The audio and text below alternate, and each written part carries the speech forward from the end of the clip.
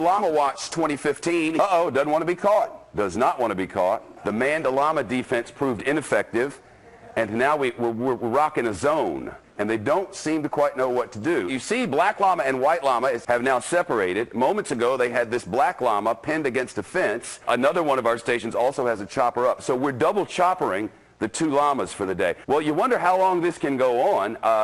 Met Gala announced its theme in 2015. Only Rihanna could pull this off. Only someone with Rihanna's unique sense of style could wear a gown this incredible without getting completely lost in all those layers of fabric. And yeah, so we have a special guest in tonight, and tonight we have on a Mr. Anthony Cumia. Yay! Thank you, Anthony. Why am I not there? It sounds like a pisser over there. You really have it fun. You really actually, you would have been kind of close to me. I'm in the 50s in Midtown, and I know you actually just got a new studio, right? Where's your studio? I'm at 34th, around there, 35th actually, and 8th. Why not Central Islip, Anthony? Yeah, that was Second Avenue. Convenient to the world. And Anthony, if Dominic Barber rings your doorbell tonight, you can answer it. Feel free and bring him on with us. This time, I'm just firing at the door. Anthony, let's have a mea culpa. yeah, mea culpa. Bastard. So, welcome to Radio Gunk and Anthony. So, you're talking to, this is Monique, and then this is Grace. Hello. Yes. And then you have John, who's also on and Skype I love with you. Oh, stop it, Grace, God damn you. He did look so cute. I got to tell you, Anthony, I saw a shot of you when you were on Fox News, and you were all duded up in your suit, looking like a man. He's got a little I have to. Yeah, for some reason, I think I've been told that I should wear like a jacket instead of beer company T-shirts. Yeah, you actually are like maturing nicely into like this. Adorable. Yeah, at this age, finally. You're like a fine wine. You're just kind of maturing nicely. God. I don't know what the 12-year-olds would say to you about that, but you happen to actually look really, really, really good. We decided to do this show just kind of super arbitrarily back in April. March, we all kind of go to this website called Dog Shed, which is basically a bunch of kind of disenfranchised Howard Stern listeners. Yeah, I've heard about that from Artie and Stuttering John. And the funny thing that John was actually just alerting me to the other day is that you had your own sticky on there. Like you had your own thread. He has his own forum. Like it was Opie and Anthony, and the owner of the site loves you so much. He stripped the name down instead of not Opie and Jim. It's called Anthony Cumia, and you have to talk about Opie and Jim in your forum. And they're rabid. There's about 50 people in there, and they just do nothing but talk about you in a very healthy way. They're all like conservative broads too, like Vegas Girl and Horse Tooth. How about that Isabella? One time, somebody was pissing on Anthony, and she goes, "That's Anthony." And you don't speak badly of him because I love him. I love him. I love him too. Oh, that's great.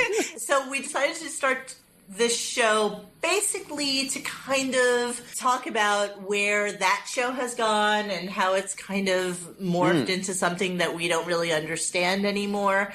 Yeah. And while we're doing that, Stuttering John, I guess, was one of our first guests actually that came on. Chaunce Hayden comes on all the time, and I know how much you love him. And well, I don't have a problem with him. We're going to talk about the WoW controversy in just a moment. Anthony's a high road guy. He's not a confrontational dude. Anthony plays. He's a high road dude. Believe it or not, I really for radio for many years. You get into these dumb battles and whatnot. But doesn't seem like you enjoy the dudes. Yeah, for the most part, it's like once the gig ends or that radio battle ends. What personal problem did I ever have with any of those people? Really? I don't even know them. Exactly. Who could give a shit? Exactly. I mean, Howard was basically skull fucking people's, dead father. Yes, and wishing cancer for and a really long time. Hoping Kathy Lee Gifford's kid turned out to be a fag. Right. I kind of think he might be gay, though. I kind of think he might go the Hershey Highway. Oh, he has a cute girlfriend. I don't know. I think he'll come out Perhaps one he day. hasn't found his way yet. He'll come out one day, you'll see. But Monique, when left to their own accord, these guys love, look at today. Billy West likes Anthony. Jackie loves Anthony. Anthony offered Jackie his show, for Christ's sake. The Simpatico, Grillo.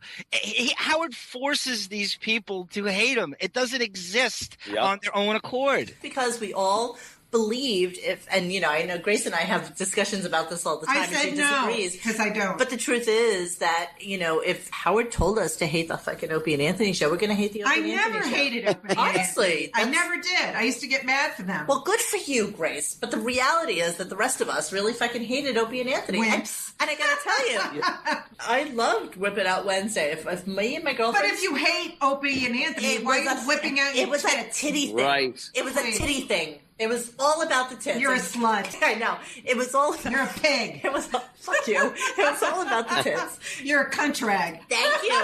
Thank you. Thank you. I'm the one who calls you cunt. It's not the other way around, and you know this. You got titty fucked by Jones Beach, Monique. Right, by a guy named Joe. Jones Beach. Ew. Terrence Jones. Drinking fucking pink champagne back in like 1997. Oh, that's Champagne. All right, back to Anthony. Yeah, so we just wanted to get out to you, who we are and what we're all about. And also, Jackie says hi. And Grillo says hi. Cool. He texted me today. He said, Anthony who? I thought that you were coming on only because you knew Jackie came on. So Jackie had no clue you were coming on. Yeah, well, No, Grillo. Thank you. I didn't know he was on. That's Yes. Yeah, we went out to Just- Jokeland. Oh, he was great. We went to Jokeland. We love him. He was so good. He let us drink all his booze. guys, man, all the guys that just kind of got fucked over on that show are really cool, fun guys. They Yeah. are Yep. adults. You know what the shame of it, though, is, honestly? Like, even Grillo, I was talking to him last night, and I said the shame is that everybody who used to be on that show somehow, somewhere down the line, thinks that there's the potential of maybe at some point coming back. to be Oh, friends with God. Howard? No. Just not to be in bad graces. Just not to be... Who cares anymore? You say that, but we weren't on the show for True. 20 fucking years, Yeah. And Anthony is, I hate to say it, and it's not really the right thing, but Anthony is kind of like the Jackie of the Opie and Jim show now. Like, he's the guy who left. Well, And he's the guy who's not part of that thing that made them so he fucking did not special. leave voluntarily. Well, Yeah, got the boot. Totally. I gotta- And that pissed me off for you as Yeah, well. but- I gotta talk to you about that. Can I ask you questions about this? Because Sure. I feel like when you did that, I mean, yes, who the fuck wants to be assaulted by some shots in 42nd Street? Like a bomb. Shut up, John. When you're drunk. I love when you say Schwartz. It's fucking true. Like, Especially in Roslyn Heights. I mean, you're talking to Roslyn. no, I'm trying to understand. I'm trying to understand what happened there. He was drunk. Stop. Let me finish. So I'm trying to understand how some rampant, I don't know, summer teeth, summer here, summer there, fucking Yeah. random comes up to you in the street. And believe me, I walk to work every day. I go past there every fucking day. I know the miscreants that exist there. Skanksville. But what was the story there? What I was it was late, like early in the morning, and Manhattan is like looks amazing when it's still all lit up, but there's no people there. So I had a nice camera, and I was snapping some fucking pictures. And she hears, chicky, chicky, and I wasn't creeping on her. Believe me, there's 8,000 girls, even at that hour, that are more beautiful Attractive. than she Right. was. I saw the Nubian and princess. she turns around and she says, "Stop taking my picture, you white motherfucker." And as she's coming at me with her hands raised, so yeah, she kind of, just bashed me on top of the head a few times on the side of my head, and that was pretty much it. So I was. You're a licensed carrier. I can't believe. Don't you've lived your whole life waiting for that opportunity. It's such a dirty Harry and moment. you still did. I'm admiring you for that restraint. No, I'll Because be that's- honest with you. I would never want to use it. It just Oh, seems like it just seems like bad things happen when stuff like that goes down. So, and I never felt like my life was being threatened. So there was really no need Of course to. not. It's a fucking woman, and you know what? Maybe she was a little fucking loony and kind of crazy. Well, thinking she was that you're probably creeping a on little- her. As a guy, you can't hit a broad back. No. Of course Owned not. a Schwarzer broad. I So mean, you can what shoot her in the happened? fucking head and run away. It's a lose-lose. You know, She was, I think, either a prostitute or a That's what I stripper, thought. She looked and she was had a bad fucking attitude. Allegedly. And that was it. So, it's I figured leave it alone, walk away, and tweet about it. And whoops. Okay, so let's go to that. So what did he call her? A cunt rag. Savage cunt rag. Savage. And believe me, And an animal. you're preaching, Oh, yeah. you're preaching to the choir here. I've lived in Manhattan my whole fucking life, and He was acting terribly. Of course. terribly. And so, when you twat out about a fucking rampant Chaunce, that you're going to get in trouble. And so I'm thinking to myself, okay, after you did this, you say the C word, and believe me, we hate the fucking C word We more are than called it we're called cackling cunts all the time. always. But after that, you did these tweets and you did this. I felt like you were pushing the button just a snurch to kind of get fired. Monique, are you implying death by cop? Yes. That's my cunt. And with 4th of July coming and Anthony wanting to stay in that pool all summer, is that what you're implying? Like a fucking teacher. No, whatever happened, that's how it happened, and it wasn't. There wasn't any weird ulterior motive. Yes. I wasn't trying to do one thing or the other. I was just tweeting that this fucking piece of shit decided she was gonna. But if it happened, be an asshole on the street, and I commented about it, and but you knew you were going to get repercussion of that. Did he? Were you? I don't think he did. Not. You know what, Monique? I think it's a weird thing. SiriusXM was supposed to be the Wild Wild West, right? Yeah. Where you could say anything on air. In fact, I think it was Anthony that said, I would have been better off saying this on air. Oh, yeah. Oh, yeah, Eating you it. could have gotten away with it. So Yep. you would think in that moment, if I tweet something that I'm kind of afraid to say on the air, I'm not going to get fired. Right. I don't know if I would have thought that, because when that shit, they started in 04. You really could say anything back then. And then it got more and more sanitized and political. So Anthony had said, if I said this on the air that Monday, it would have been fine. It would have. Yeah. Yep. Okay. It would have. But, I was pissed off at that moment. Of course. Were you also drinking when you were tweeting? Drunk tweeting? Once I got back to the apartment, I started pounding a few Of back. course. And How do you not? I don't agree with Monique about this at all, because you only had 2 months on the contract before you guys were having to resign. I know. Yeah. I'm on the fence though, I'm Grace, on the fence, because I too. think he's both. I think he's both. I think Anthony had that infrastructure set up. If you see his setup, your show looks amazing. It makes like Fox News look like fucking Wayne's World. It's Absolutely. amazing. Absolutely. You see every fucking fifth chin of Mike Boschetti in that HD. It's Unbelievable. It looks. See, that's what I was going for. I heard- That's Monique I've seen who's cackling. karaoke Monique parties. cackling cunt. Not me. Oh, sorry. So, snorted how do you not want that? And then, Anthony, I know you hate mornings. I know you hate those hours. You guys Well, never.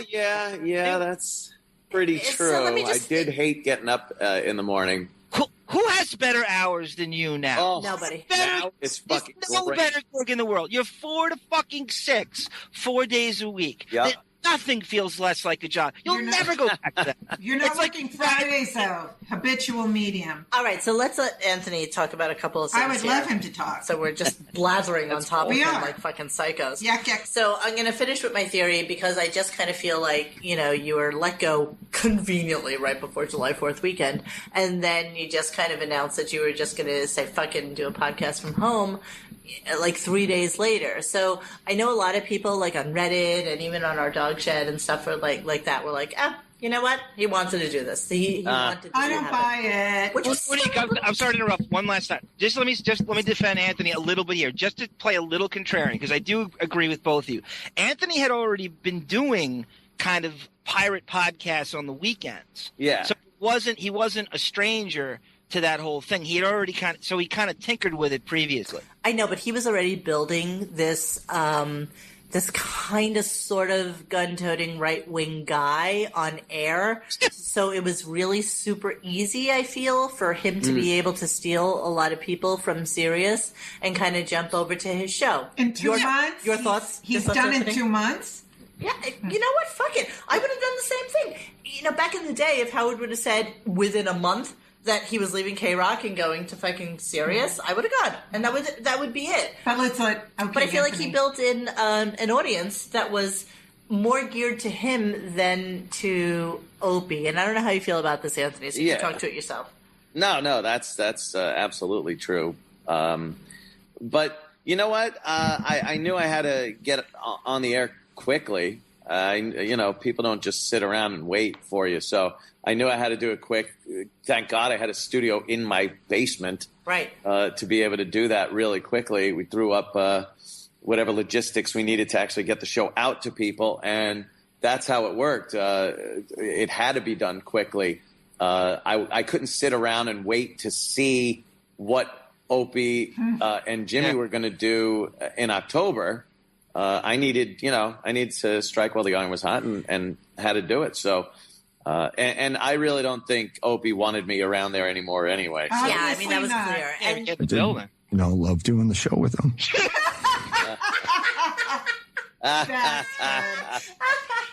Bastard. Oh, God. No. It just seemed like for a long time when you were on the show, I was having this conversation with Chaunce the other night, and he said, Howard has kind of like a brick wall built around him. And, we always say on this show that Howard's basically a fucking veal. He's in a little cage, he's trotted out, he does what he needs to do, and he's trotted back in. And it's like the Emperor's New Clothes. Nobody ever tells him. Clueless. Right. And nobody ever tells him, I've experienced everything. Exactly.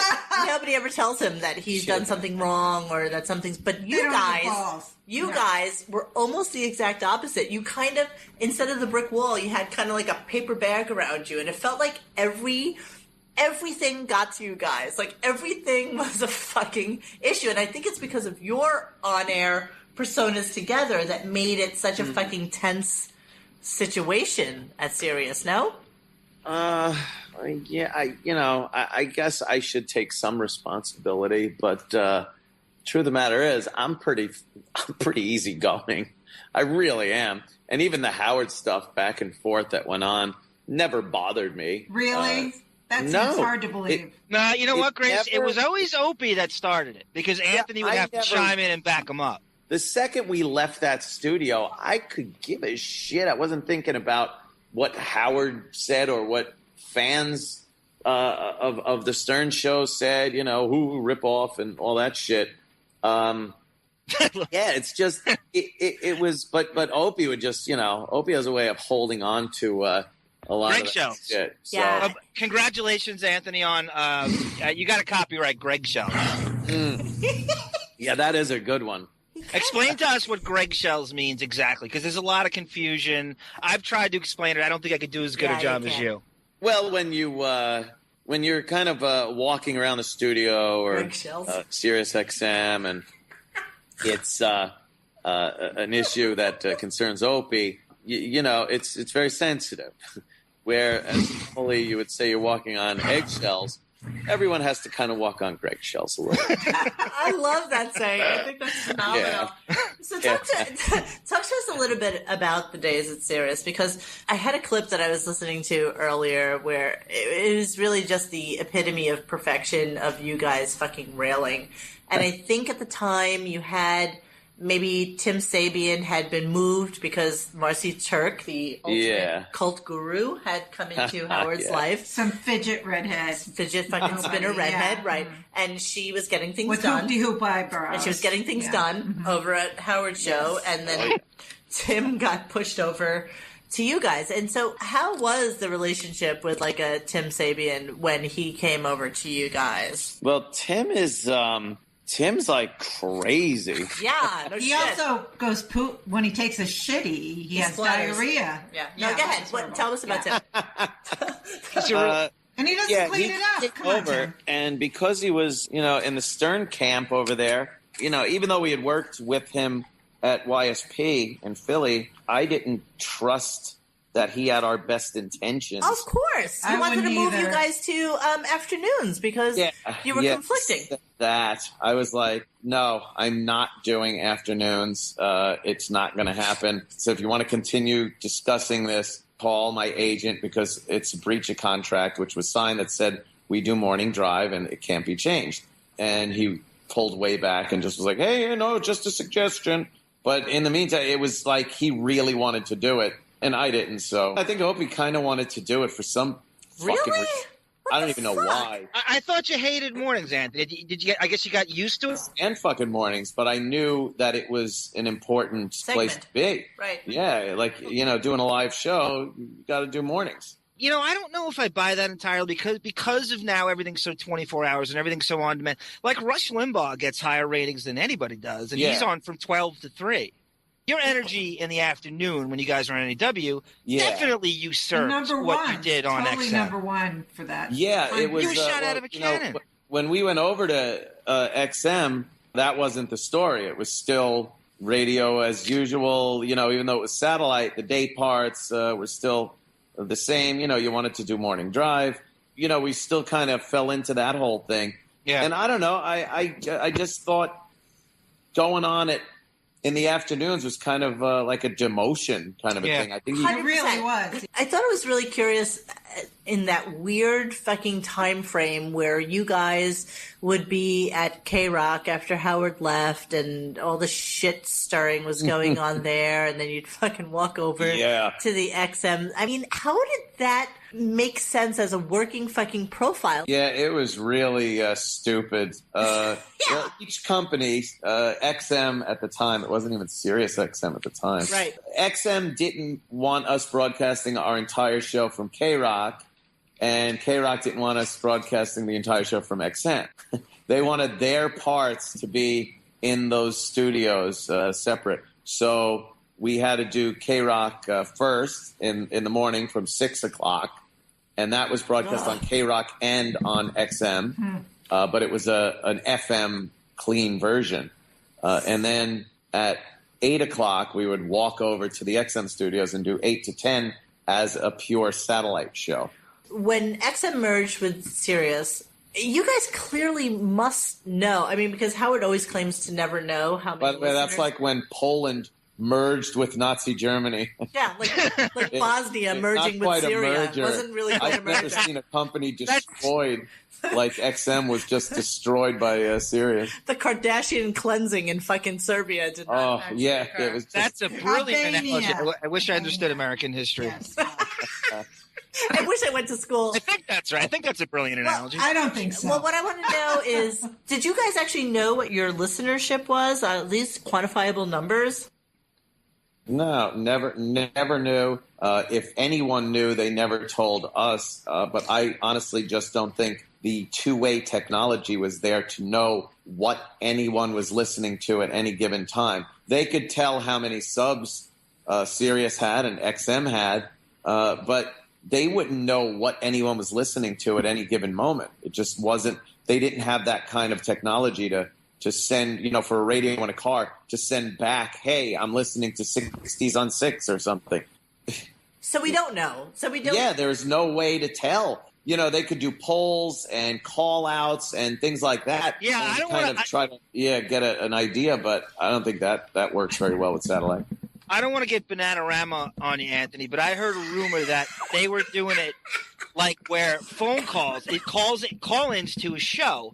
They were literally basing popularities of shows on like, you guys are on it. So who's calling Opie and Anthony? How many calls do they get per hour? Yeah, calls. And that was literally, they were using that. I'd heard that. I don't know if that's true, but I'd heard that. Yeah, I heard that too. Calls and just like searches on the website. Yeah, right. Hits, web hit. Yeah, all that. Website hit. It's just crazy ambiguity. It's not a good way to really narrow down who's listening to what. But the bottom line with them, they didn't care. Like, they don't give a fuck who's listening to what. If you subscribe to Sirius XM satellite radio, they don't give a shit who you're fucking listening to at that point. You're already on board. Yeah, it's like a fucking membership to Costco. They don't give a fuck whether you buy a romper or a piece of steak. Or the 25. You're a fucking member. So the paper thing. You pay your money and you're done.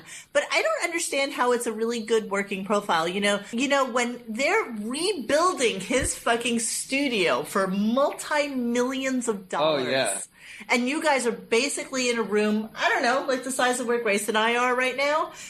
I don't understand how that inferiority complex didn't fucking get to you guys on a constant basis.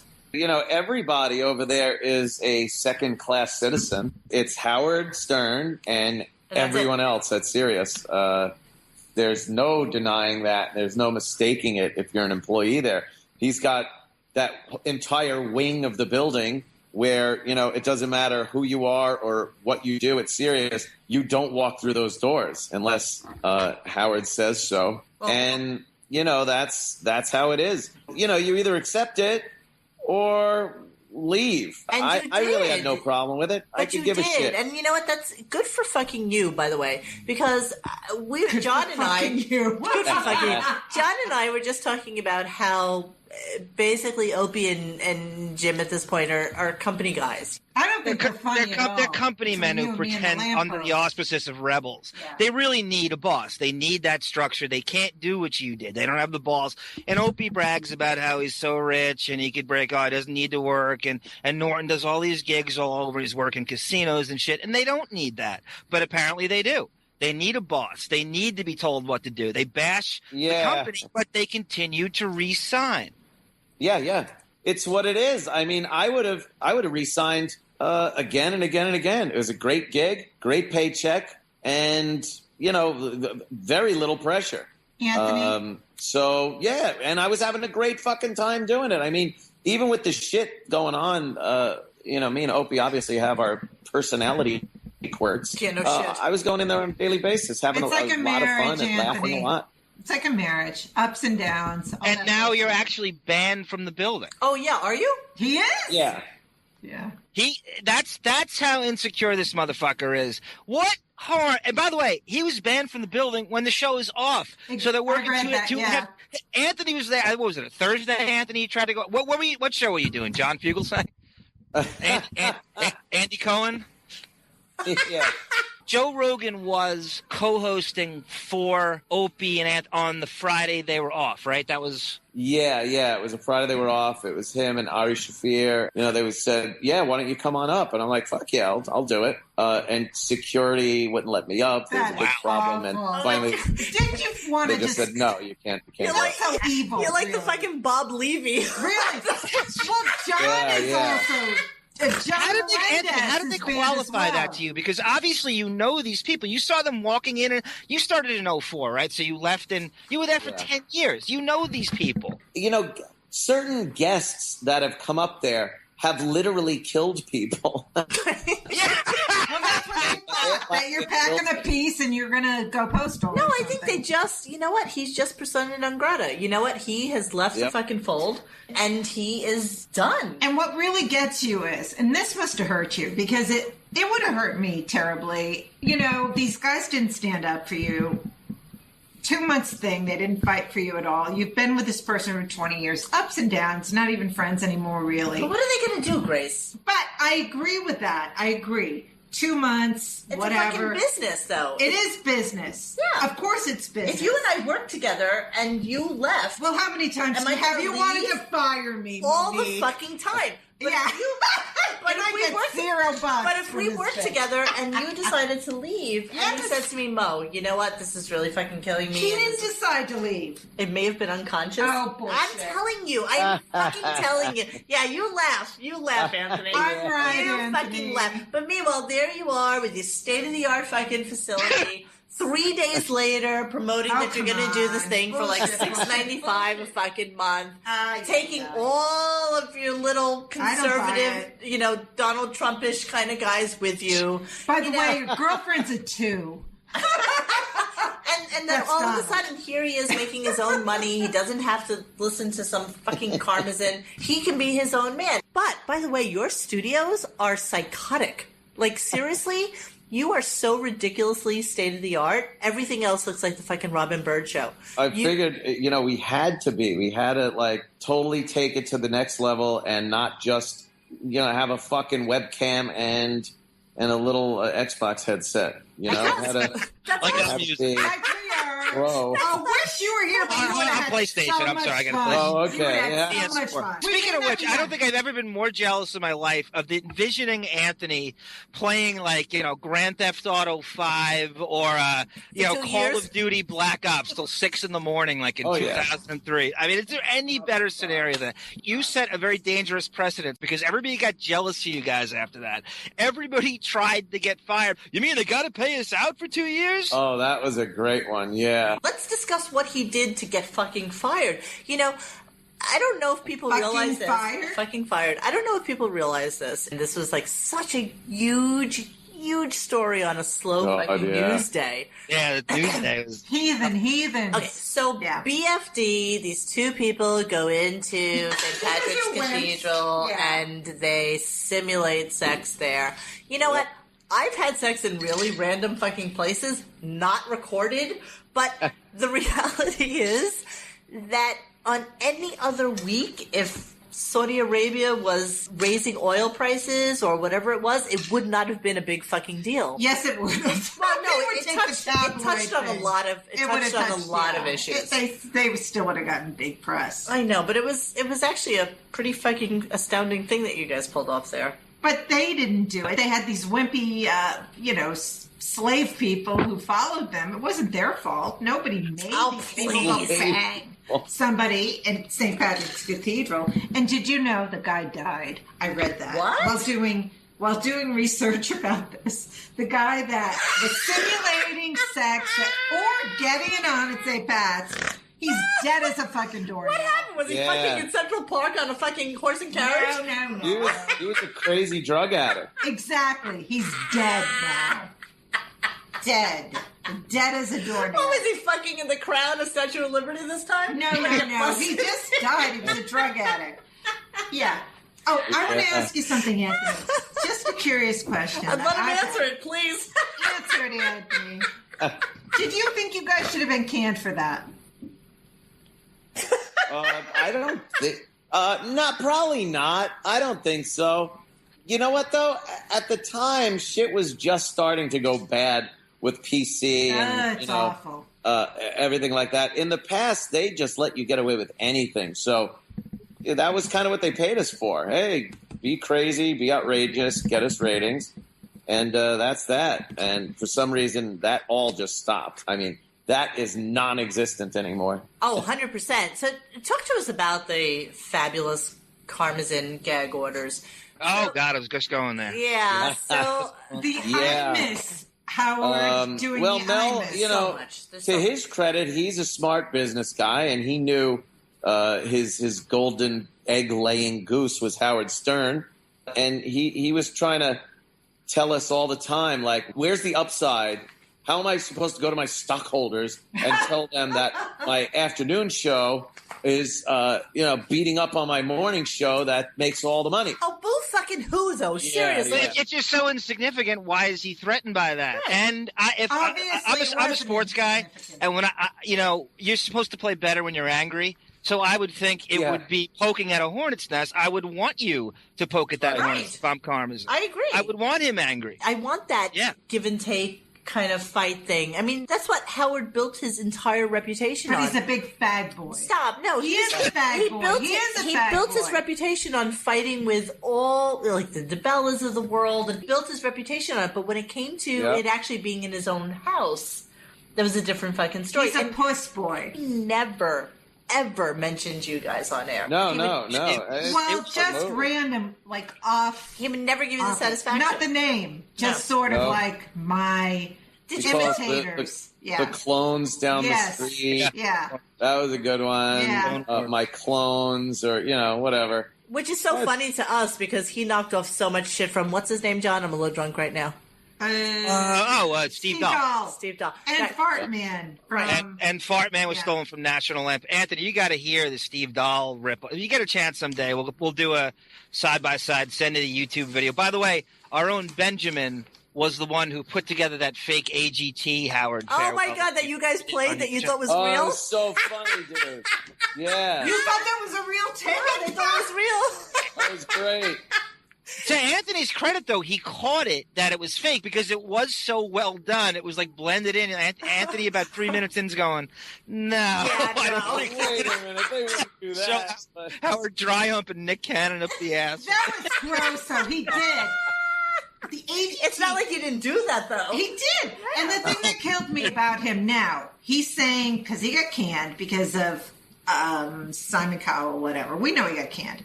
And he did that whole stupid thing. But he said when he took it, I'm going to change this and I'm going to find real talent. And now he's saying, I only did it as a goof. Oh, please. A $15 million fucking year goof. Oh, Right. my Are you God. kidding Is me? he really saying he Yeah. did He's it saying he as a goof? took it as a goof. Do you listen to that show at all, by the way? Actually, I have not heard that. I've heard a couple of clips from that people have posted of certain things, like David Spade was on the other day. Yeah, it was great. I listened to that, and he's fucking hilarious. Fucking hilarious. Reading Beth, who did not write the book. Did you ever meet Beth? Never, no. Now set this up for us, because we were talking about this too. Atlantic City, you're a degenerate gambler. You're doing it. Yeah, I like. He has a gamble. He has a thing coming up soon. So you're an AC, and the Wiglomaniac skulks his way in. He trundles into the $5 table there every weekend. I let him Howard's there with anorexic. Dominic Barbara. To the nickel table. Was Artie there? Cheeseburger. Yeah, Artie was there. And he's playing. What was he? He was gambling for hair plugs. The roped off table that him and some people from the show were at. It was like a real cheap table too. Table. And then our table, like right next. And who makes the move? You're a high road guy. I assume it was you. I just said like, hey, how you doing over there? And he's like, I'm losing all these goddamn. Yeah, 25 cents. Oh, I'm sad. Yeah, really. And that, in all these years, that is the extent of anything that's been said actually between us face to face. Well, we didn't talk about you going on Christmas doing the Jackie impersonation. Oh, God, yeah, that was a while ago. Oh, my God. Howard lover. You loved him to pieces. And you did the Jackie impersonation, of course. Do you still love Howard? Because you say you're a fan. Well, like I said, I haven't listened to him in so long. God bless you. I don't even know if I would still like him. Look, from that David Spade clip, like, it was definitely a different Howard than I remember listening to. David Spade is going off and saying stuff, and Howard was more like, he was more enamored with it, with David Spade and what he was saying, than he would have been years ago. Yeah. Well, he's very effeminate now. He's become the chick of the show. Robin's the man. Howard's the chick. 100%. My balls are bigger, honestly. Really. And so are mine. Yeah, he seemed to be really enamored with the stories and really kind of like amazed by the whole thing. And I can't see as how that's sincere. I don't think he'd be. Like, well, it's all politically correct. We don't know. I do know. He's an asshole. No, you don't know, and we don't know what his motivations are down the line. I want to be a star. What about his friendships with Jimmy Kimmel and Jennifer Aniston? Fucking Jimmy Kimmel, please. He went on his show on Friday night. They had the lowest ratings. They loved it. They lost against repeats against Fallon. Oh, what I wanted to ask Anthony, when you really saw what Howard was, and you got a taste of his Imus, running little bitch thing, that must have been weird to see what he was really like after all those years of idolizing him. Yeah, you know what the good thing was? I had a little decompression of the whole thing because I was doing radio in Boston. And it was kind of like I kind of learned that it's all a bunch of phony bullshit. So by the time we got to New York and Howard started pulling shenanigans on our show and getting Mel to say things and general managers to say things, I had already kind of knew like, oh, I see how this shit works. So I wasn't shocked by any of the phony behind the scenes bullshit that went on.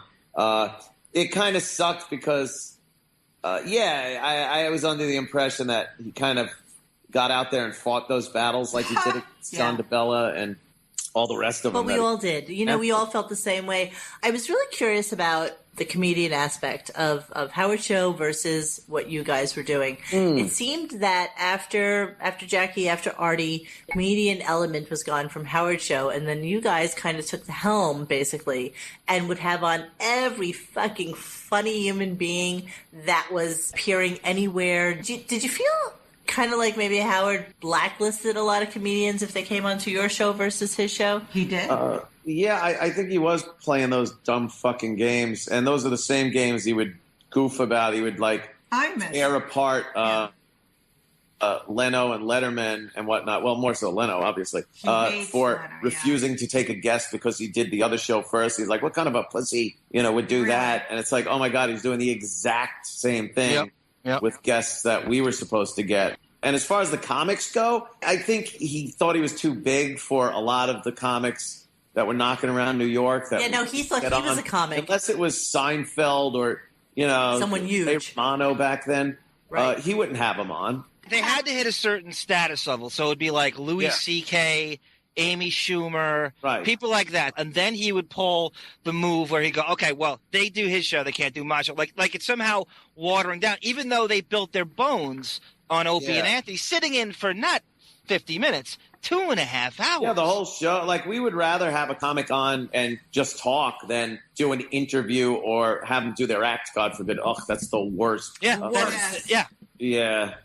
so if they're just hanging out talking about whatever's in the news or, just talking about our childhoods or school or whatever the fuck it was, just to be funny, I think that goes a lot longer, further with listeners also than just doing your act or something or having a lame interview. It bores. It bores up the wazoo. You know what? When the only person that's like throwing any fucking shit at you is that fat, fleshy, ridiculous manatee Benji, I don't understand how that becomes what your funny is. And I think Howard forgot that he's actually really not a comedian. He is not, but he calls himself that. He does. Well, other people do, and it's kind of like a falsehood. Yeah. He's not a comedian. He's and not stand up the on thing stage is, it's so noticeable when you've had the likes of, Jackie and Artie, you're hilarious. And then you pull the plug on all that. It's really going to be noticeable that, wow, he's not very funny. He isn't. Did you happen to see the Jerry Seinfeld thing, comedians in cars? Yeah. With Howard? Yep. It was a little cringe-inducing. Wasn't it? He should have been totally ashamed. Seriously, if I had a penis, it would shrink into my body and go up my anus. That's how cringe-inducing it was. He got water with a lemon, not even coffee that has no He took the money. No. He took the money. It was the funniest thing. He took the fucking money. Shekel.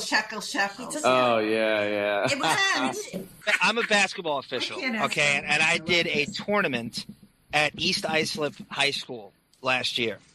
And my friend just happens to be the athletic director there. So I'm talking to him. Friends, John. And a guy wanders, some white guy wanders, and I guess he's like the AP or the principal. White and we're looking at this credenza, and it's all Boomer size. And like the whole thing, it's like, I say to my friend, where's Anthony Cumia in this shrine? Why? I mean, Jesus Christ, how many people do you have come out of East Islip? He's like, who?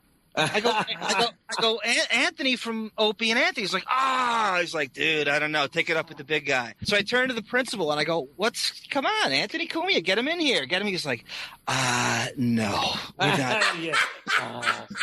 No, we're not putting him up. We're not ever putting him up. Why is that? He says to me, do you read the newspapers? Oh, big fucking deal. There it is.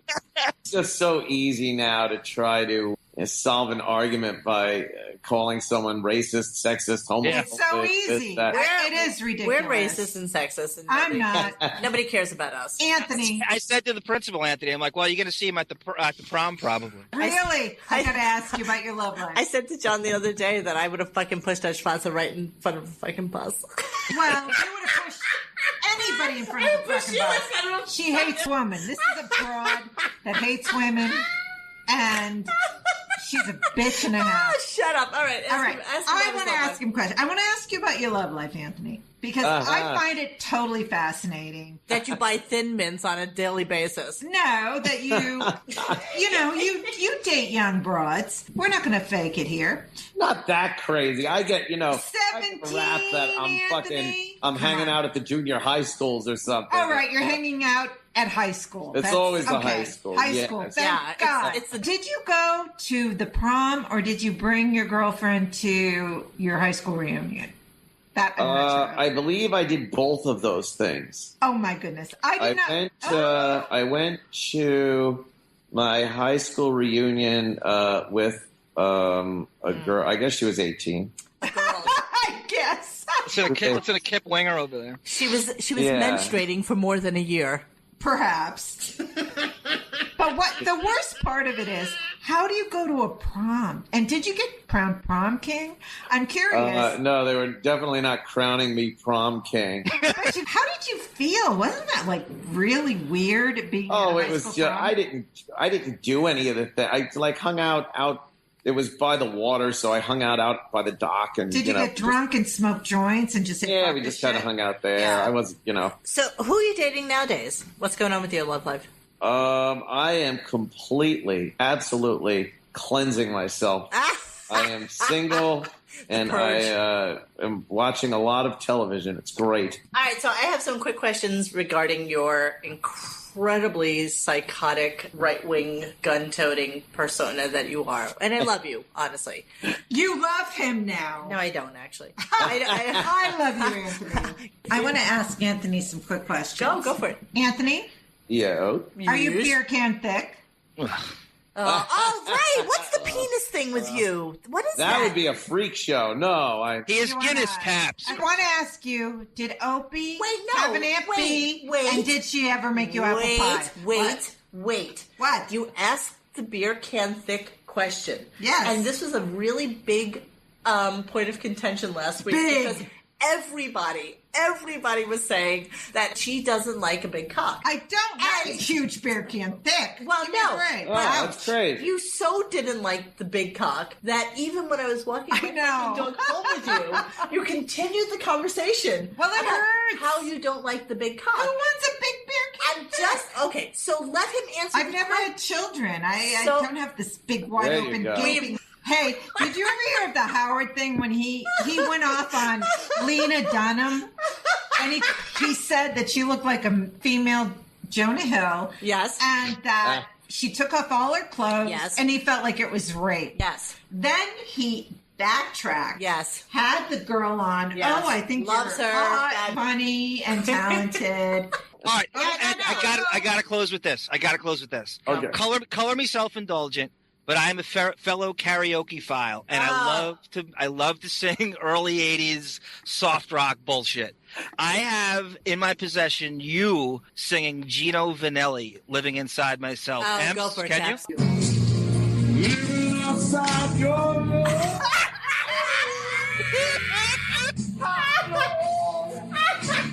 Somewhere inside my home. Where would I be? I'm sorry. Living without your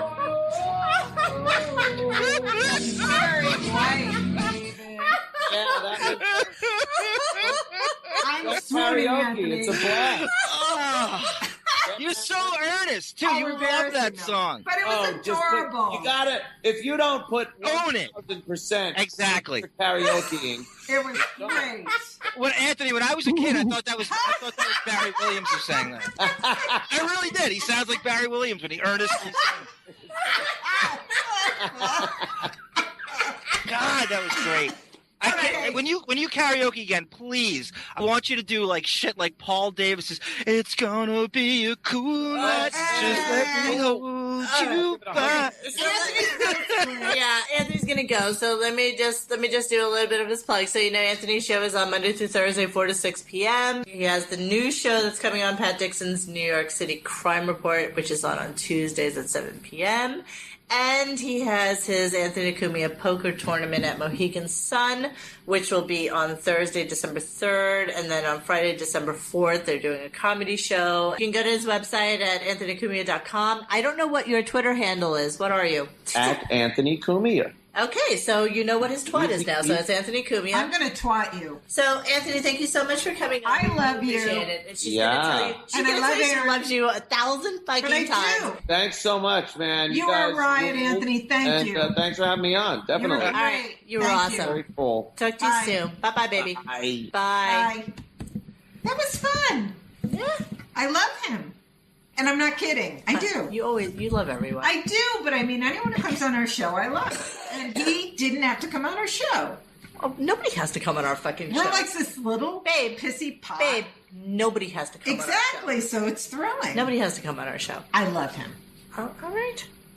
I love that you guys had to learn him from the ground up, almost. I did. Who he was. I knew who he was. She knew. I liked him. With her, You know what I mean? With Like her the fluffy full of- questions, but she knew who he was exactly. I love him. I didn't know who he was, but quite honestly, you know what? Grace had total control of this fucking situation. She's been emailing with this girl weeks and weeks and weeks. Since summer. You know, Grace gets total fucking credit for getting this fucking guy on here. And I told you guys last week I knew nothing about him. And I think he's great. I thought he did a fabulous job. Yeah. Thank you. Week in review. WEAK in review. Ha!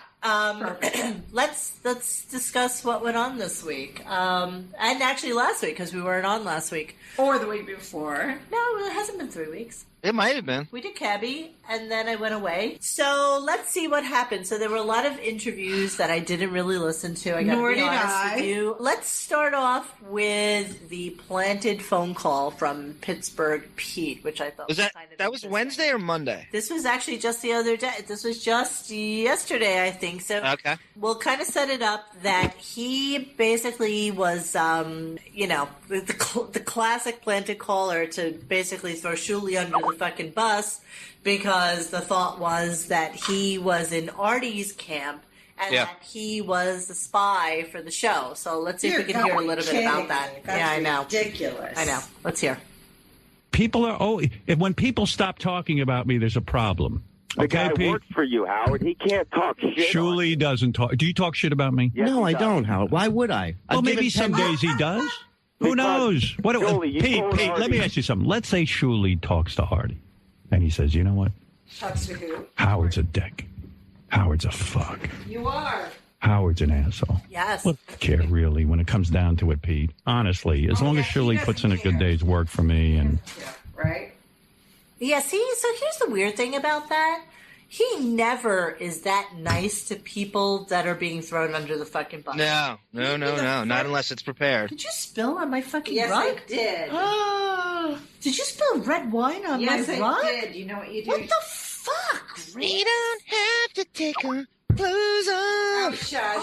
Honestly. Oh, please give me a break. What if that was white? I would fucking kill you. Well, get white wine in there. No, seriously. What do you want me to do? It fucking fell. Well, why did it fall? It's Oh, fucking please. red wine. Oh, I Serious. got It's the scourge of fucking rugs. I did it on purpose. Every You know, time I Pete, look and think I'm that going to be Grace- fired That again. Grace From spilled some freaking wine on my rug. Oh, shush. Ugh. Are you Grace spilled some cherry wine. Guess what? Uh-huh. Look at this. There's a hole in your rug. This is a very, very antique fucking rug, Grace. I bet. This is an ABC carpet rug. Wine, I can clean it. All White right. wine, red wine. Now, getting back to rugs. All right, let's not Let's get back to the real rug. Oh, Wigward. Wigward, of course. I find it very curious that he would kind of fluff this over like it was no big He's fucking so full deal. of shit. You know it's bugged him. I don't know what the ulterior motive is of that whole thing. It sounded kind of weird to me. Passive aggressive. It was very, very passive. There's another clip about this, so let's continue the conversation about it. Pete, you can't control what people think of you. You can only try to be fair with people, and that's what I do. Fair. Shuli, did you talk shit about me? I have no idea what he's talking about, where he's getting this story from. It sounds like he called in and said, I was listening to his podcast, and here's what I took away from it. All right. Thank you, Pete. I'm not going to accuse Shuli like that. It's kind of shitty to do. Right, but you put fucking Pittsburgh Pete on Right. so And he's that such he a can have the dreamboat and a conversation. champ. Yeah. With a transcript on his computer screen in front of him that he's reading verbatim, by the way. What an asshole. You could totally hear him reading that. I hate Shuli. Well, I hate fucking Pittsburgh Pete even more. I don't know if you've ever followed his Twitter, but No. he's slightly like Cumia, except a dick.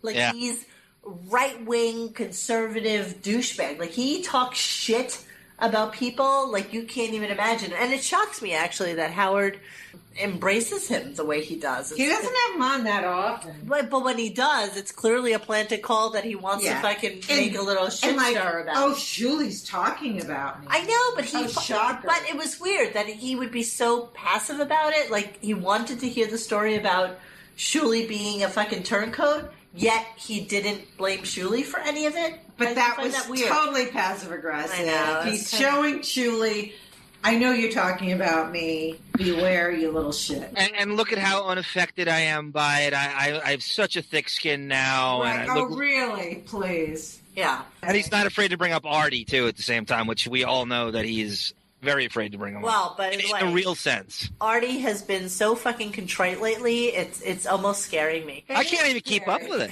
There was a great clip that somebody had posted about Gilbert Gottfried reading. That was right. And he posted something about how Gilbert read the Artie. He read the Ellen DeGeneres rant that Howard gave. Yeah, is that about something? What a horrible, lousy. I hate her. I can't stand her. She's eating a sandwich. I think she tapes her breast down. Like, she's not really female anymore. And she does look like she smells really rotten fish. And she's got that really bad, ew, stanko, your love zone smells. Yeah, she's definitely got red. And she also has that lips, lesbos. I'm sorry, I'm not really a lesbo hater. I'm not either. I actually have a little crush on Gat Girl. Well, Gat Girl was... We all do. I don't have a crush on Gat Girl. I do. But Gat But Girl... you always have to be the fucking contrarian. You are like M-Law. You are like M. Grace. I swear to you. You are like... I don't have a crush on M-Law. You are...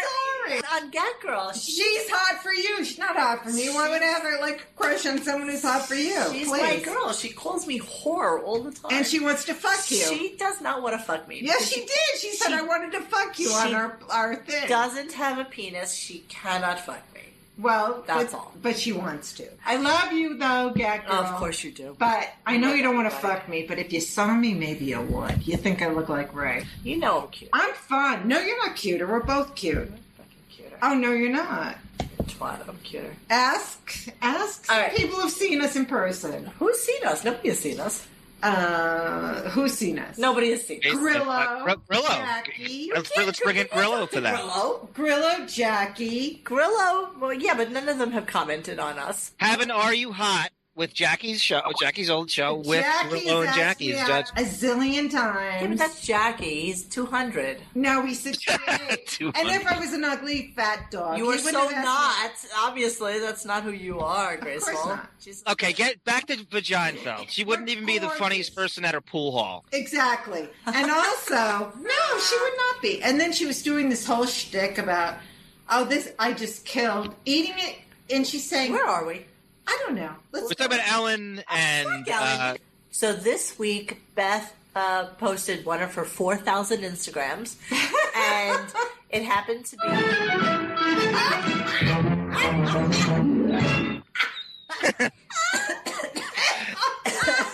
We both are sick!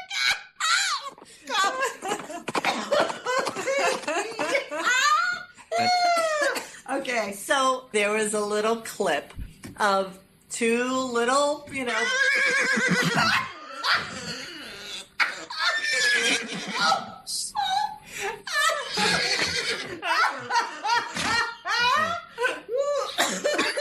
can't even laugh. I'm so fucking sick. Oh my god, that's a riot. So Beth posted this video of two of her, baby pussies on a scratching post.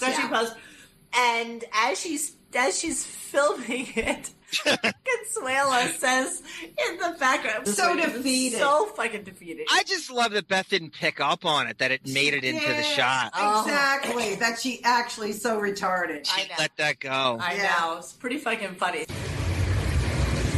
My phone is already full in pictures. I cannot. Oh, very nice. She said shut up? She said hush, I think. I don't know. It sounded like hush. My phone is already full in pictures. I cannot.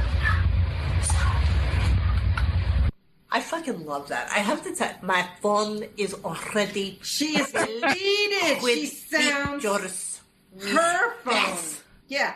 And you know those Mexicans like to keep 80 gigabytes of space on their phones. Oh, come on. Regardless. She's a bitch.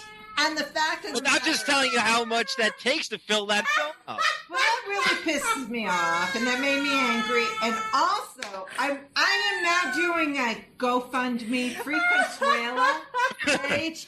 So go to GoFundMe Consuela. GoFundTheGreatPicker.com. Yeah. Consuela. Beth is I almost see her in the Brady Bunch Alice outfit with the little fucking apron in the front. Wearing ankle socks and, like, nurse's shoes. I don't know who posted it, but there's a picture of, like, the Spanish cleaning woman. I don't know if it's Family Guy or Simpsons or whatever. Oh, the it fuck did. It is. It just makes me Which sad. just kills me every single And time. I want a free Consuela. So go to GoFundMe. Monique, you said you were looking to do a fake Twitter. Actually, Grace doesn't even have a Twitter, so Grace, why don't you? I do. Grace, I'm Gunk T. I'm Gunk. Somebody needs to do a Consuela Twitter account. We'll start tweeting that. We'll do it, and it's free Consuela. With the perfect picture. I'll put it under my profligate twat. Yeah. And we'll have Gary Puppet break into her Facebook and take one of her pictures, and that'll be the avatar. Oh my god, I love it. Okay, so that was pretty Bad telling. You know, and that's horrible. That's classic Beth, because Howard had brought up that he wanted her to do a Periscope, or that she was going to start doing Periscope. He didn't want her to. About all of her fucking land of misfit toy pussies that she has now. She has like a constant stream. It's a constant stream of like it's pitiful. Blind. Absolutely, I should have been put down cats. Honestly. What about the poor guy? What was his name? That's now starring in the book that Beth never wrote, allegedly. That's coming out David at Christmas. Yes, that he's reading. Who he's such a God only knows David. How did that get set up, guys? How the fuck was Spade chosen? You know what? It's a 10-page fucking children's book. Who needs it to be read? You know, what are we, Helen Keller? Listen to the David Spade interview. I thought it was really, really funny. I thought he added a lot to a conversation that we've heard 4,000 fucking times. Yeah, he asked him redundant stuff that you can't. 70% of that was redundant, and Spade had to play along like a champ and act like he never heard it before. What about Sarah Silverman? He was really fucking mean to Sarah. He was, and it made me angry. She was spot on. She said, you didn't you didn't watch my movie, you didn't read my fucking book, you know, all these other people come in, and you're like, oh my god, I loved your book, it was so funny. And David Spade, as a matter of fact, and she's like, you didn't even, like, think that I was important enough for you. Well, she isn't. She's not. Yeah, I'm with Grace, guys, and I just want to ask you. This is for everybody. What exactly has Sarah Silverman done that's successful? I consider myself a pop culture devourer. Just from what makes her famous, like what exactly has she done that's actually successful? Well, she had the Sarah Silverman show. But Grace, that went like a season. She's a big-titted Jewess who actually is marginally better looking than most other Jewish comedians. And she also makes a lot of dough. Elaine Boozler. Would you not agree the best thing that ever happened to her was being Jimmy Kimmel's girlfriend? No. Yes. Yeah, absolutely. Yes. Absolutely. That enhanced her profile 600%. Absolutely. She's polarizing. People hate her just as much as they like her. Women really like her. I think guys. I think she's kind of cute too, and I liked her. And she said that Howard lost his edge and whatever. Absolutely. You know what I'd love to have on the show? I would love to have Natalie Maines on the show. I was just thinking. I wish she would. I think that's feasible. Let's get Sandra Bernhard, and I'll tell her she can lick your twat. You know what? That is one puss face that I wouldn't want between my legs. You don't even know what Gat Girl looks like, and you have a crush on her. What if she looks like a 400-pound wildebeest? The voice says it all. Oh, please, it does not. All I know is that I sent her a medium RadioGunk t-shirt, and that was good for her. So she is not 500 unless she's using it as a fucking baby bib. She like could be. Baby Huey sitting at a fucking table with like a RadioGunk She could be a butterface. No offense. Oh, stop. See, you're just being mean because she likes me more than she likes you. I don't care that she likes you more than me because you are more manly and more butch, so she should be hot for you. All right. This is turning into a Gat Girl show instead of Cumia. Yeah, she loves it. I love Cumia. Yes, we know. Oh, so we had Rod Stewart on. I just fast forward. I want to talk about how funny it was that Access Hollywood was replaying the clip of Howard talking to Bradley Cooper. Access Hollywood actually made fun of the way Howard said you know, do you ever want to have sex with Jennifer Lawrence? Yeah. This is Billy Bush doing that? Yeah, let's play it. All right, well, Billy, you know what you're going to get when you go on Howard Stern. You know what's coming. Take a listen. Do you think because of all of these movies that you've been in with Jennifer Lawrence, but I guess the question has to be answered, when are you two going to have sex? Everyone is waiting for that. Never. I don't think you've said she's too young, right? Happen? But you're never going to have sex because there's just no, you can't envision being with her at all. No, but it's just not the way we are together. Only Howard can get away with asking that. Sex. Do you want to have it? But he was trying to diffuse the situation, so then he said, I'm not attracted to her. Clearly, there's an attraction. 3 movies. Their chemistry's great. Wow. Guess what? Bradley is allegedly not into broads. No, I've heard different. Please. I've heard different. Please. Victor Garber. Victor Garber, honey. Victor Garber's an old man. So what? He does. I love the way they made fun of the way he said that, though. He does. Right through those fucking He dentures. married that It's broad. fucking perfect. I loved it. Puerto Rican muchacha. You should. Me? No. Oh. This is like some broad who's. Well, we're all aware that Billy Bush is actually George W. Bush's nephew, right? Exactly. Is he really? Yes, he is. Yeah. If you Grace, if you look at his face, you can see it the same like cheek. No, I Look at haven't those seen little that. chinky eyes. Yeah, totally yeah. see it. And it's very. Does he have those Vulcan ears? What did Howard do to his uncle for about 3 years straight?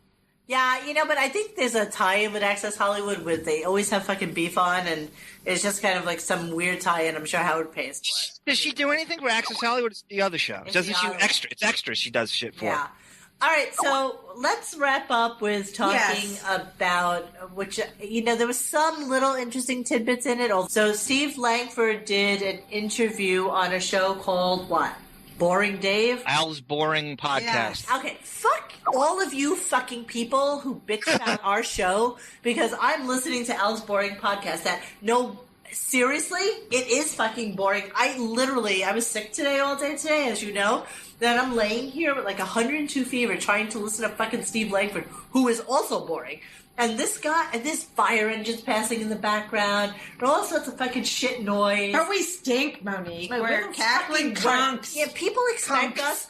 I know. People expect us to be so fucking perfect after doing this for a couple of months, and it just makes me really fucking angry. It makes me too. And I did lose it online. Honestly, I was having a very bad fucking month. But you know what? There's nothing any of you can say that we haven't heard before.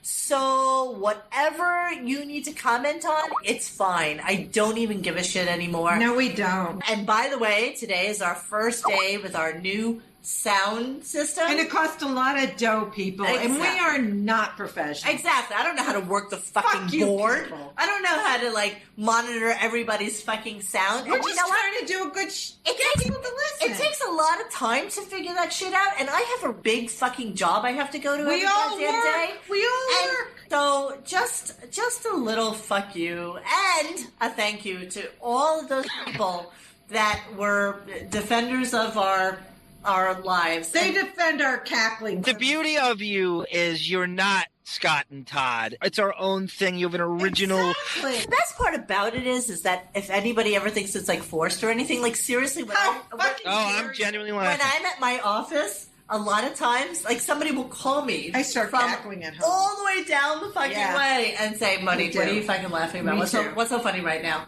Because it's an infectious energy, and it actually amplifies my energy at the same time. John. And this is why, with all sincereness, I love you. And because you. No, I'm not kidding. I mean, that really makes me feel like it just takes you to the next level. And all those it's guys, nothing worse than a dead fart sitting there waiting. Or one person just sitting there bloviating. Boring. So, the worst podcast to me is that one dude who sits in a room and stares into space and talks to himself for an hour about some self-indulgent issue he has. There's no worse podcast than that. Hence Al's Boring Podcast, where he had on fucking boring Steve Langford, but he did have a couple of little tidbits, and one of them was about Robin, which I loved. So he did have another little tidbit that I think we're going to play now. Robin Quivers says live, she says, Howard, this Steve Langford doing the news, he's terrible. He's off, this news is just and I leaned into the microphone live on the air, and I go, Howard, it's pretty interesting taking news criticism from a woman whose idea of reporting is reading a newspaper out loud into a microphone. Howard said something about, we're having a dispute here in the studio between two reporters. And I said, Howard, there's only one reporter in the studio. Go, Steve. Isn't that great? I always liked Steve. He was Fuck you, Robin. When he paused, I got nervous. I know. It sounded like he was getting ready to go, and I'm not going to take it from a cunt. Okay. Well, I didn't get that part. He did like a pause, like he was about to say something very dramatic. Going to say that. He was yeah. That's I terrible. cannot believe you just said the N-word. I might even have to bleep you. I am going to have to talk about You know what? Do that. Bleep it. Bleep it. Bleep the N-word. Absolutely. I am going to bleep He you. wasn't going to say that. He wasn't going to. All right. So we want to thank you guys for listening to us. Bye, guys. Bye-bye. Want Monique and I, fighting each other, pulling each other's hair out, and hating each other. I don't encourage. Yes, you do. You to be you. He's like a wrestler. I encourage you to be you. Exactly. That's what he said. To be what that is. Fighting in a steel cage. And today I'm going to introduce her to you and all the amazing projects that she's up to, exploring and sort of publicizing Torah to the world through art. So, Emily, thank you so much for joining us today. Woo, I'm so glad to be here. Thank you. 8:15. That's it. Start the fucking show. Let's go. Maybe you'll come and meet us when I have our big Gunk Christmas party. Stop. Would you leave him alone? The Pat Cooper Christmas party. Let's do a Christmas show with Pat Cooper because this could be the last year we see old Pat. He'll forget he's even having a party. Well, that'll be good. We can, pretend he already ate and had drinks. Exactly. We don't have to buy any food. And then we could actually have it in January. He won't even know it's not Christmas. Right. And he's Jewish, isn't he? No. He's the biggest guinea comedian since ever lived. Huge Gindaloon. He probably drinks more wine with ice than you ever have. He seriously has a song called Mulligan. I will play. I swear, as soon as I can find it, I will play it for you. What's that next mean? show? You will laugh your ass off. It's not racist. It's about Italian food. It's about vegetables. Yep. Well, Mulligan, when we were growing up, Greenpoint, it means something else. Was historically the name that you called black people. Italian people did that? Mulligans. Yeah. Because what else is it, Monique? Schwarzes? Wait, no. What is the synonym for Mulligan? Eggplant? Eggplant. Yeah, it's an eggplant. Truly? Black eggplant. Yeah.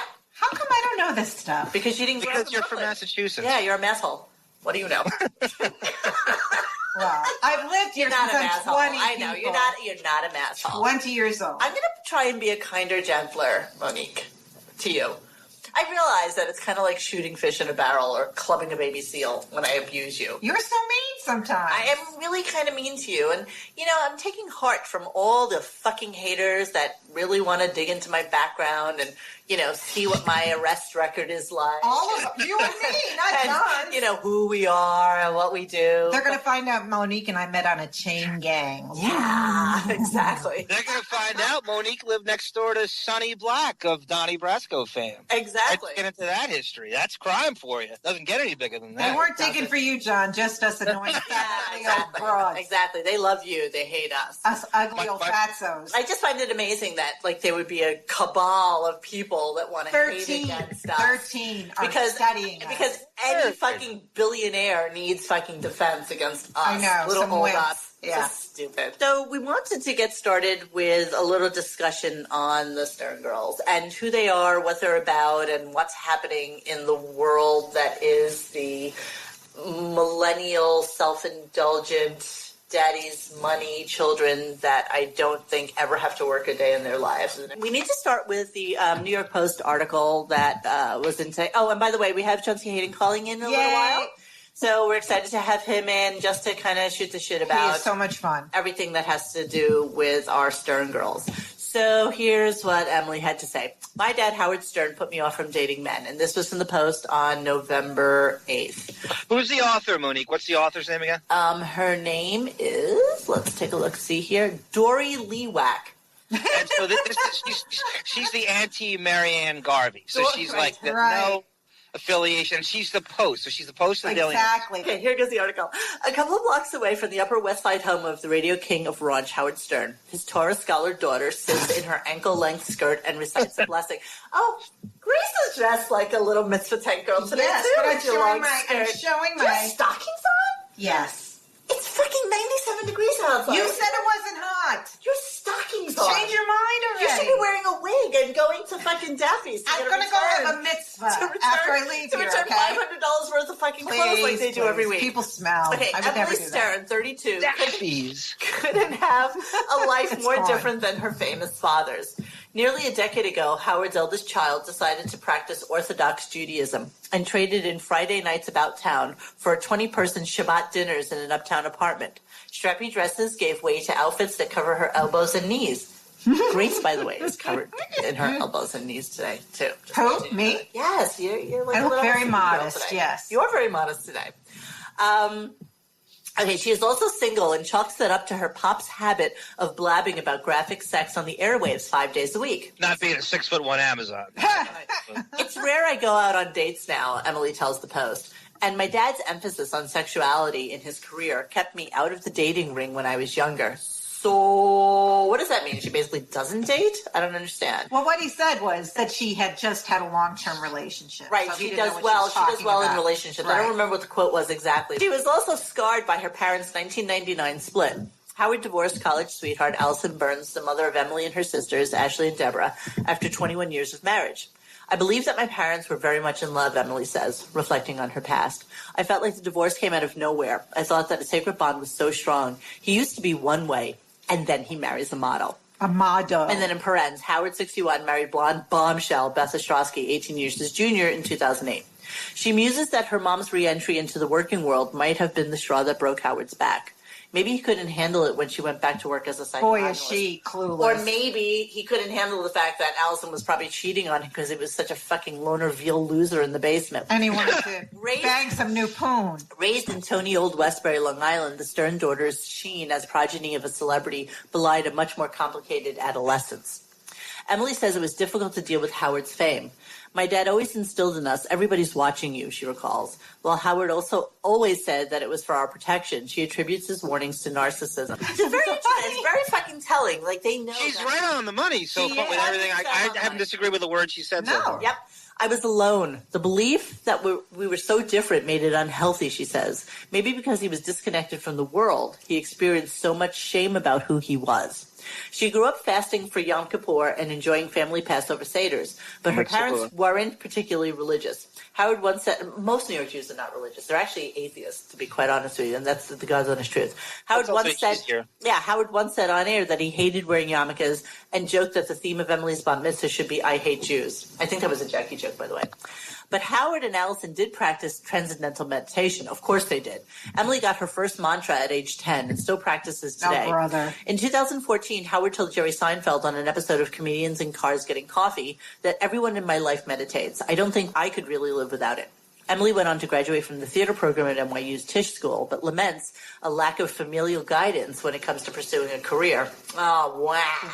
Ooh, fucking who, Emily? Wow, my mother didn't tell me what to be. Neither did my dad. We never discussed what I'd be when I was growing up, she says. It sort of did me a disservice. Oh, grow up. Fuck you. She now works full-time as an artist. Translate, trust fund baby. Really? Writing plays and music and really? acting.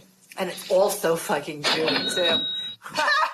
While also studying Torah at the Drishra Institute. She should become a rabbi. In 2005, she was cast in the off-Broadway, off-Broadway, I think it was in Queens, play Kabbalah.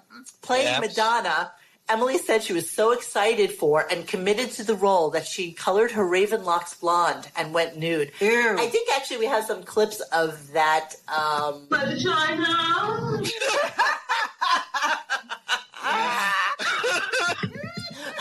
Could you play that again, please? Sexual, spiritual, sexual, both and in all, sexual, spiritual, all like hell, the name of God, my breasts, my white shining legs, my vagina, my ass are all godly, breast in Hebrew is God, God in Hebrew is Shaddai, Shaddai in Hebrew also means my breasts, my vagina. Is that true? Yes. Oh my God. That's her. But things went south. Yeah, no shit. After mediocre reviews surfaced. According to Emily, low ticket sales forced director Tuvia Tenenbaum Jewy Julstein, to trade on her daughter of status and an unauthorized video of her wearing next to nothing to promote the show. Tenenbaum denies doing any of this. She quit 6 weeks in, armed with the muscle of her father's lawyers. Fucking litigious cocksucker that he is. I told the director, don't advertise who I am. He manipulated my love for the show for his gain, she says. Still, even now that she lives a life of modesty, Emily doesn't regret the experience and won't discount the possibility of getting nude on stage again. I don't say never to anything, she coyly concedes. Her next public exhibition is much more sedate. A photo exhibit opening November 18th at the Hadass Gallery in Clinton Hill, Brooklyn, that focuses on the water retention I am landscape. retaining fluid tonight. I want water retention. I am totally retaining fluid. I have Me too. Are you retaining rainwater, though, Grace, like Emily does? No. Aunt Flo is coming to visit from Red Bank soon. So the water retention is high right now. Yes. Emily calls the work Wells of Miriam because it reminds her of her mikveh, a ritual bath in Judaism that's associated with renewal. This is my way to connect with the world, she says of her art. Weirdo. As for connecting with her family these days, Emily says she is close with both my parents and that they have no problem with her more religious life. Everyone in my family is evolving. Oh, we hate that word. No one has that resentment towards Judaism, she explains. She even keeps her own set of kosher dishware at her mom's place for family dinners, sans Howard, of course. It took a lot of bravery to become she's religious. So brave. She's so fucking brave. What? She is my hero. She says of her change over the past 9 or so years. I was trying to figure out what in the world I'd say. God help me. The question was, what am I going to do with my life? It was a little bit of a crisis, she admits. Fuck it if people think it's weird or it doesn't make sense. It is weird, Emily. And it doesn't make sense. It doesn't make fucking sense. Doesn't. I mean, honestly, she should be wearing a wig and shopping at Century 21. Yes, Forrest Bush. I don't Oh, and she definitely has bushwallah. Forrest Bush and Pitts. You know she Mary doesn't Pitts. wax. Ugh.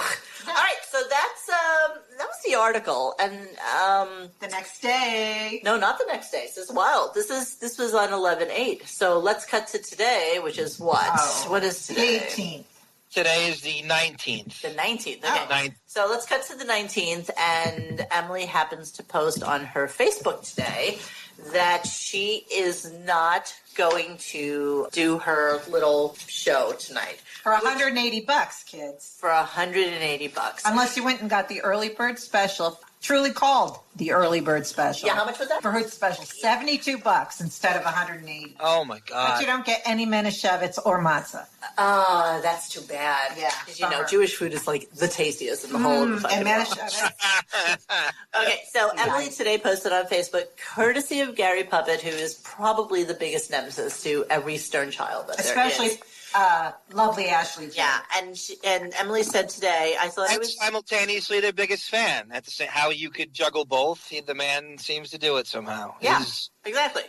So Emily said today, I thought I was being interviewed about my project, Little Sadamo Decan. I am embarrassed that the article had the content it did. Oh, come on. Please, friends, I ask you for your support and understanding in forgiving me. How fucking bullshit.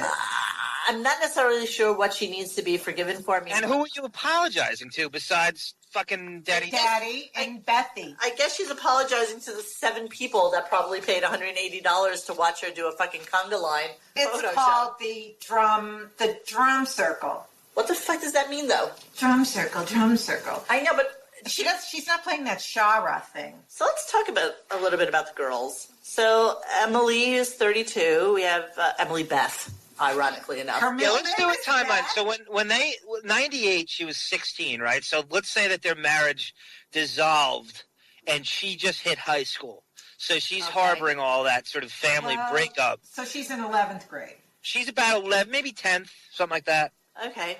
Well, if she didn't get skipped, and she doesn't seem like a brain surgeon, so I'm going to go with not when we play that interview. We got skipped. We did. We both got skipped. Yes. Me and Graceful. We smart that way. Mm-hmm. Then we have Deborah Jennifer, who was born in 1986 and who's 29. So how old was she back then? 13. And Ashley Jade. The lovely, sweet scholar Ashley 6. Jade. She was only 6. That's why she doesn't mind back. It's interesting, and we'll come back to Ashley, but, there was a very telling Howard clip that we had pulled about how when Ashley was 6 years old, she thought her mom paid for everything, and, in reality, he got so pissed. Yeah, Howard, my God. did this whole tirade about how he basically was, But she didn't really understand that all of this is my money. Right. You know, that like my contribution to the family was to work and support the family. Does she think you're a deadbeat?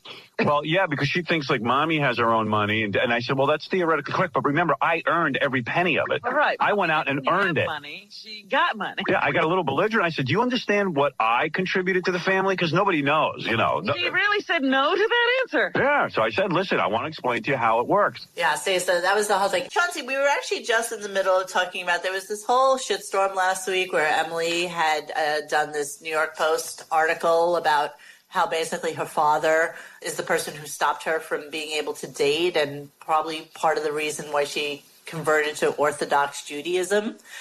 And then conveniently enough, about a week later, she pulled out of like a special event she was doing with like her photography and some Jewish Congo line. Horrible. So we just started talking about the family dynamics of that crew and what we think the kids and everybody really think about Howard. Just to give you some background, and we kind of touched on this before in the past, but this is a little more closer to home. It goes back further.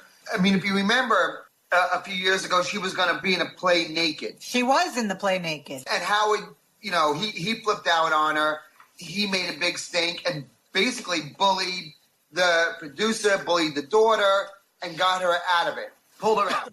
And that was exposed because there was an Opie and Anthony fan in the crowd who had recorded the audio, and then it really hit the fan. Right. And Howard, if you know Howard, if he can't control something, he goes batshit. That was the prime example of a situation 100%. where he had no control. For no control. And that's the worst thing you can do to Howard. That's like his kryptonite.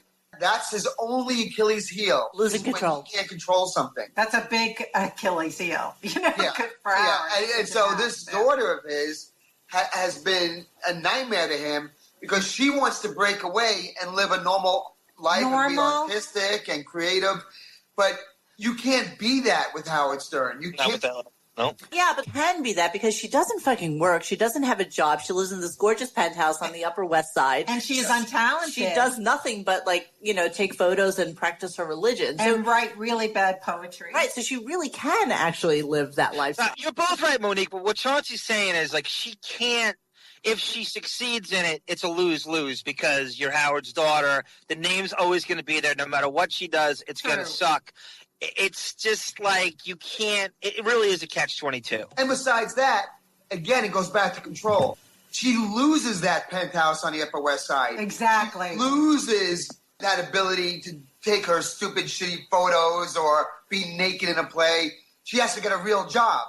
And that's never going to happen. No. So Howard controls. Exactly. That's why it was canceled tonight. That's why she had to retract and pretend that she didn't say the things she said in the New York Right. Post She begged forgiveness on her Facebook Yes. today. And oh, said, and by the way, so here we go again with this poor journalist. This reporter got a great interview with Emily.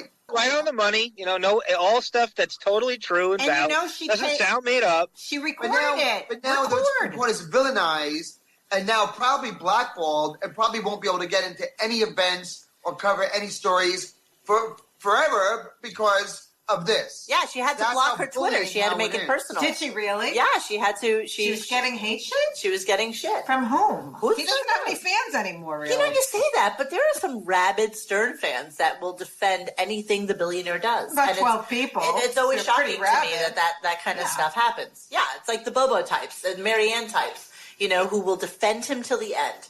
Chauncey, in your educated opinion, how do you think that got levied down to Emily where she tried to apologize on Facebook? Who do you think got there? Is that Buchwald or is that – it's not organic? No, there's a team. It's almost like Scientology. Yeah. Like, which Howard is an apologist for now. Yeah, exactly. Yeah. She probably was brought in before the council. And was told, the Stern Council. She got a lashing. And was told, fix this, and this is how you're going to fix it, and this is what you're going to say, and this is how you're going to say it, and the way you're going to say it. And so let the apologies begin, and the villainizing of this reporter begin, and here we go. Classic Stern. Classic Stern. I've been in his position. I've been there, I know. Did you hear him try to qualify it on Monday? No. What did he say? I didn't hear because I don't listen. It's only a matter of time before you're called before the council. Oh, I know. I'm waiting. Oh, we've been here for a while. We're waiting.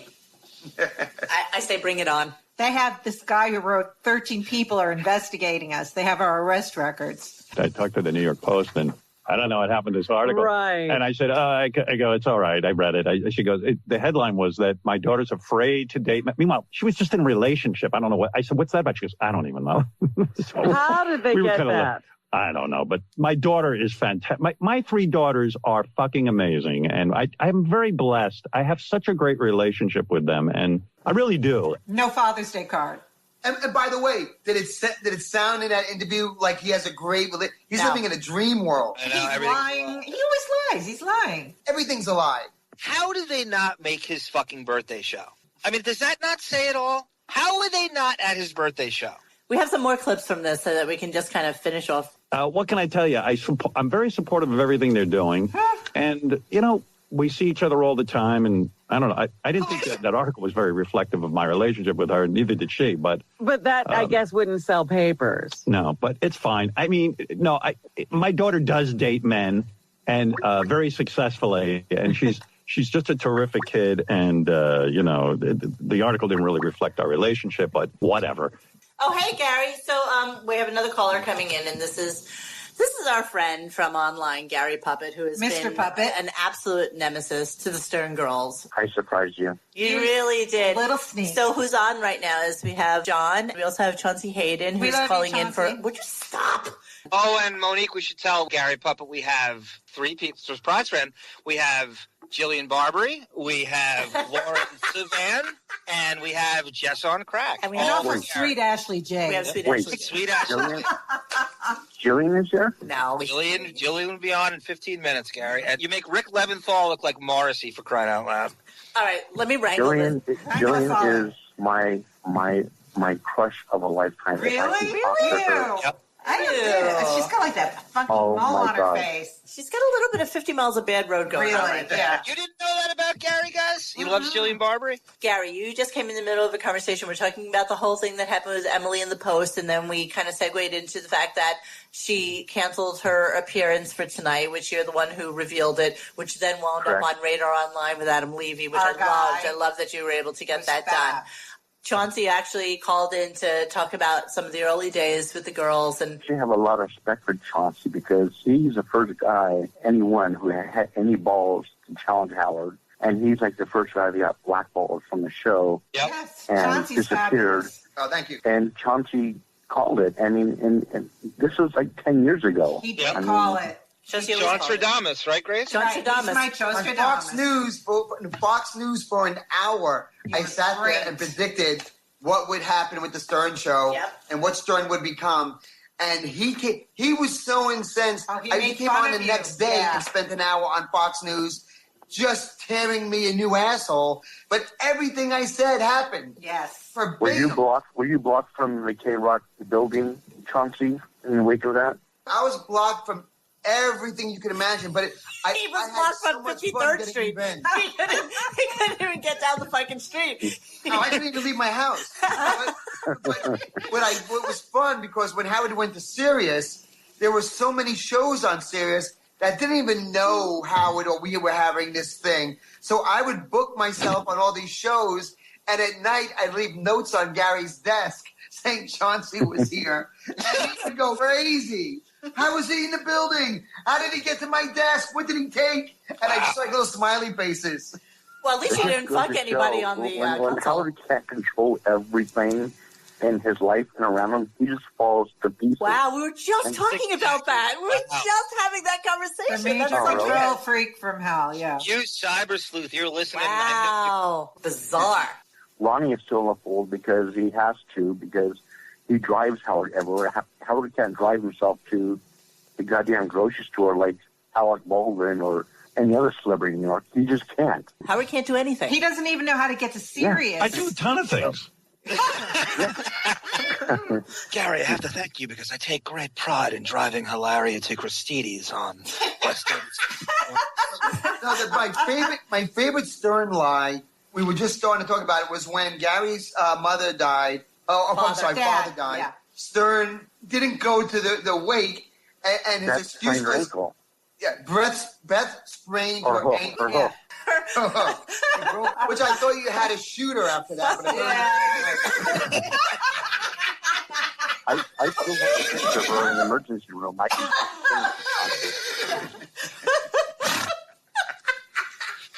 And she looked like she was passed out drunk, not like she broke her ankle. Oh, that was the other time, wasn't it? Yeah, that was the other time. The other time she was drunk and she fell. And she admitted that she... That was in the hospital. That wasn't the same time. And he was pissed. The one where she hurt her ankle, the next day she had a function in the Hamptons where they took a picture of her in a long dress with a shoe boot thing on. Yeah, she had a boot on her foot. It was a fun 18 years. 18 years. You were fabulous, honestly, Chauncey. And you are. Honest, I'm going to tell you.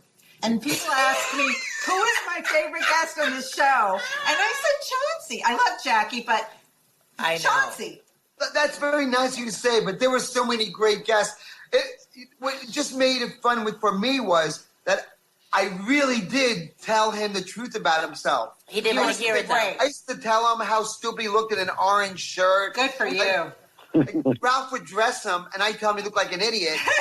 Everybody else was afraid to say it. Of course. It was like the Emperor's New Clothes. How bad does he look now compared to then? Oh, he looks like a manorexic. Yeah, it's horrible now. With a Jan Brady, I want to be a brunette wig. It's horrible. The gray beard, the gray mustache, but yet the jet black hair. Oh, he's so and he hides the folds in his eyes that he gets from his mother with the dark glasses.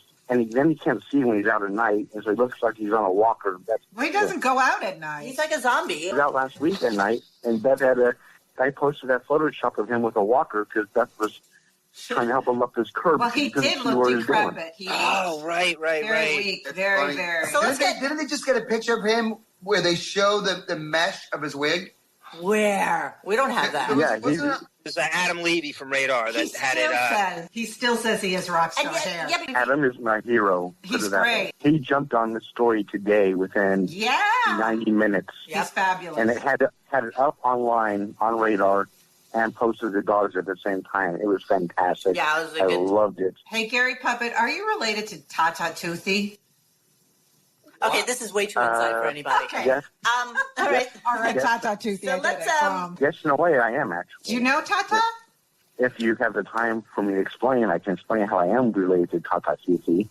Go for it. Can I tell my favorite Matt Dillon story real briefly? No, you cannot. Go. You know what? No, a lot of people are not knowing what you're talking about, Grace. So you need to kind of elaborate a little bit on what we're talking about. On the website that we go Jillian? to. Where's Jillian? I love her. Oh my God, Jillian. I love you too. Listen, the thing we go on. Total fucking monkey wrenches. This is all goddamn thing. No. Nobody knows what you're talking about. Neither him or me or anybody else knows what you're talking about. Well, there's all these. So Tata Tutti is just another guy that's on the website that we go to, and I don't know what you're talking about in terms of being related to him. Because he's Gary Puppet, and Gary Puppet is Tata Toothy. So where's their relationship? Nicknames. Yeah, so how are they related? And he said he's related. What are you talking about, Gary? The reason I got the name Gary Puppet on Twitter and on Dogs is 20 years ago, I created a T-shirt in my parents' garage with an airbrush of a T-shirt. Remember the starting John prank he pulled on Gary when he stole the puppet? Of course. Yeah. And the whole thing went on for a weekend and went into a Monday, and the supposed caller called in and says, I have him, I'm holding him captive for ransom. and Howard asked, what is the puppet wearing? So I know you really have him. He says, he has on a T-shirt with a picture of Gary with green glitter teeth, and it says, hi, both.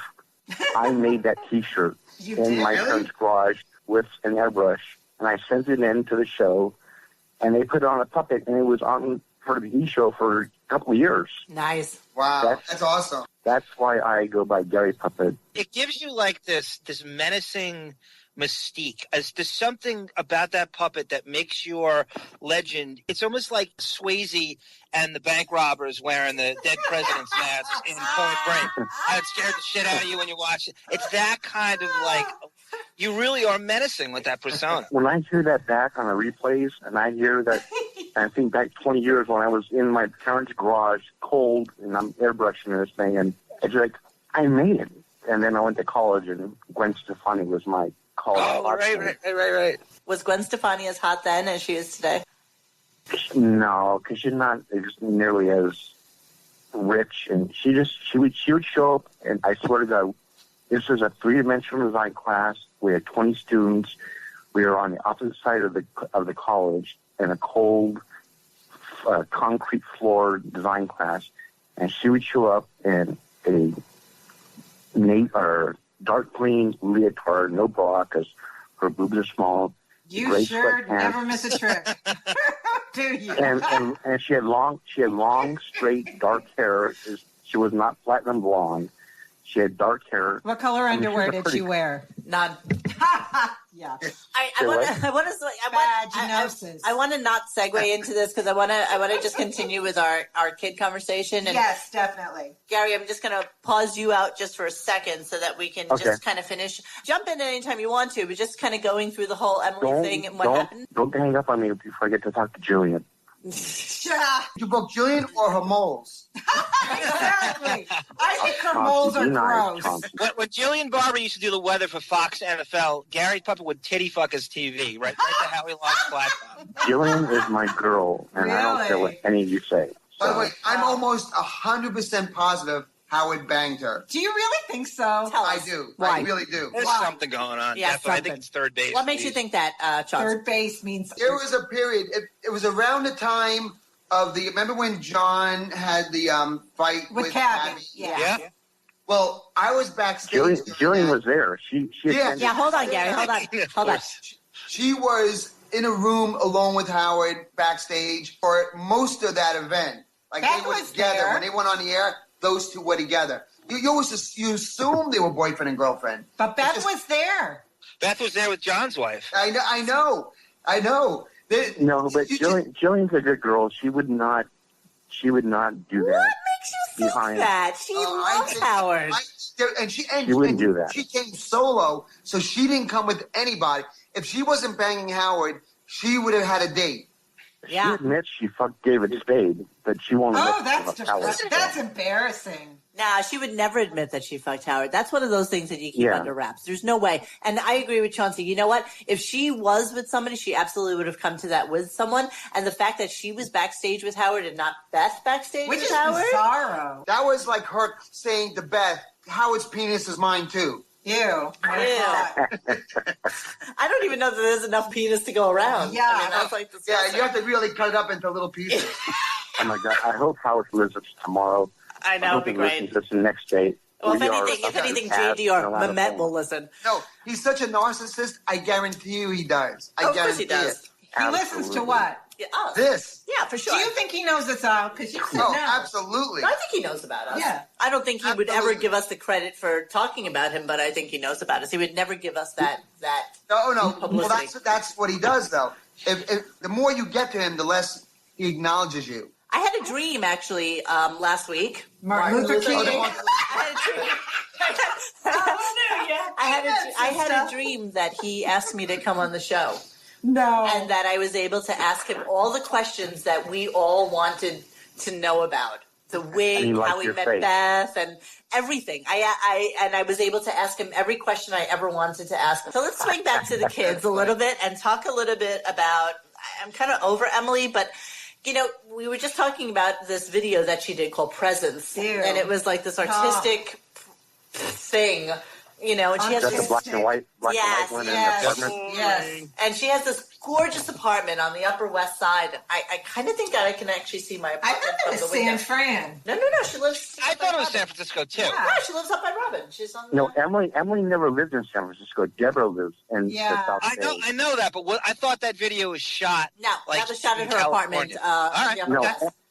Deborah's house in south of Oakland is a shithole, Chauncey. I'll send you pictures tomorrow if I can get your. Mr. Puppet, I just have to say, this is very creepy. Yeah. So no, you know what? Gary just has his little predilections. And But he's sweet kind of Ashley, a little Jay. bit- Okay, we're going to come to Ashley. Give us a second. Let's talk about Deborah for a second. All right. Chauncey, do you know anything about the alleged time that Deborah kind of OD'd at the Jingle Ball and Howard and Allison had to rush her to the hospital? Are you sure that wasn't Emily, Monique? No, it was Deborah. It's definitely Deborah? Yes. That was Deborah. Everyone says it's Deborah. It was. All right, so you know anything about that, Chauncey? That was it. Well, I mean, it was Howard squashed that story pretty fast. Opie and Anthony announced it that morning. No, it was actually a blind item in page 6. Oh, and then Right, yeah. Opie and Anthony. Howard was discussed so all over that Yeah. that story should have been front page everywhere with photos because you know there are photos out there somewhere with her eyes rolled back on her head and vomit all over her chin. And as she's getting wheeled into emergency room, Howard stopped that. There was a huge fight at the hospital, right, between Allison and Howard while it was going down. Right. I'm trying to remember. There was a lot happening back then.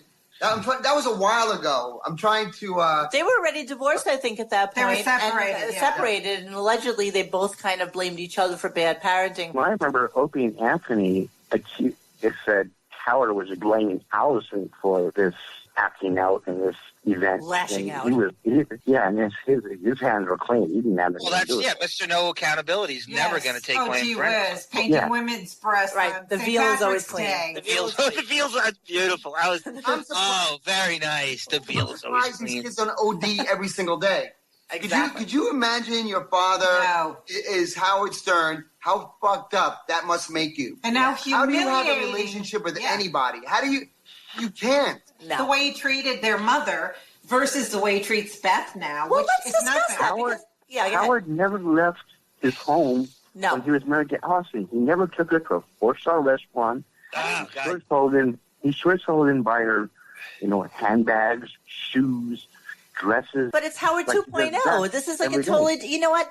I know this kind of guys. I posted pictures of Allison recently from her own Facebook page, and she's living very modestly. She doesn't. But this is the Second live Wives that Club, lifestyle. you guys. But this she is also the way is it lovely and works. has a life. Stop it, everybody. This is the way it works, okay? You're a guy, you marry a woman, usually around the same age as you. All of a sudden, she starts looking like the fucking gray, haggard Oh, but he's so cow. handsome. Oh, no, he's I'm so just saying, this is what happens in life. Well, the funny thing is, she looks better than he does at this point. Oh, she looks 100% She's a little fucking granola for me, I gotta be honest with you. Well, she does wear Birkenstocks. Gotta be I took my daughter to dinner together. We had dinner together. Never talk about it with And Beth. At 4:30. I posted that picture today of him and Emily sitting across each other. And I wrote that quote about, you fucking bitch, how dare you talk about me to the press. I posted on Dogs today. And Yeah, there was an interesting clip. Some guy called in about him having dinner with his daughters, and both of them were crying, and they were crying about his relationship with Beth. Yeah.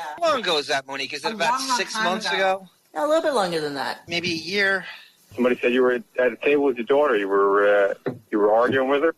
No, not me. Fighting about Beth? Oh. No. About that. Oh, that's shocking. I wasn't at lunch. I'd be the first one to talk about that. Howard. Oh, yeah. Just sitting, she never calls you? No. The guy thinks it's lunch because Howard eats fucking dinner at like 3 o'clock in the afternoon. So of course he would assume it's lunch, and the way he's getting out of it is by saying, "No, I wasn't at lunch with my fucking daughter." That's a great point. Yeah. He also says, "I'm the most honest man in show business. And I didn't talk Howard about just it." say last week after the Emily article about, everything's fine. Yes, everything's fine. It's kumbaya. Yeah, we played that now before you now called she's us. apologizing because I said something bad about my daddy, and he's pissed me. And he's not going to Probably send the ripped a new check. a-hole. Yeah. He's not So I want to swing back to Deborah just for a quick second and just kind of finish her off. She's getting married next year, October 8th of 2016, and somebody had put up her bridal registry where she I registered. got it bookmarked. Yeah. Gary's Colin Christie's best man, by the way. Okay, so so here's a couple of things about them. So her and Colin met at school because they both went to Washington University in St. Louis. And Colin works for a travel agency. And Really? Deborah is a teacher. And he's half Japanese. She's a by the teacher. way. So they're getting married next year. So she does this bridal registry where she's registered at Sur La Table and at some camping fucking place. And interestingly enough, they also registered for like this kind of GoFundMe to fund their honeymoon. No way. Because No. they're going to Sri Lanka, so people can donate towards their honeymoon, which makes you believe that she has totally eschewed the entirety of Daddy's money. She's the one that actually works out of the two kids. Yes. But I don't know if you noticed this or not. So she's 29 years old. She's had 9 jobs in her 29 years. All of them are less than 8 months, 9 months, 10 months. Well, she jumps from place to place and different nonprofits. And she worked overseas and she didn't work overseas. That was her semester overseas, and she just taught English and she speaks Spanish, and it turns her daddy on. One of my daughters is fluent in Spanish. Oh my God, it's such a turn on when I'll say, can you go up to somebody and speak? Hispanic. Come up and talk to them. Please, I said, it's so fantastic. That is so vile. That just made me vomit. Really? Oh, me too. You got vomit in your mouth? Really gross. Oye, Robin, mi pizza es so grande aquí. Oh, mami. You hear the Al Michaels and Alan Alda fake teeth during that whole thing. Miss Beth wants you to play with the kittens. No more pictures on my camera. I have no pictures, Miss. It's already fully impeached. I cannot. Beth is forcing her to take pictures of her, and now with her own camera, with poor Consuela's camera. She's got 32 gigabytes of space, and Beth's big fat face is all over. And she's filled her own memory card up with Beth's picture. My phone is already fully impeached. Free Consuela. That shit does not get old. I feel so bad for her. So awesome. What a condescending bitch. I just fucking love it. You do what you're told. Please don't make me do this again, please. I gotta tell you. Don't hit me, Miss Beth. Not your size 15 shoe. Please, not the Louboutin. It's already fully impeached. Please, no more cupcakes. So fucking ¿Cuántos ticos de gatos es no? I want to go home. I know, she'd rather be in Guatemala living in her mud hut. Please send me home with my pictures. She wants to be in her mud You see hut. one gato, you see them all. Ain't that the truth? Ponzi, I'm not sure if you know the predilection of our puppet boy here, who happens to be, I don't know, creepily obsessed with Ashley Jade. Yeah, Wait. Gary Puppet. She's a young girl. No. You're doing a radio show about the search show, so you're creepily. Yes, well, you know what? I just happened to weigh in. Yes, this is true. But we're all hypocrites, Gary, when you break it down. But anyway, so Ashley is somebody that I guess people started following when she was kind of young and started posting things on her Facebook and then slowly kind of started going to college. Correct me if I'm wrong. For the record, I've only posted things that she was legal, when she was legal, and when her accounts were public. I didn't hack anything. I don't know how to hack. You're I'm not a beautiful man. That, she since went underground with all her accounts. So after I posted those ones of her goofy boyfriend with the really bad teeth and so. Isn't she in her 4th college though at this point? Yes. Yeah, she's gone to 4 colleges now. She's 22 years old. She still hasn't graduated, and I think she's at BU now. She makes John Belushi look like Doogie Howser. She makes Sarah Palin look like a fucking Rhodes Scholar. No, that's not true. How do you know? The whole thing is, how do you know? I mean, the girl can change. At least she's in college. 4 fucking colleges? Grace, that's like being an army brat and moving from fucking city to city and having to go to school. Trying. God only knows. Howard's her father. You can do that. You can do that when your daddy's a billionaire, though. Yeah. I mean, who knows? I mean, I don't think that's the worst thing in the world she could do. She could. Have you Jess banged yet? I mean, come on. Oh, you know what? Gary, I don't want to disrupt this momentum, but she just texted me a request. She wants an F, Marry, Kill with herself, Jillian Barbary, and Lauren Sivan from you. Oh Jesus, I'm not answering that. Jess on cracked. I can't win with that. Ay. Uh-oh. No, it's that fucking caps. God damn you. Caps. Jesus. You see what's going on here? This is horrible. Thank God I can delete all this shit. Yeah. Thank God we're not live. That would be horrible. We'll do it live. Yeah, okay. All right, Gary, can you actually just help us understand your obsession with Ashley? I just need to know. I just need to know. I don't have an obsession with Ashley. Oh my God! There was a post where everybody wanted to know about Ashley, and you magically pulled up about 57 pictures of her in about 10 minutes. Xavier wanted the SFN refugees to know what she was up to, and so you did it as a public service to the rest of. Yeah. What a good citizen he is. And so I did it. God bless America. Most of them are old. I mean, nothing's new. Like I said, she's gone underground with all of her accounts. Good. For Instagram or for Facebook. Really? You forced her underground. Even her boyfriend's gone underground now. He doesn't post his account underground. So I don't get anything new. Everything that posted was old. So. All right, let me ask you this, guys. The visitation stuff. Do you guys remember when? And Ashley was always on the visitation receiving end. They had her for a long time, and it seemed like, you can't tell what's a fucking lie, and it seemed like it was weekends. And then all of a sudden, and this, again, it's all back to Beth in the fucking Hamptons.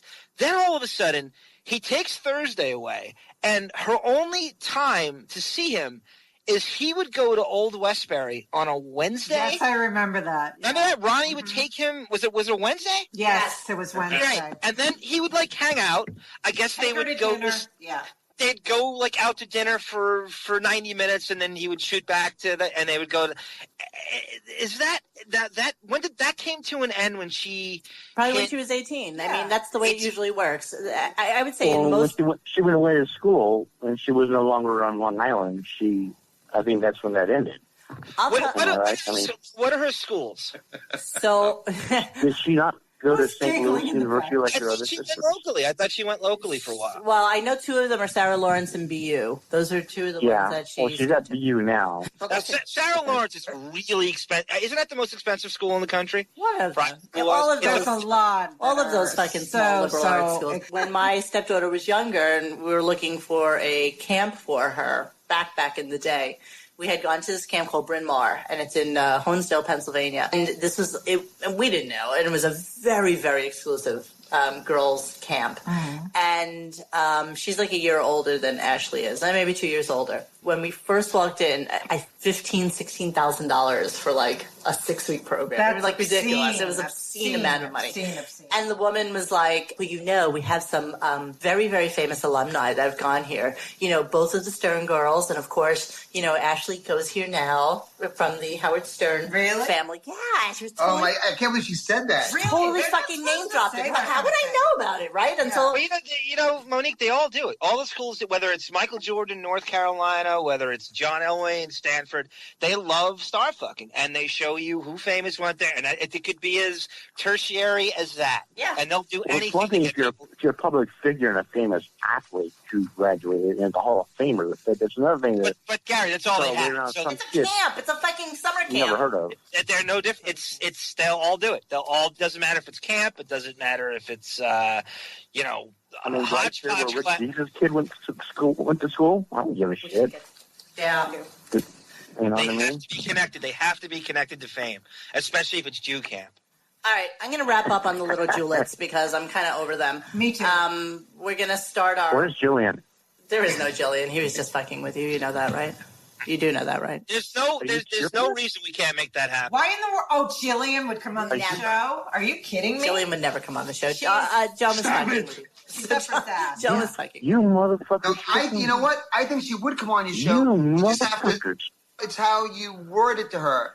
You have to say, this is a Howard Stern fan site. We praise Howard Stern on it. We talk about how great he is. And you've been voted the #1 celebrity guest of all time on the Stern Show. And we'd like to have 10 minutes with you on the air. That sounds like the Trump interview. That's how. Son of a bitch. You had me tripped. You really thought she was on? He did not. You're not that good. I swear to God I did. All right, we're gonna get time for that. We're gonna wrap up this portion. Within the next 10 minutes, I better have some booby shots in my inbox. Yes. All right, you know what, Gary? I will make you a deal. I will call her radio show. It's on in LA in the afternoon, right? Well, I know. I mean, I live here. I can listen to her and talk to her, but I want to talk to her off the air, not on her radio show. You're such a weirdo. Really? An ick. Like I said, and Chauncey says too, those moles. They're just like really. Yeah, they are really a little disgusting. bit. You have to get one of the Stern daughters on the show. It'll never happen. Are you kidding me? Never say never. Chauncey. I want the author of the New York Post article on this show. Well, help us work that, and then we'll make it into a segment for next week. You know, she's gone underground on her Twitter too. She set everything to private. So poor thing. I've tweeted her like 3 times saying, you know, you got to come out with this interview. She will. You know what? She will. Unless Howard squashed her completely, I'm sure she'll do something.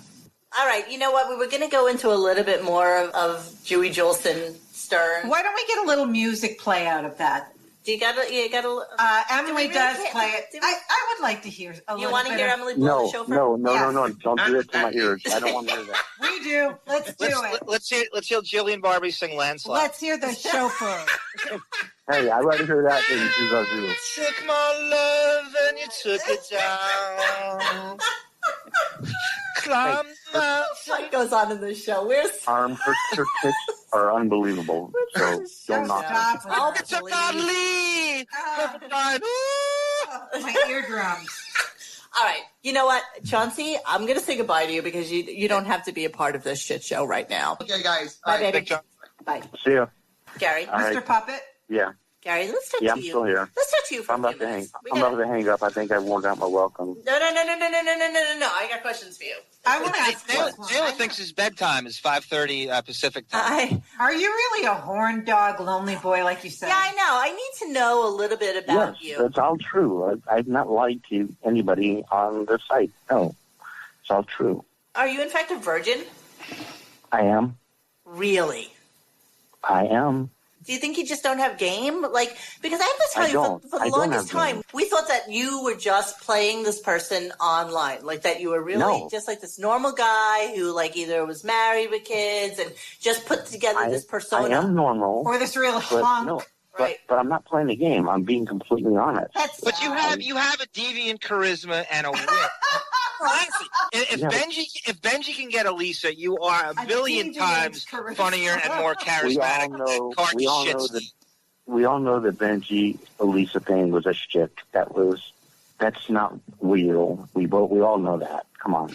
Whatever the case may be, I'm told I'm told that it is actually real. I believe it. And I am told also that, you know, basically what happens is that they kind of use each other, you know, and I believe that 100%. Right? And that they have this kind of codependent relationship that makes I believe that part, a codependence thing, but I don't think they're actually fucking, and I don't think they were love each other. I don't think they love each other either.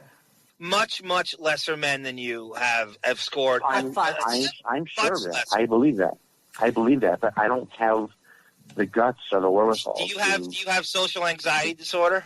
I have very extremely high social anxiety disorder. Well, that's a valid excuse. That's going to hold you back. You know, maybe you take some medication. I'm on medication. Yes, I have actually seen my.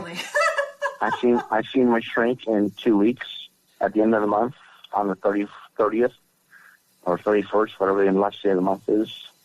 Yeah, I've been diagnosed with that.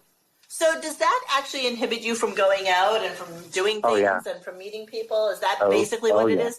Couldn't you pay for sex? Couldn't you just kind of wrangle up some money and just... That's what everybody says, but I don't want to be a Charlie Sheen and getting... I'm totally afraid of getting arrested and then all this shit happening. Why would you get arrested? Because you were with a hooker? No. You know what? It's a fucking setup. The fucking cops. Oh, come on. You ever watch cops? They do that all the time. You're so resourceful in every other facet of life. There's no reason this can't translate to broads. Right. Agreed. And I see, this is why I don't want to call on the show, because people want to No, it's okay, because you know what? I'm gonna get ripped. I'm gonna get shredded. You are so not gonna. No, not gonna get ripped. You are so not gonna get ripped. No one's gonna be mean to you. That's right. We are here. We are here to protect you. You know what it is? It's actually just really interesting to know that you are actually that person and not a persona that is another person? Because that's what I always thought. I thought you're like this totally hot fucking guy who lives in Venice, who just kind of, fucks with us about his insecurities and needs to get laid and stuff ladies, like that. I'm lonely. Can I show you my man meat? Exactly. So we always think that that's like a awesome facet of you, and I love your obsession with fucking Ashley Jade Stern. Like, I think it's again, I'm not fat. I'm not. Oh, come on, Gil. I like to share. Mr. Puppet. The community likes to see. He's doing it. He's doing the Lord's work. He is. He actually is. He is He really. really is. We wouldn't have you on if we didn't get a kick out of you perpetually. Oh my God, I've been We begging love you, him. Gary. I've been begging him for weeks. You have no idea, you guys. You have no fucking idea how much I've been begging him. And I know Jess on Crag is going to start sending me DMs. And She just texted me again, and she wants a straight answer out of the F, Marry, Kill. All right, wait, give it to us again now that I'm Chauncey's not on the answering phone. that because there's no winners in that. Okay, let me set this up. There's no winners. Gary's obsessed with, here's my take. Gary is obsessed with weather women in local LA news, whether it is, you love those fucking morning shows and they wheel out the hot, 32-year-old. And so this broad, Lauren Sivan, who I didn't even know who she was. Unless you've watched morning news here in LA, you don't know how hot women are. Like no, because they're all failed actresses. Are they kind of like the Fox News girls? I've been to Scottsdale, Arizona a zillion times. Scottsdale, Arizona, a million times. And Scottsdale Arizona is full of hot women. But their news chicks are, quite frankly, fugly.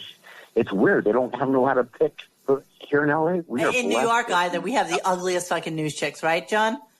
Exactly, and they're all, and in LA, they're all competing, and they wanted to be actresses, so that was the next sort of rung on the get me famous kind of. He loves Erin Andrews, he loves all these sort of ESPN broads. So let's do it. Well, Erin Andrews went down on my list when she pulled out her hair extensions a couple She's weeks looking ago, pretty. She's looking and haggard. it makes her nose look that much bigger than it was. Do you guys know Erin Andrews? Her whole story. Gary, I thought I was your new favorite girl. Well, I'm still waiting for you to send me trade 90 pictures with me. We can still have some fun. So, okay, who's the F, Marry, Kill now?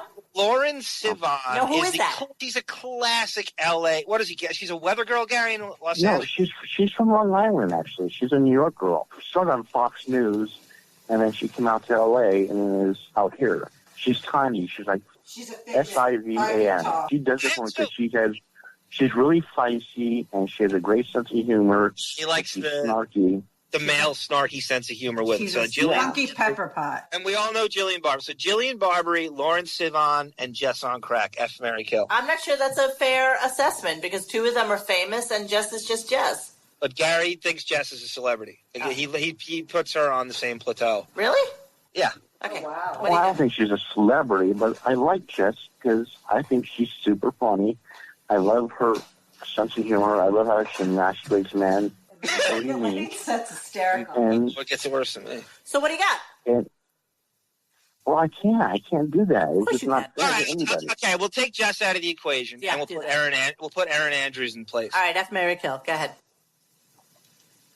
Oh, well then, at this point, you got to kill Erin Andrews because taking off the fake hair and that nose is just all you see. I mean, the body is so good, but you can't.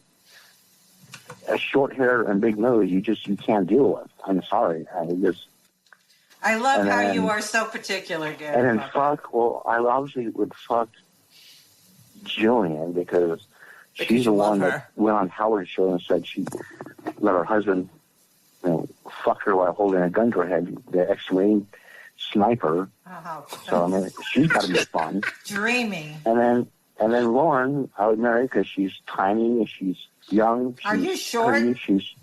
She actually tweeted me back. I asked her how tall she was. She said, I'm an elfish 5 foot. Yeah, she wrote you back a few times, actually. That's she pretty did. good. Jillian I actually used to DM with Jillian, actually, direct message. Do you have those saved? I do. I have a few of them I can send to you. Yeah, no, post them on Dogs. I'll send them to you directly. And okay. Yeah, don't post them. That was my first account. My first account got banned last November because No, because something with one of these shootings, like the Ferguson shooting, and I wrote back to the black chick, and I just said something, and I guess I was out of line, and they canceled my account, and so I had to start a second account, and so Jillian doesn't have that one. So can we talk about your Twitter for just a quick second? So when that whole thing went down with Howard saying that people were really fucking with him on like Instagram and Twitter, and I think you were called out specifically, nothing ever happened with that ever? But he said he was going to find but no, because Gary and I talked about it, but nobody ever contacted him. Nobody ever said anything to him. So it's just kind of like a stupid bullshit threat that he did on air? It was just a vapid threat like he likes to do. Like, he just... And nothing came of it. Nothing came of it. Nobody knocked on my door. Nobody called me. And not my bro was the other one. He was. You mean tweeted. And I actually talked to not my bro today on Twitter, and I told him I was the one that spotted the Emily thing about the apology, and he was like, "Oh, good work, dude." Yeah, that was amazing sleuthing. He doesn't come back to dogs for some reason, because people were shitting on him and stuff. And what else is new? People shit on us all the time. Hey, Gary, do you think just a little part of Emily didn't do the thing tonight because she knew that we were doing a GoFundMe to send one of us to that fucking thing and kind of rip into her? I doubt it. Like, why would she cancel it, though?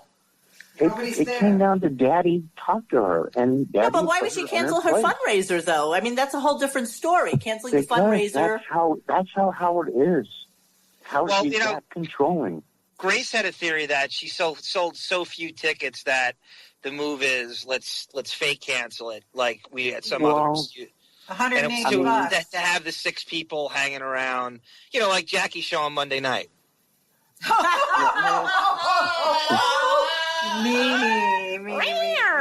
No bigger fan than Jackie than I, but it's depressing. I hate that he has to do that. Jackie loses money on that show. There's got to be like 15 people in the audience. You remember that picture of Jackie at whatever con it was? That was so sad. Nobody with no line. With the barriers and actually not even one person in the barrier. Totally heartbreaking. It was. It made me sad. Did you guys? By the way, congratulations, guys, because I sent you the Jackie interview on Artie's podcast, and I hope you listened to it because it was excellent. I heard it, and I thought it was excellent. And they brought you guys up. It veiled. And they brought your interrogation of him and Benji up. He brought it up to Artie, and it was fantastic. And it is truly like you hit a nerve. And he is continuing that in every interview now. The whole Benji thing and how he came in there and stuff, that was never excavated until you kind of had him during that pick. And Artie kind of went. Can you blame Jackie? I mean, no, you can't. No, it's I can't. I can't imagine. Jackie made the show what it was. We see how unfunny. From 84 to the 90s, and then it dropped off. I mean... Dropped off?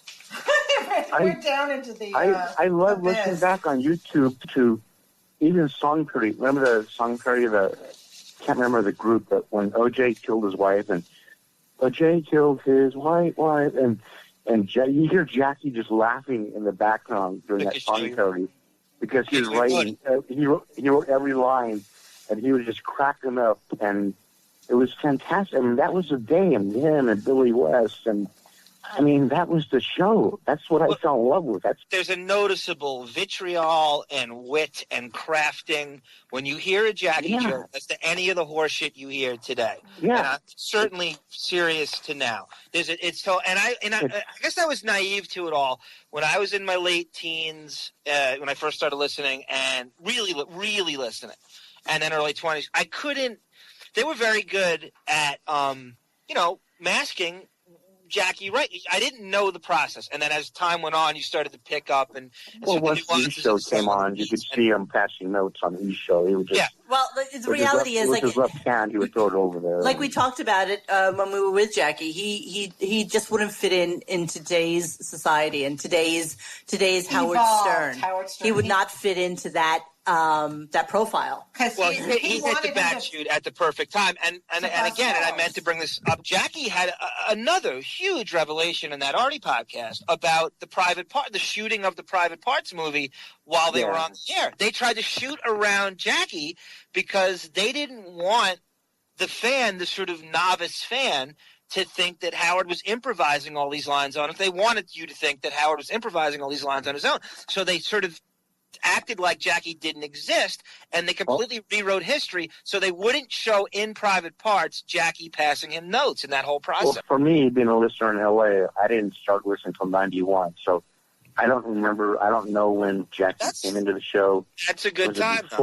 Was it before 85, number one 86. in New York, or after he was number one in New York? And I don't know that part. Mid-80s. I want to say 86.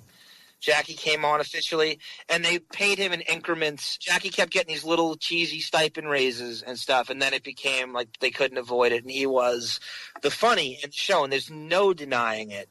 And anyone who hasn't heard his interview with Artie, and it coincides so nicely as a sort of sister piece to yours, because it's almost like you kind of kicked him in the ass. You guys definitely invigorated him to kind of speak out on this, because it's a very, very complimentary piece to, I get depressed because I didn't, because of technology and Bayville and the fucking, Wayne Manor Batcave that night, I couldn't be part of it. And I still regret, nothing I could do. All right. I'm going to wrap this up though now, because we got to get to Week in Review before 10 o'clock. All right, well, I'll let you guys go. All right, Little Puppet, thank you so much. Thank you so much, Jerry Puppet. We really appreciate you calling in, and because it was kind of a little bit of a surprise, so is there anything you want to just kind of throw out to your adoring fans? And you know what, nobody's going to give you shit, by the way. I think I have adoring fans, because nobody... You do. You do.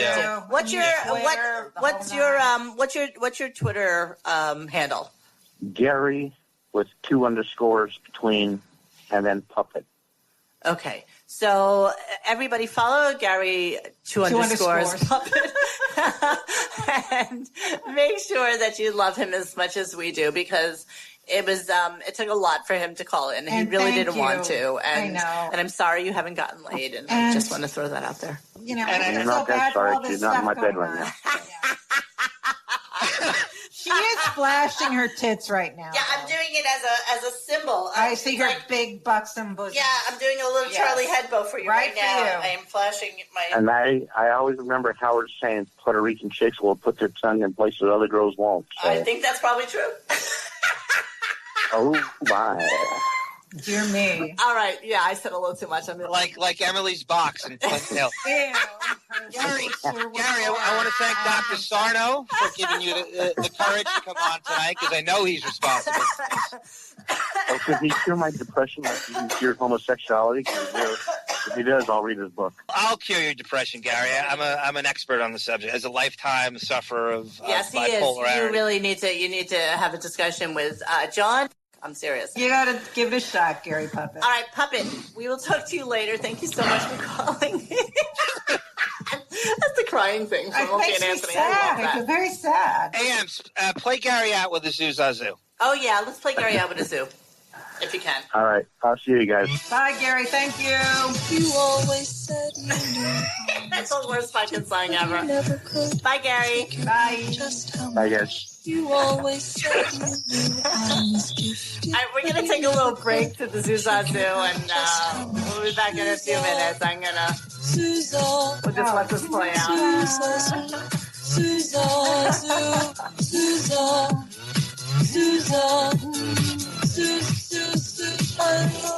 Strobe lights are That's going. horrible. All right, weeks in review, because we've been gone for a little while, and I know we say it every week, but seriously, it was worst fucking week ever. It was really bad. Worst week I've ever heard on the radio show. Just really. So yeah, just awful. So we're going to start from 2 weeks ago, 3 weeks ago, I don't even know when it was, when George was in promoting his Broadway show.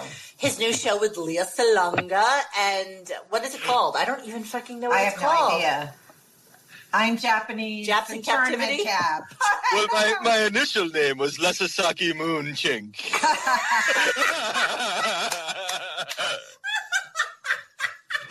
By Monique Coyne. You do that so well. That's awesome. I'd love to do our next Best of show with George Takei. I think that's fucking awesome. So it was really interesting how Okay, first George comes in to promote the new show that I really, what is it? Japs in Crisis? Yes. I think it's good that we don't know the title. We just keep Internment making camp. Internment camp. Saki for sore losers? My sneakers were too tight. That's how I got really ugly feet. I don't know. What the fuck was it called? Who knows? Down and Bound in Japan? I don't know. I think it closed already. I have no idea. Oh no, I don't know, but I know that it's on Today Ticks for like $45. Yeah, well, yeah, it's kind of not. I mean, because really, who cares about fucking Japanese internment? Well, look at Emily Stern and Brad co-produced it, right? And they put $1 million of their own money Lord into it, Almighty. which Howard also picked on. And you know what? It's actually just kind of like a. It's kind of like a new and improved Vinnie Favale fucking Broadway show. Like, seriously, putting way too much money into something you know is ultimately like just going to be awful. But the thing is that he wanted to do it. He's going to croak. He's like 78 years old. Better than Bianca's furry friends. Exactly. And what's he going to do? You can't take and does more good too, I might add. Yes, spend some money. Right, he's a gay man. He has no children. Right. He probably has a bunch of bub. I mean, not that I think he has a bunch of money, because honestly, what the fuck is he known for except for Star Trek and Howard Stern? But he has to have money, and I don't know. To put that up, I don't think he's worth more than like $10-15 million. Oh, gee whiz! Isn't he kind of a bank president? Poor. Isn't he kind of like have a piece of a bank? He does. Right. Yes, he does. The Japanese internment camp of America.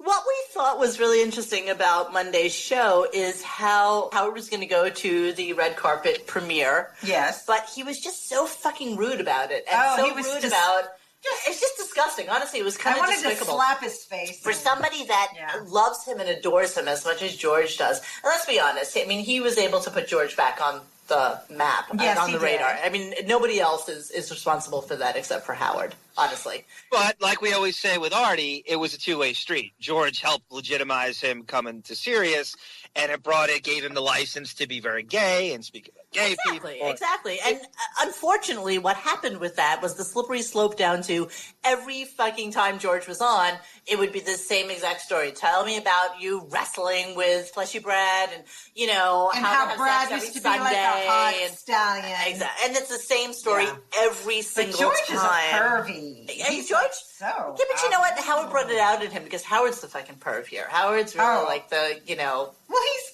gay apologist. Yeah. So we want to play a couple of clips from Monday's show and how rude basically Howard was, and then we're going to follow it up with a little segment about his excuse for why Beth couldn't walk the red carpet with him. I want to go to the press. I'll be there to say hello to everybody, and I'll get the fuck out of there. How fucking rude is that? Like, seriously?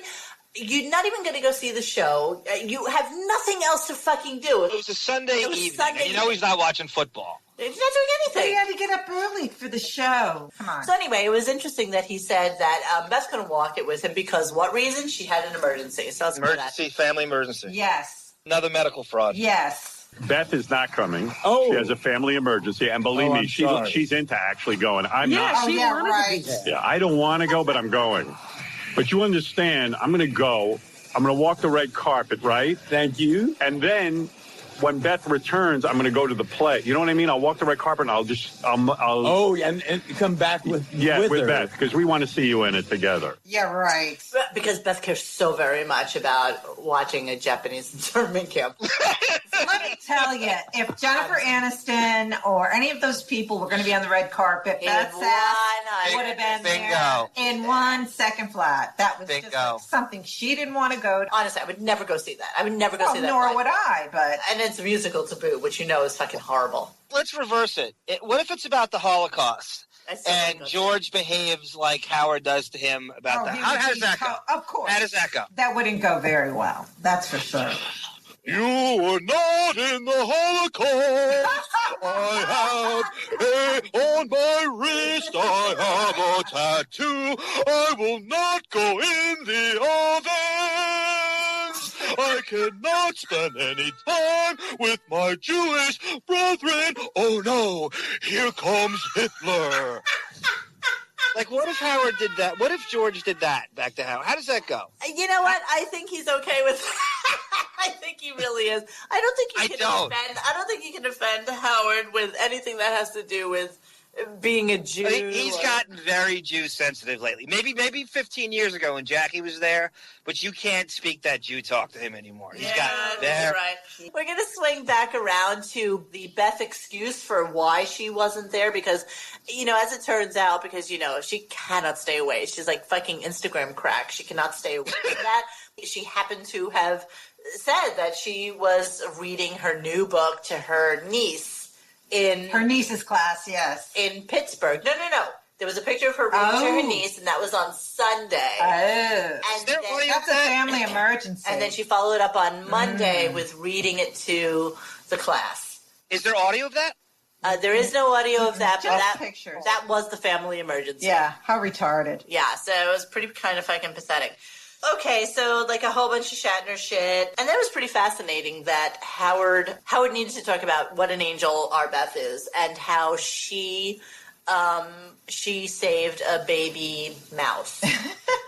And so she happened to say they were walking, I don't know, they were probably just going out to the fucking pool. Yeah. And they were walking, and Beth happened to spy a little baby mouse on the floor. And she said, oh my God, Howard, this is near death. We need to be able to bring it over to Animal Rescue. Because that's what I do. I have to tell you, Animal Rescue must think they're just a bunch of fucking wackos when they come in with, like, these rodents that they... Aren't mice in hibernation this time of year?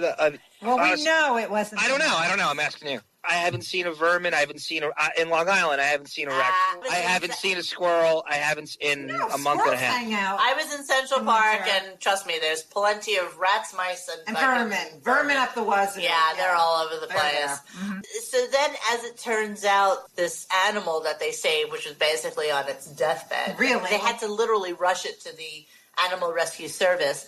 And it turns out that it's a vole. It's actually one of the most atrocious animals that can, like, ravage your shrubbery, your dirt, everything like that. Stuff, yeah. And, of course, the poor thing wound up dying. We're going to play a little clip of how we're talking about what an angel his Bethalissus is. We're walking along, we see, like, a baby mouse. On its last legs. It's dying. Like, it's this big. Where is it? A little... Like in the bushes. Oh. Mouse. I love when you do that. She says to me, what are we going to do? I go, we. We're going to leave it. She goes, I'm into animal rescue. I go, but it's a fucking mouse. I'm into animal rescue. You are He needs to know that. Oh, my God. But I'm like, you know what? You had to see this thing. It was this big. It was a baby. Whatever. Fucking vole. So anyway, so they saved the vole. The vole wound up dying. And, obviously Beth was, just beside herself that this fucking... Well, she wanted to have, like, a video of the vole being saved. And being released back into the fucking back wild. And eat the shrubbery. No, you know what the fucking vole does? The vole eats, Wonky, the feral cat's fucking food. That's exactly what the vole does. She puts out food for the fat, disgusting ferals. Well, why doesn't she the vole rescue eats the feral cat? That's what I've always pondered. Yeah, I'm sure it has fleas. It's like a disgusting animal. Save him. One of the most pathetic things that happened last week, Monday, is that he had in this group called 5 Seconds of Summer.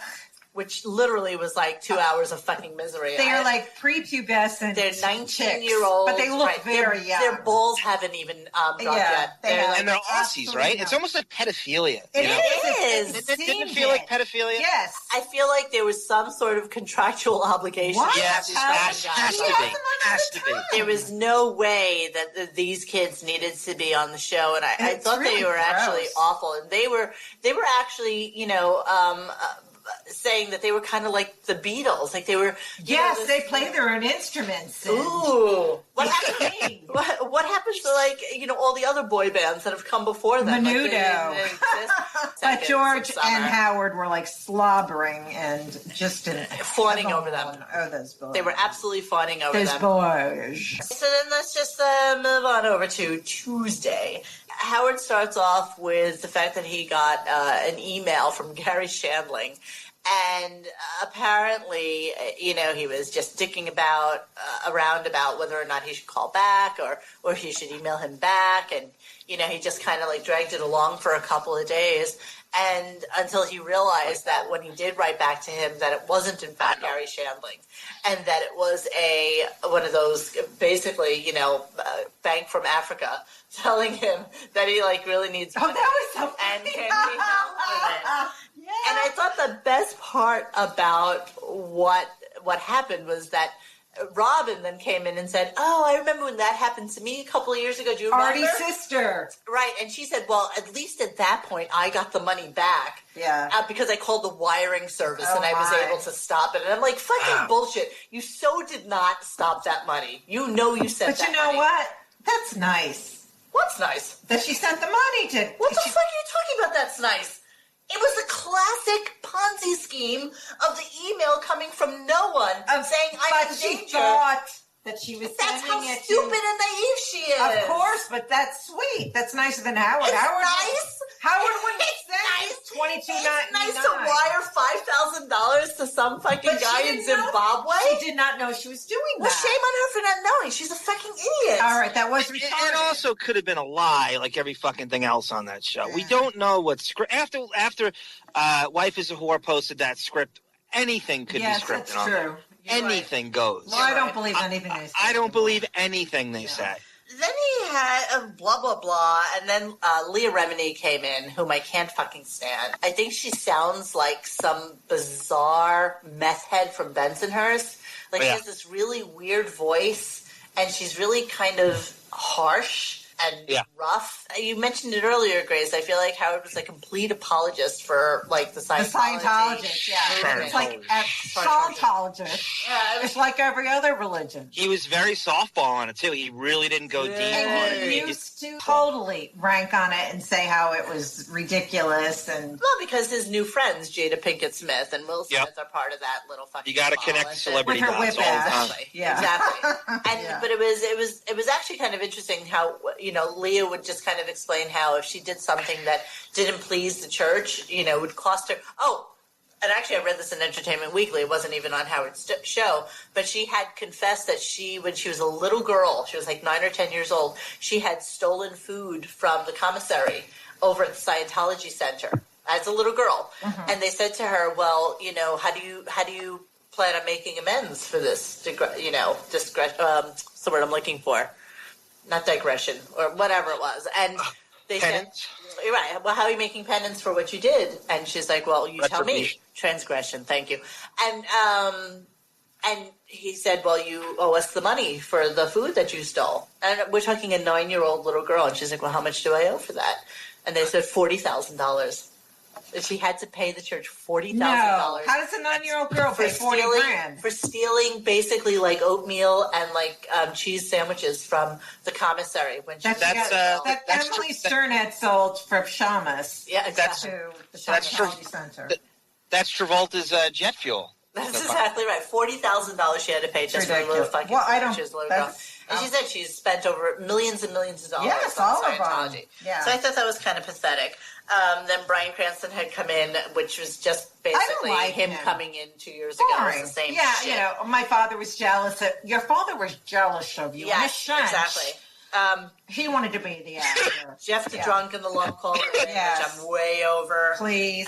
And then some guy named John Michael and his mother sat in. What the fuck is that about? Like, I don't even understand why they were there. I don't understand what the connection was. He went to BU and he was in the radio that program. Put a thing that said, you know, Howard Stern is an alumni and put some big poster in there. Yeah, I was actually just reading also that Howard actually has an endowment to BU, or he does some sort of scholarship fund there. Yeah, for 1099. Yeah, I'm sure. I don't know. No, I think that's his contribution to his alma mater. All right, let's move on to Wednesday. That was Alanis Morissette. Who cares? Well, Monique, can I say just for a second?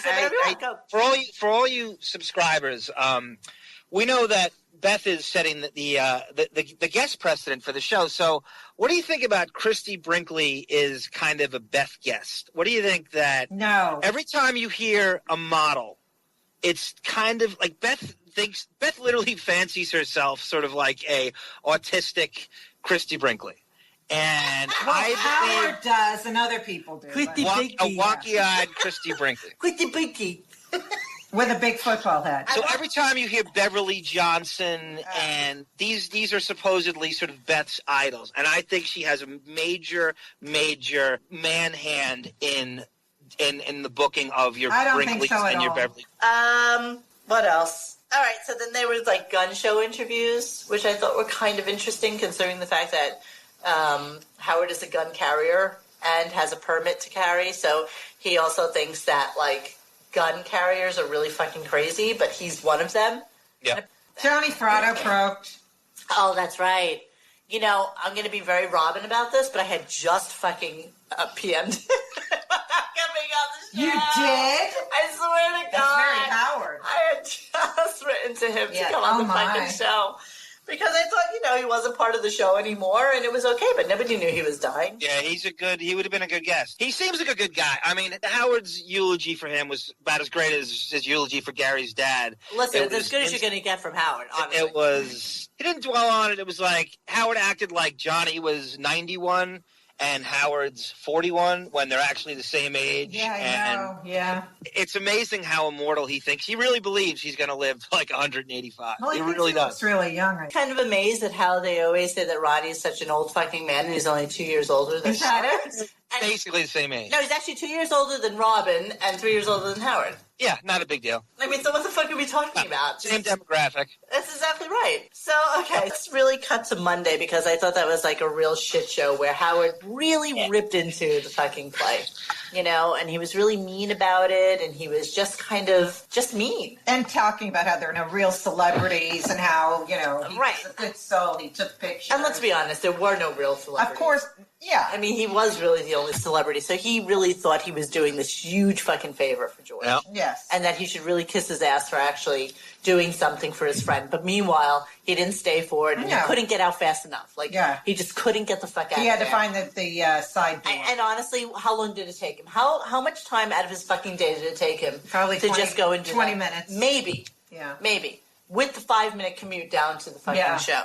So he basically ripped into the show. I was kind of hoping we were going to play some clips of Whoopi, baby, because I know Grace loves Whoopi. She loves herself some Whoopi. I can't stand her. And Howard was saying, how do you stay in such great shape? I'm thinking, the big fat, I know, she wears curtains. She's disgusting. She's a moo-moo wearer. She looks we all wearing curtains, and she baby. farts all the time. And she's talking about her farting. She's like Carol Burnett when she came down the stairs with the fucking curtains. Scarlett O'Hara. Our Scarlett O'Hara. So, yeah, I don't know if we have anything on Howard to sing George's show. Do you have something? Like, oh, thank God I don't have to sit through the play because I would just kill myself. Yeah, asshole. Really? Are you fucking serious that you would talk that way about your friend? You scumbag. Well, not your friend, as a case may be. No, because he doesn't have any friends. Yeah, you're 100% right. He's not Jennifer Aniston.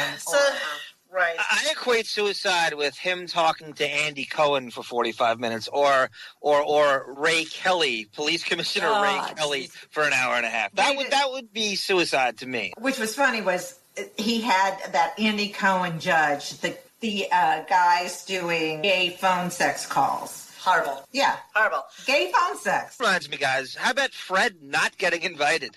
Mr. Wallpaper. He's so transparent in the show.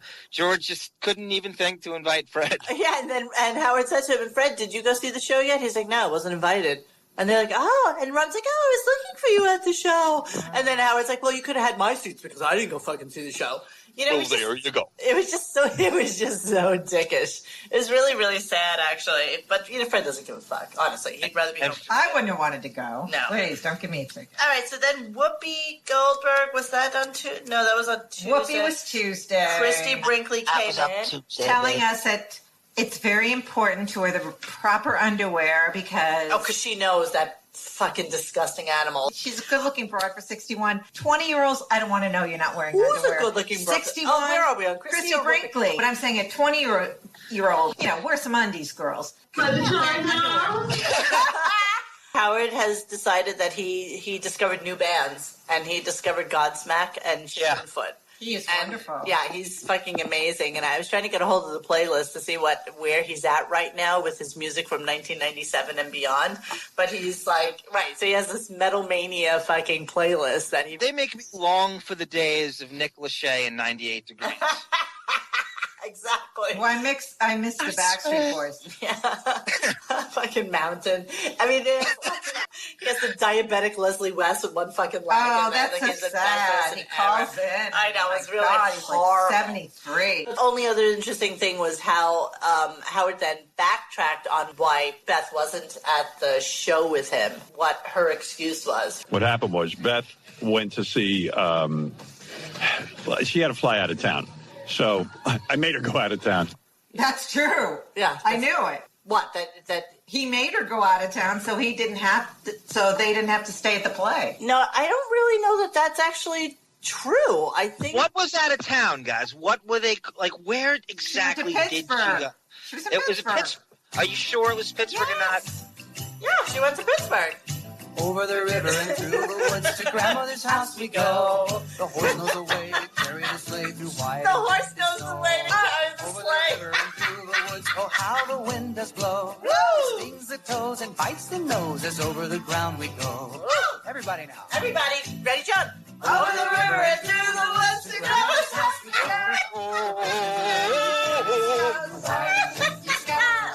Over the river and through the woods. Here we go.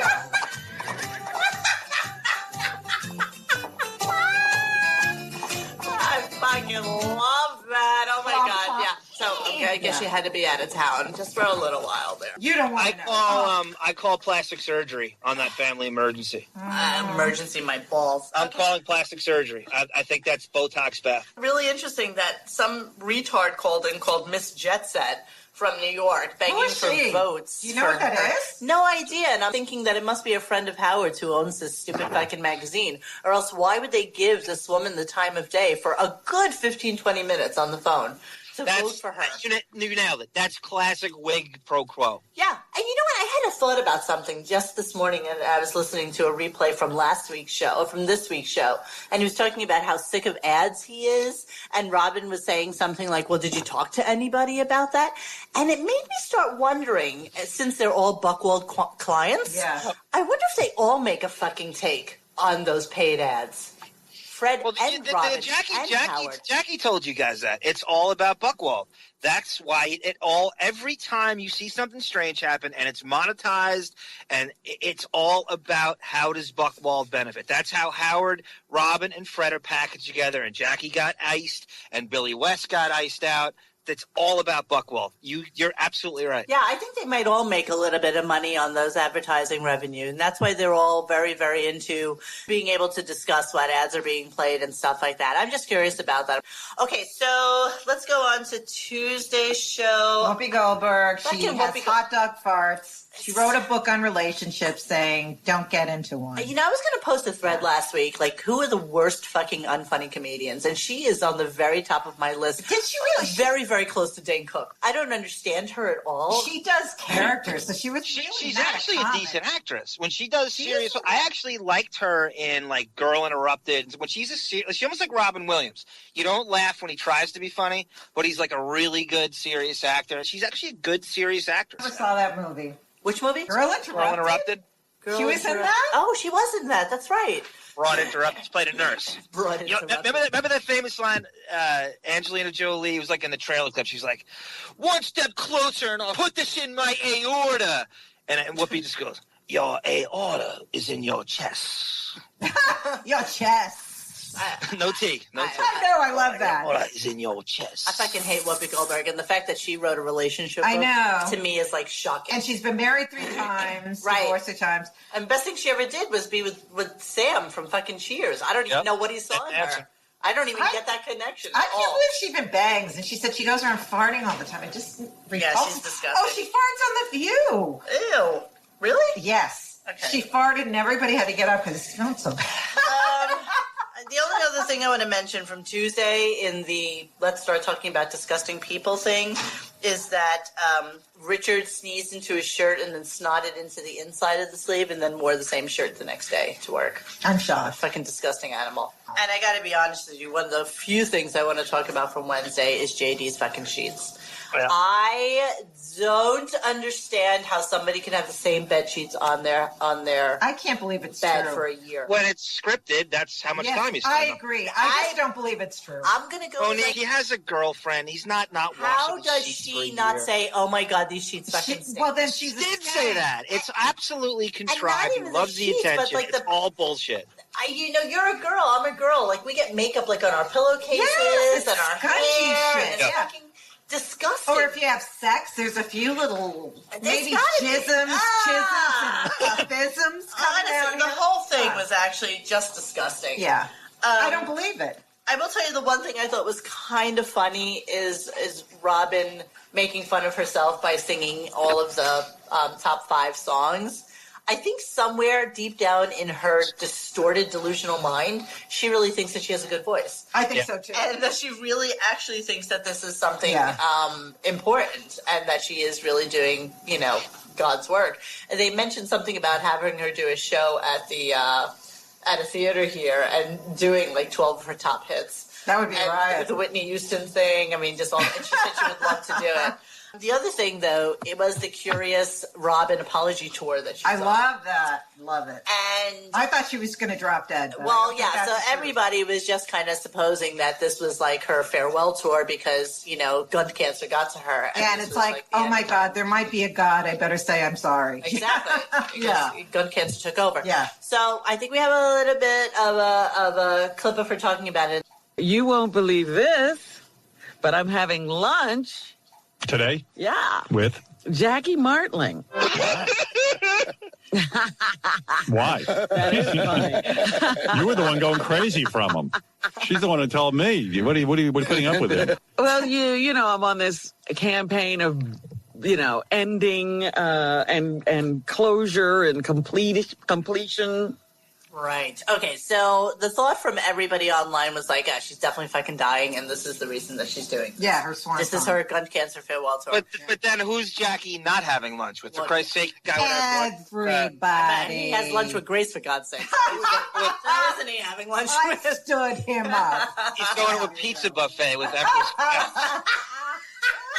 tomorrow at 3 p.m. when he gets up. And then he'll slip into a food coma, and that'll be the end until Saturday.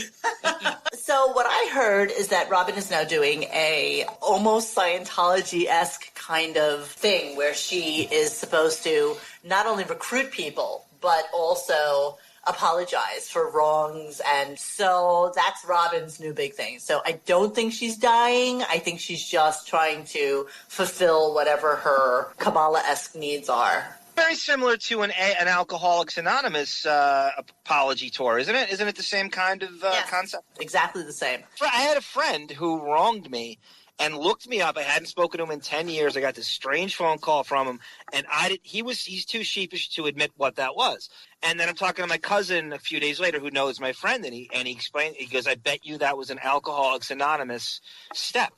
And sure enough, we tinkered around, and it was. It's the same exact thing.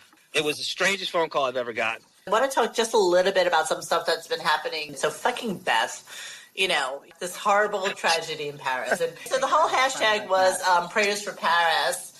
And so, of course, Beth Instagrams a fucking picture of a kitten with, And herself. Saying, here's my new kitten, prayers for Paris. Well, it's the first time she's ever acknowledged anything that's going on in life. I don't think she knows guys, was that the same cat during the Boston Marathon bombing? Prayers for Boston, exactly. She has ever once acknowledged anything that has ever happened as a human tragedy other than like a designer dying that one time because she wore her and she wore a dress. And that's the only time she acknowledged her. But she doesn't do things like that. And then, of course, Howard comes out like the next week and says, these fucking celebrities that go online with prayers for Paris and, they're such idiots, not realizing that Miss Beth, prayers for Paris, did the same thing. So that was kind of retarded, I kind of think. Well, she's and then another funny thing that happened is that somebody wrote on her Instagram, which we thought was kind of classic, Dear Beth, sorry I couldn't find your real email. I am Peyton. I am 11 years old. I love cats and animals. I have 2 cats myself. I am doing a report on a hero, and I decided to do you! ! The Peyton is a tip-off that it's a Buchwald plant because all the new parents, all the kids are named Hunter and Peyton, Right. fucking Logan. Right, all and soap opera fucking names. So that's right out of Buchwald's script. Why did you decide to rescue animals? What encouraged you? How many animals have you fostered? Do you have a favorite cat like Yoda Leon Bear? Yoda Leon Bear. Yeah. Any other information on why you choose to do and why you're a hero? ! I choose to have you as my hero because I loves me some animals, cats, and I want to be exactly like you. Ew. Peyton is a fucking cross-dressing fucking man. I want to be exactly like you. I didn't have to write this. When my teacher said we have to write a report about our hero/a hero, I thought of you.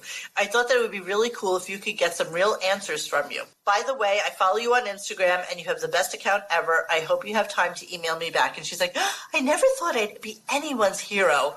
# so honored.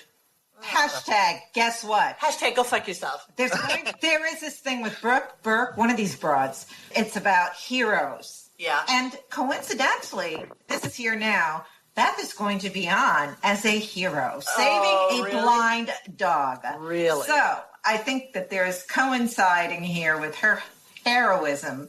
Our little hero, saver. She's so sweet. Our whole her storks. So, I also thought that was interesting, that not Howard-ish related, is that Mark McGrath had tweeted last week, no more daily Howard Stern shows in 16 for the first time since July 1991. Heartbroken. Stop. And then he wrote another one saying, since the Howard Stern show is ending soon and the wrap-up show was talking about it, I nominate Sugar Ray's Psychedelic Bee as best ever.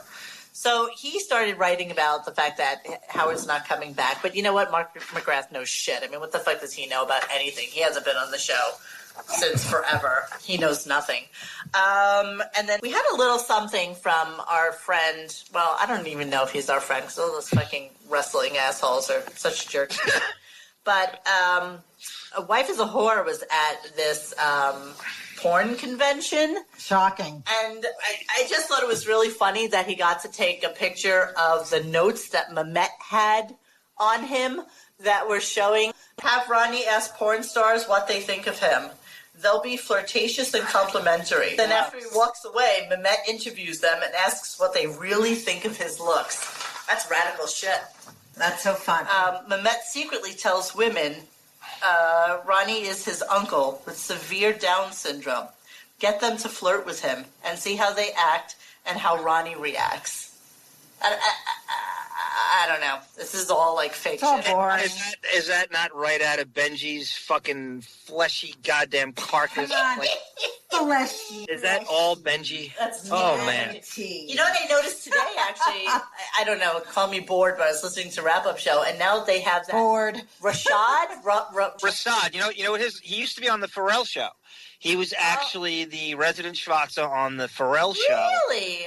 He was on air a little bit, and he would answer the phones. I think I actually spoke. Yeah, and he was. And they. I guess they didn't. Maybe they didn't want a Rachel lawsuit, and they kept him on. And I guess they incorporated it into the the wrap-up shit show. Well, now he sits in on the show. Now he's a regular, I guess. Is there anything else we wanted to bring up from the following week? Because I'm really bored with this. I'm tired. But one thing to say. Yesterday, Howard said Robin was singing the French patriotic song for that, right? So then Howard said, Beth speaks French, but she won't speak it for me. She won't speak it for me. Not even in French restaurants. Right, I tried to get her to order for us in French, and she won't even do that for me. She's Guess embarrassed. what? Yeah, Bonjour, she doesn't know. Yeah. Bonsoir. Right. Oui.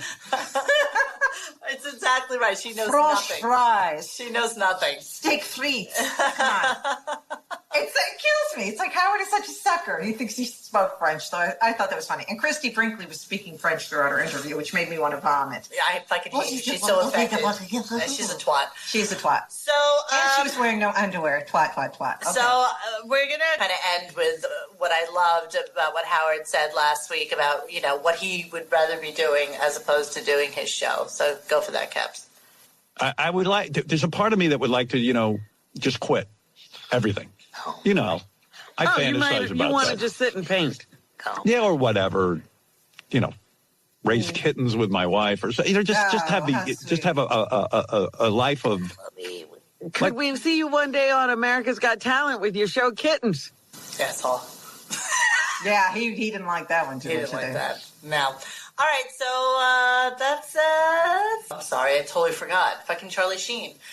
I just wanted to kind of mention the fact that we all knew that was the mystery star from Radar Online. I mean, it's not shocking. It's not shocking that with that degenerate lifestyle he's led for his whole life. Winning. Yeah. So it's pretty gross. Yeah, I guess that tiger has AIDS, doesn't he, you fuckface? He's just tired of paying people off and getting blackmailed. Yeah, but it was all over the place anyway. It was going to come out. It's the only reason. It's the only reason he actually did it. It's so not shocking. And that fucking girl who came on, I forgot about that also. Her, yeah. That girl that came on. Brie Olson. Brie Olson. And they used lambskin? Come on. Why was that so important? How was that? I don't know. I couldn't understand the significance of that either. She I don't thought understand. that it would not. Because those are thin. They're not as protective. It would prevent pregnancy, but it's not not HIV, as protective whatever. as other things are. But he never told her. So he lied. He said that he had told people and he didn't tell her that he had it. Right. And just personally, I want to thank Crom for the movies, Crom. Tata. What? Tata Tutti. I just want to thank Crom for all the movies you sent me. What do you call him? Tata Tutti. What are you saying? I got movies from somebody and I wanted to thank them. Thank you for the movies. All right, so we're now using this forum for all the people we want to thank for everything that's going on in our person. All right, so everybody. Adios, amigos. Everything was awesome. Thank you so much for listening to us. Thank you know, Gary Puppet, thank you so much for coming up. It was an unexpected surprise. So we're going to wrap this shit up, and everybody have a great night. And Good night. We'll see you next week. See you guys. Bye. So me, your kindness.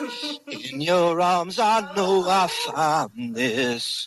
Woman, don't you know with you, I'm born again. Lying safe with you, I'm born again. Thank you, Johnny. We'll talk to you guys later. Bye.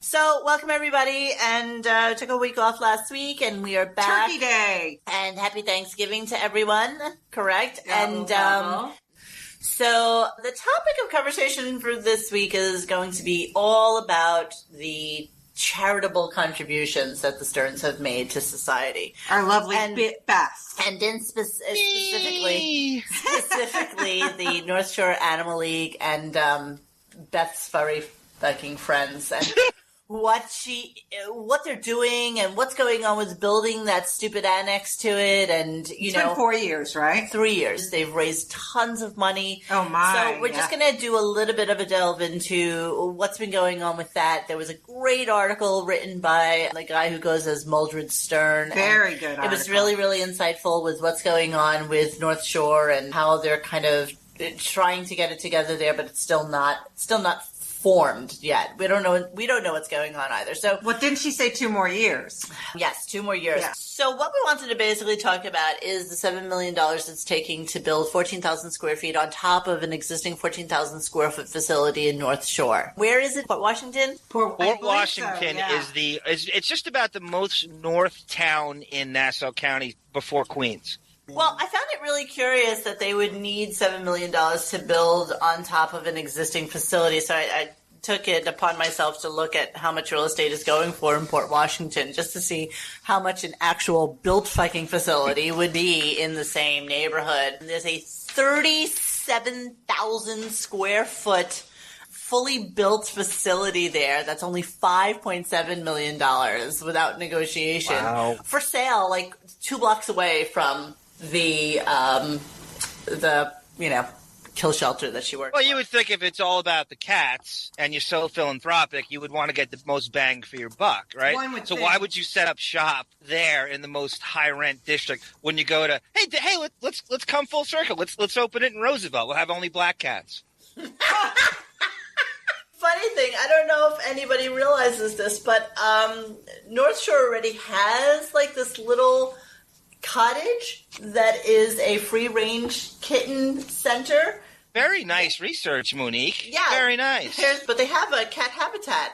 And it's just this cute little cottage where all the cats run free, and it's exactly what she's trying to do, I guess. I'm not really understanding what she's trying for $7 million, to do. or now it's 8 or 9. Now it's 8, right. So now what's happening is that that the permits supposedly are there, and I'm hoping Caps has a clip, because last year this time she also went, before the other book was coming out, she had an AOL.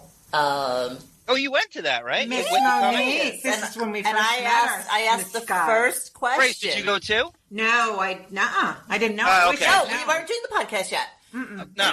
And it was the middle of winter, and that greasy slime was interviewing her. She always has like sweaty armpits. Whitney Scummings.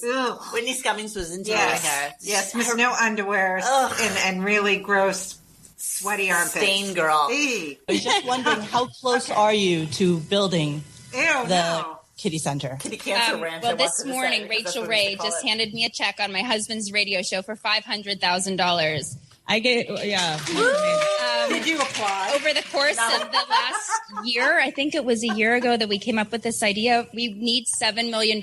We're over halfway there. So we are on target to break ground at the end of next spring. And right now we're dealing with permits. So I feel if we build it, they will come. Yeah, bullshit. Monique, you sounded like Megyn Kelly on that with the hard-hitting question. Wow. You like that, like at the presidential debate. What a grilling. I love how Very somebody nice. bossed her around. Make it a good one. Make it a good one. Who's bossing who here? The greasy twat said that to me. Oh, was that her? Ah, that was just like your sitcom, Whitney. Make it a good one. Yeah, exactly. Don't get canceled in 6 episodes. Come over and soil our couch, Whitney. So there she is. So we're supposed to assume, I guess, that they now have the money to pull this together. And then at some point, she said she needed $8 million. So we're a little fuzzy on whether or not they're actually telling the truth about this. And then the other fabulous, interesting thing that came out about this whole thing was that she has now just formed a charitable organization for herself and for Bianca's fuzzy friendless one. She has no friends. No, she has no friends. No friends. No, but Is it too early to cue that up? Yes. She has no It's a little friends. teaser. Just a little. So they just made Bianca Furry Friends Foundation, which has been exempt since February of 2015. All contributions are deductible. It's a 501c3 religious, educational, charitable, scientific, or literary organization.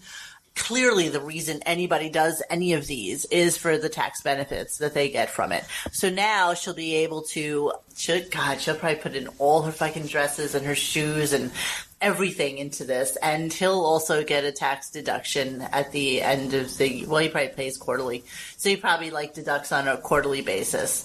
Monique, what do you think a flight to Plug Beach costs? Kabasinjukis?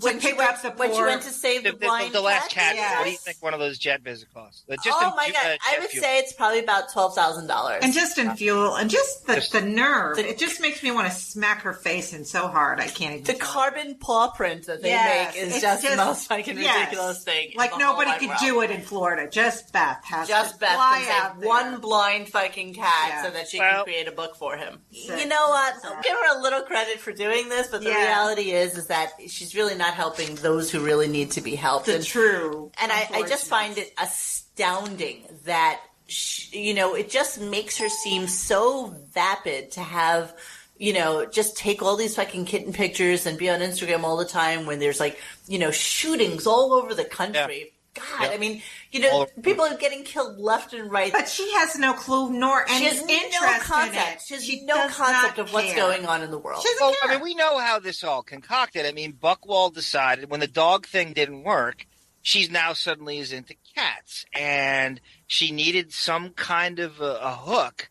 And so they shopped around to these deep cable shows.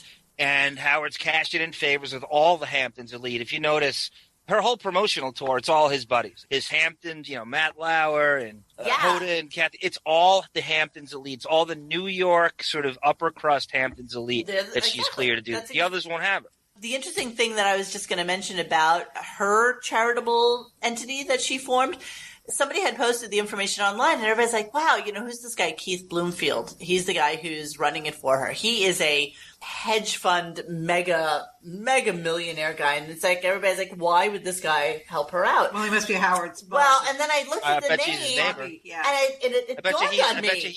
I bet you he's 19 squabble. No, it dawned on me who he was. Who? And you know the way Beth always takes pictures with, like, her gay besties out in the Hamptons? Yes, yes. He's one of them. You're kidding. No, so he's the one who formed her foundation for her. I didn't think that he was a lawyer. I thought they were like... No, he's not a lawyer. He's a hedge fund manager. A hedge fund dude. He's managing the foundation so it's for one her. Of her so it's one of her literally asshole buddies. But she doesn't have any friends. But... She doesn't have any friends. And you know what? These are gay besties, so they don't really count in the... So basically, most of these foundations only have to spend 5% of their assets annually, just FYI. The reality is if she took in $10 million on any given year, she would only have to spend $500,000 in order for the foundation to stay in business and be adequately. Yeah, that's what I was going to ask you. Can she pocket this stuff? Of course she must. It's not about how her pocketing it. It's about being able to deduct the taxes from it. So let's talk about North Shore Animal League for just a quick moment. It's ranked in the bottom 10% of the 460 animal charities that are on Charity Navigator.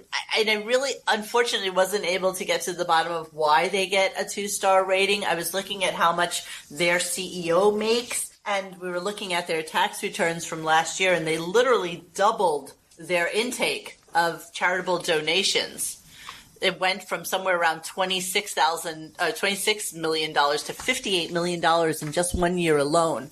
But they didn't raise the CEO's salary. He stayed at like $380-something thousand, which is less than 1% of the total take of the funds that they took in. So it can't be that. So I started doing a little digging into the North Shore Animal League and saw that one of their greatest scams that they have going is this sweepstakes that they do.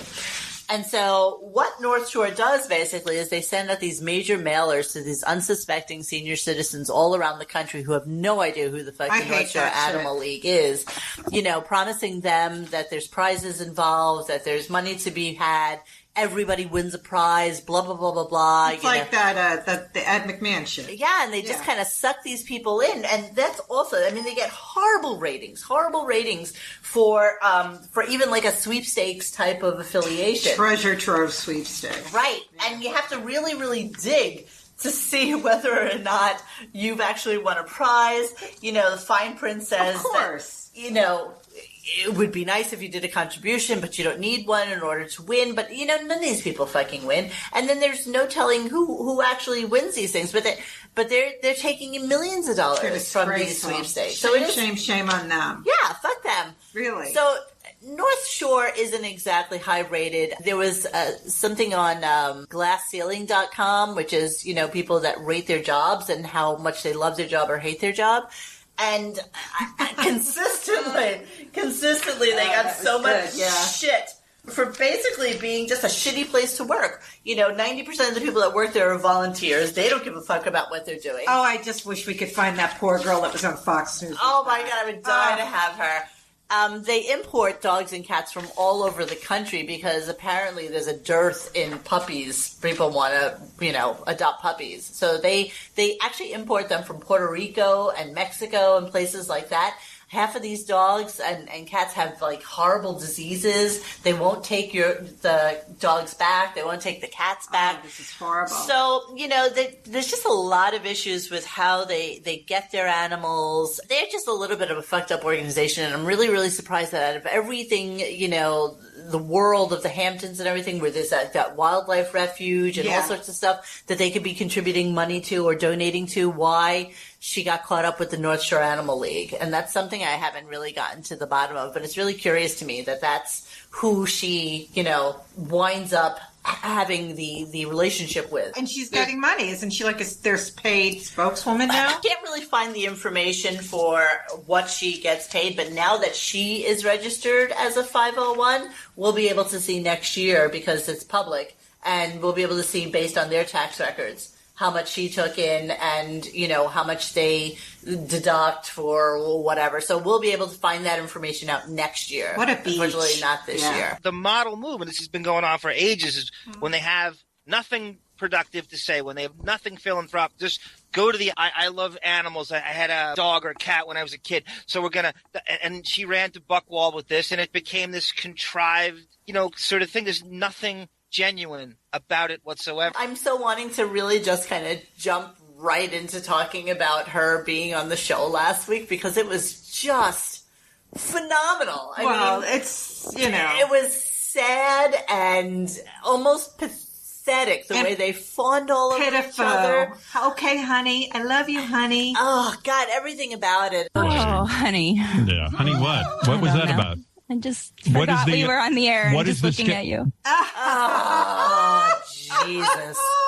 I forgot we were on the air and I'm just looking at you. But what she said also was, you're like, you own the place. I love seeing you sit there with your feet arm up. You're like a boss. Yes, you're like the king. You own the place. But guess what? He does, bitch.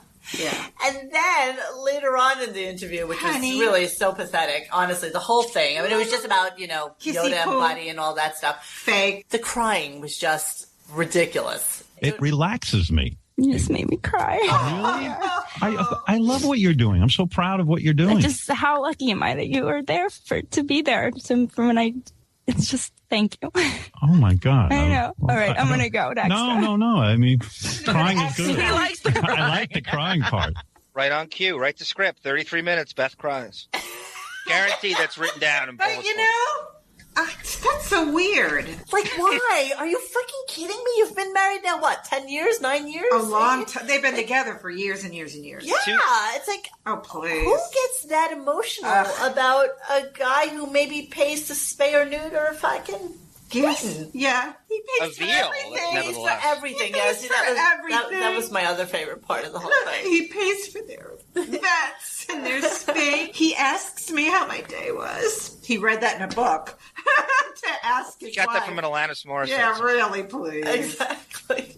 So, the whole thing was just really sad. That of course, was that's what it comes down that to. was so funny. You know? And he pays for everything. You pay for everything. I know, but every spay, every neuter, every eye surgery, that man is doing it all for me. So, but I love you. Aww, honey. She's gonna cry. It just warms the cockles of my heart to hear them my together. You know, that's love that I will never know in my lifetime. Nora, we are jealous of her love. We are very, very Nora's kids either. Yeah, really. We'll never know that love. It's really bad. Well, the other part that was really, really sad about that interview is the whole fat shaming and body dysmorphia thing that I think is going on with those kids. They're like two teenage bitches fighting it out. I'm skinnier than you. I'm skinnier than you. It's the skeleton twins, classic humble brag. Look at that fat person over there. Oh, they're fat. Look at that. If you could change, I know how it's perfect, but if you could change anything about him, what would it be? He thinks he's fat, and I hear about that all day long. And but you think that about you too. I am fat. That's why. Yeah, that's exactly. Bikinis and I model, you know, because I'm an obese pig. I'm frolicking in a bikini. But this is their psychoses. They're both fucking crazy. You know, I could see them at home. Oh, it's like, honey, does my ass look fat? No, does my ass look fat? No, it looks beautiful. They're like two teenage girls. Yes. And they're in a contest to see who could be skinnier, who's fatter, who's this, who's that. And I ate this, but I only ate that. Oh, you ate more than me. No, I ate less. Oh, sweetheart, I feel so fat. I just ate a piece of pizza. No, that doesn't happen. No, my darling, I just ate. He usually eats his eggplant and he gets the spaghetti on the side. And he literally counts it out and has 12 strings of spaghetti. That is psycho. I mean, oh my God, I'm 13. Oh, I'm so fat. I'm so fat. I can't fit into any of my John Barbados clothes now. Oh, don't most dumpy yentas do snow angels in a bikini? Yes, we do. Yeah. I just did one last week. he takes this phone call where a guy was really a little bit upset about the fact that he was saying that he was fat. Well, I'm saying, I mean, it's interesting to me that Beth comes on the air and says, I'm fat. I mean, that sounds a little ridiculous. No, I mean, we all know what it looks like. That's kind of like saying her admitting that she's ugly. I mean, it's not. Hey, that's how she feels, man. My wife's genuine about that, honestly, but that's what keeps her thin. But it doesn't have anything to do with reality. She knows that. Oh, she knows that. We talk about fat 90% of the time. Yeah, I mean, we're a very superficial couple, by the way, and we enjoy it. Yeah. Right. I remember one time Howard said that when they have sex, he doesn't get out of bed naked and go into the bathroom because he doesn't want her to see his ass. And he said she did the same thing, that she would walk backwards. Exactly, because he doesn't want her to, study his ass, his old man. He's not gay. And vice versa. Are you fucking serious? 62-year-old guy saying that. Listen, he's not gay. You know what? For the millions of dollars that she's making on a yearly basis, she knows what fucking buttons to push on that man to make him stay with her. She's the ultimate gold digger. And for that, I applaud you, Beth. I really do. Stupid as a fox. She's stupid as a fox. Yes. That's exactly right. Oh my God, that's so fucking perfect.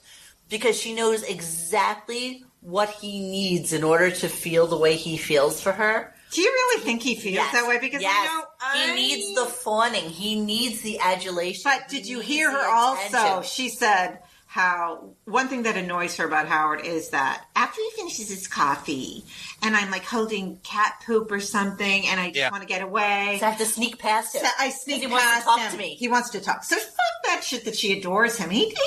She doesn't adore him at home. But she puts on the good show. Oh, That's she all puts I'm it saying. on in public. She puts on the good show, and he falls for it, hook, line, and sinker. I mean, that's who he is now. He needs, as much as he needs people to love him on air, and for people to say he's the best broadcaster and the best interviewer and the whole thing, he needs that person at home to do the same thing for him. And he's got a whole staff of 50 that does that. I Everybody can almost guarantee that Allison never did that. No, she didn't. No, everybody in his staff is crafted to kiss his ass. That's the protocol. That's what you have to abide by. That's the guidelines. Everyone not there anymore were the least of the ass kiss. Everyone gone there with people that call them out on shit.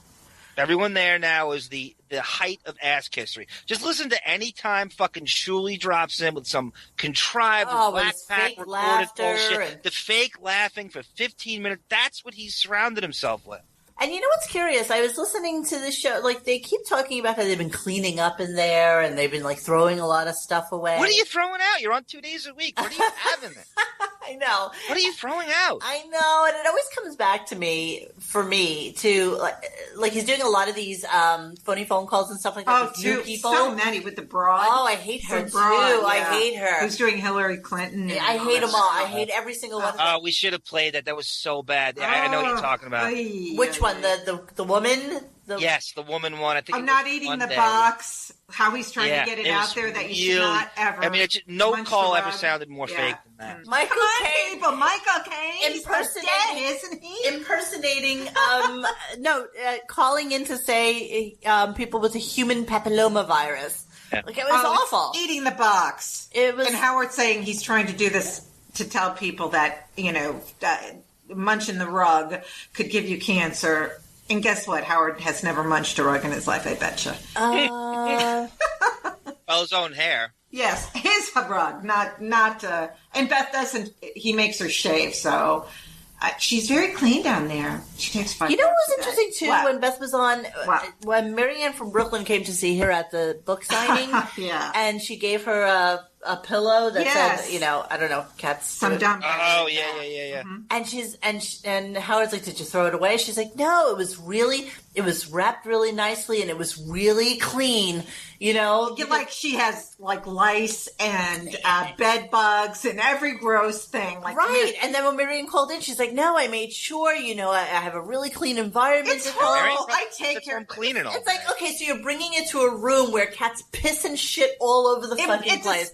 But we have to make sure that the goddamn pillow is. Well, also too, Marianne's probably done more. Stop it! Yes. What? One day than those two twats have done in 10 years. And you know what was the most pitiful thing? Mary Ann from Brooklyn bought 50 fucking books. 50 books. And then 20 a pop? Yes. So I don't know. So maybe Howard gave her the money to do it. I don't know. But she bought 50 books. And then Beth at the end said, "Oh, it was so wonderful. And children and parents, and they all came.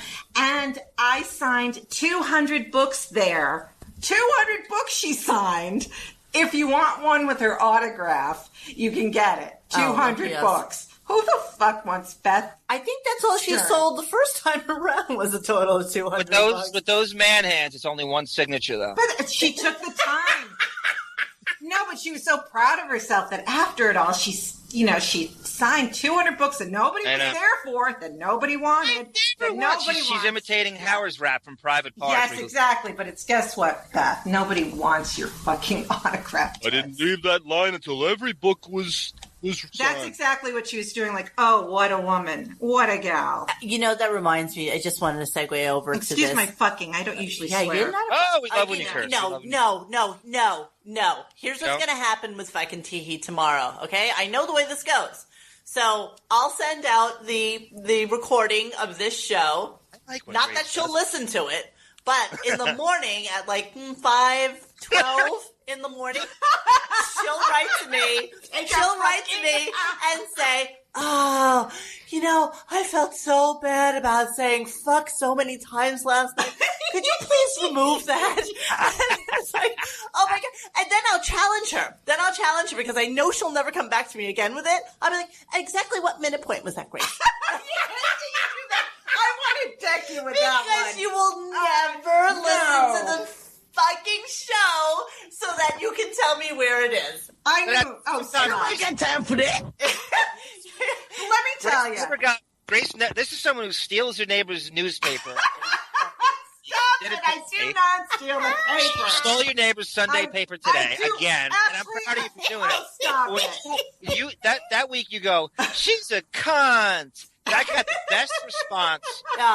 Do you think for a moment she didn't call me the first thing the next fucking morning and say, "Oh, Monique, I used the C word on air yesterday. And I don't talk like that. Horrible about it." No, for Beth, she is a cunt. Could you please remove that? I don't care about that. I don't remember where it was or what time I did that. Or only one time I asked you. And so you remove asked cunt. The cunt, I've only said cunt, I said it once because I was in the other room and they said, and you were with Grillo. I'm sitting out there with Reacher, the dog, and I'm by myself and there's a party going on here. And you guys are laughing and drinking. You know what? Remember Mush? Please. You talked about Beth and I said she's a cunt. It just came out. Yeah. So please you know what Grace is like? I was reading an interview with Vince Gilligan that said when he did Breaking Bad, they're only allowed to say 5 curses per show. Oh, really? Yeah. So every time they drop, I think they can say fuck. So every time they say a shit or a fuck, it's it's really powerful, because she's using them wisely. So so she really cherry picks her ways, and when Grace drops one, it really means she really means it. That's exactly right. Me, I curse all the time, so it means nothing. It's kind of like saying life. We water it down. We definitely. So it's just like Breaking Bad. I hate huge cock.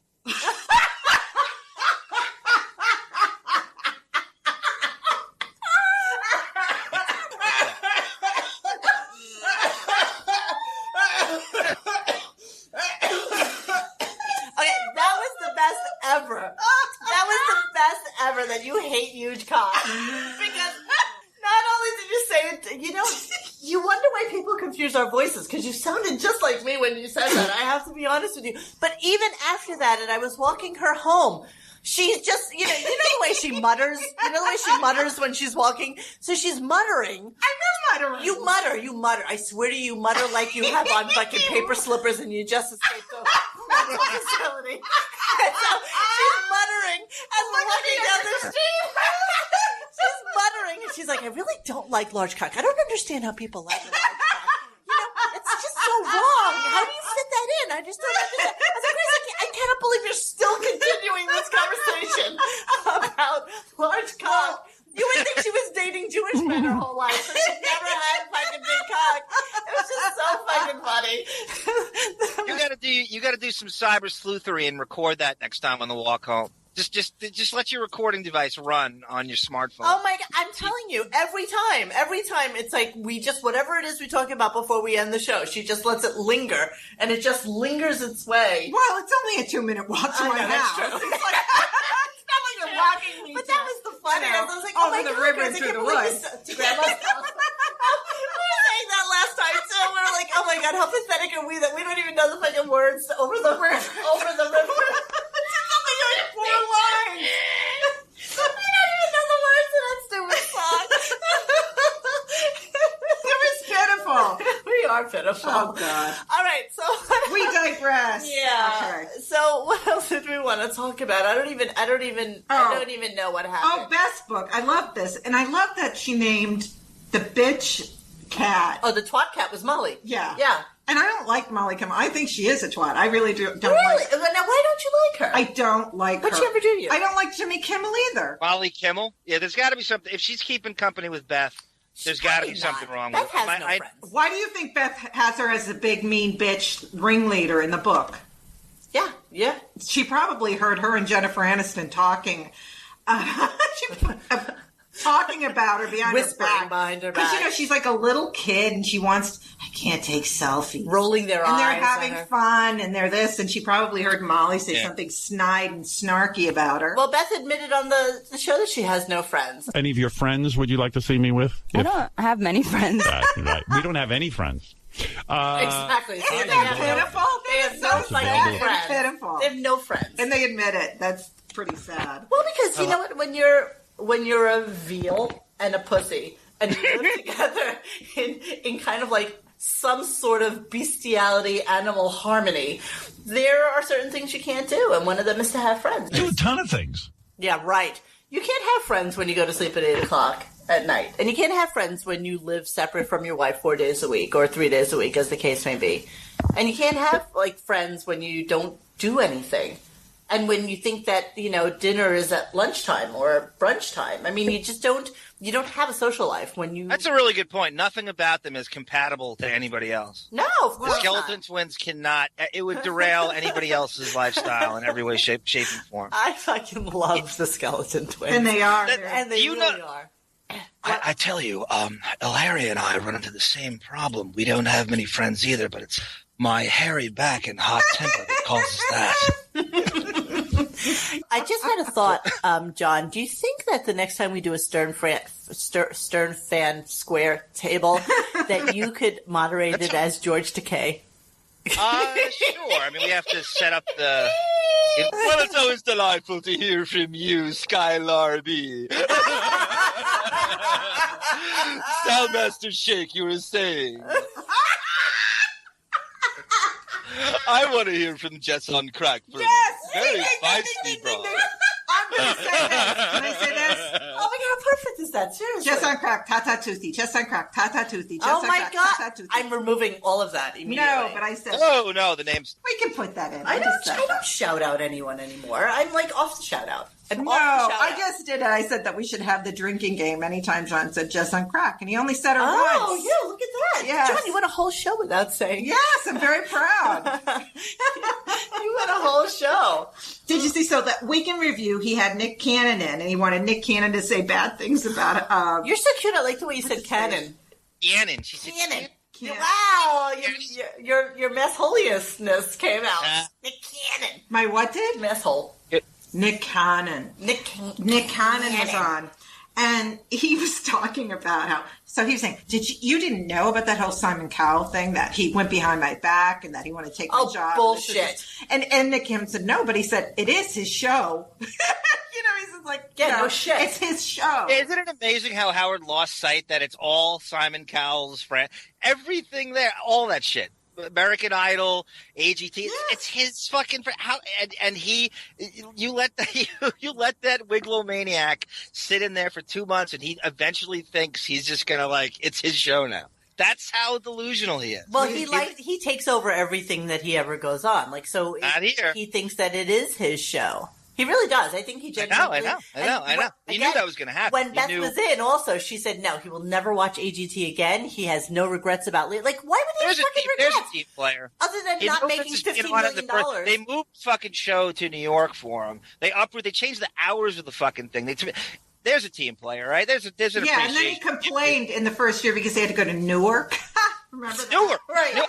Right. He had to get into his car and be driven to Newark. Which was or the fact that they had to work until like 11:30 at night one night, and everybody was just devastated because after a 2-day work week. Oh, I don't think that he really actually realizes how fucking pathetic he sounds. He doesn't. Like, I don't get it. I think that he genuinely is so sheltered at this point, like so Howard Hughes, that he doesn't get that he is no longer in touch with anyone. I've experienced everything. Yeah, right. It's so funny. You know, we've been walking around with Flat Howie for a while now. I don't know if you guys have been seeing any of my Twitter posts or have you seen Flat Howie? No. Okay. No, I don't think I have either. You remember when he was doing this Flat Ronnie thing about like he wants people to carry around this cutout? They were cleaning up a couple of weeks ago, and there was a giant cutout of Ronnie. And it was in the garbage pail head first, and somebody says, "Oh shit, you know, there's the Ronnie." And of course, I guess it was Howard's idea. He's like, "Oh my god, that's kind of like a flat Timmy." Well, you think that was not planned? Of course. Come on. So now they want to do Flat Ronnie, and so people will take Flat Ronnie around with them wherever they go and take pictures of Flat Ronnie doing all sorts of silly things. So Benjamin was online a couple of days after that, and he's like, "Oh my god, we should do a Flat Howie." So that turned into basically us like cutting out Flat Howies 11 by 17, and I take him with me wherever I go. Everywhere. Like, I take Flat Howie with me everywhere. I have a Flat Howie right here for you, as a matter of fact. Go take a look. See on the dresser. Look on my desktop right there. Just go grab your desk? Yeah, just go grab Flat Howie. You could probably reach him from here. And so anyway, so I've had Flat Howie in the meat counter. I've had Flat Howie like next to a horse. I have Flat Howie next to George Takei on Broadway. I have them all over the place. And that was funny. And then we hashtag it with, you know, Flat Howard or Flat Howie. He's a paper doll. We can put his John Cavartos. Yes. And he's wearing a scarf. Yes. So I take him everywhere with me. Ah, very nice. And then Benjamin posts him on Instagram. An attractive photo of our Howard. I know. It's so Flat Howie has more body fat than the real Howard. Look at the face. I can't believe that face is and eats real. more. No, because that's like and works more too, and is more active. Oh, what was it? And walks more. So, what else do we want to talk about? Amy Schumer. How about we can review? He went on about Amy Schumer being. Oh, nice. Yes, the bikini, like the yes. poolside. Oh my God! I happen to have that all queued up for us, my friend. Yes. Let's hear that. Let's hear that fat shaming that he did. Or wigpocracy. Yes. And we were in Los Angeles. Mm-hmm. I was taping America's Got Talent. Remember, it's all in New York except for 2 weeks when I had to go to L.A. Right. Well, during the 2 weeks, I'm laying by the pool at the hotel for the rare 5 minutes that we didn't have to work. And who's there? Amy Schumer to my left in a bikini. She doesn't give a fuck. She's like, hey. Give a fuck. You know what I mean? I mean, I don't understand what she doesn't care. People wear bikinis. Look at the way Robin's trying to lead this. Yep. She doesn't care what you think. She doesn't care.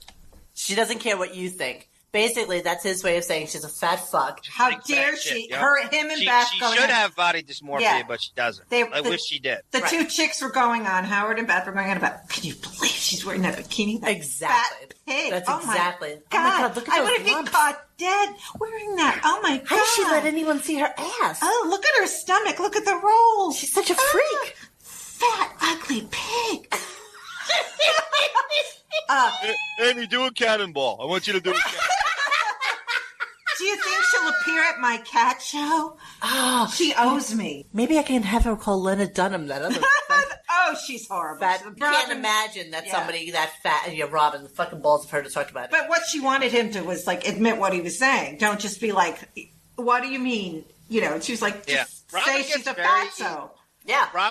Because Robin can't really say anything, she has to kind of get uncomfortable there. And anytime he goes into fat shaming or anything weight oriented, Robin's got to kind of get a little sweaty. Yeah, but you know what? You know what? It's dawned on me, actually, and we've had all these conversations about it, but it finally dawned on me when we were in with Jackie, the fact that they're all Buckwald clients Yep. It all makes so much fucking sense now. Like that was one of the best revelations. Like, we know that, but just connecting the dots like that is really what anybody that wants to sort of take apart the inner sanctum and sort of get under the subtext of it all, you have to connect the Buckwald dots before. That is the motivation behind every single thing they do. Yeah. Why they all sign together, why this person gets fired, why this person gets – it's all about 112 Productions and Buckwald. That's why they're packaged together. That's what everybody has to keep in mind. Every time you want to get cynical about the show, it's all about that. That is everything. It's the package deal.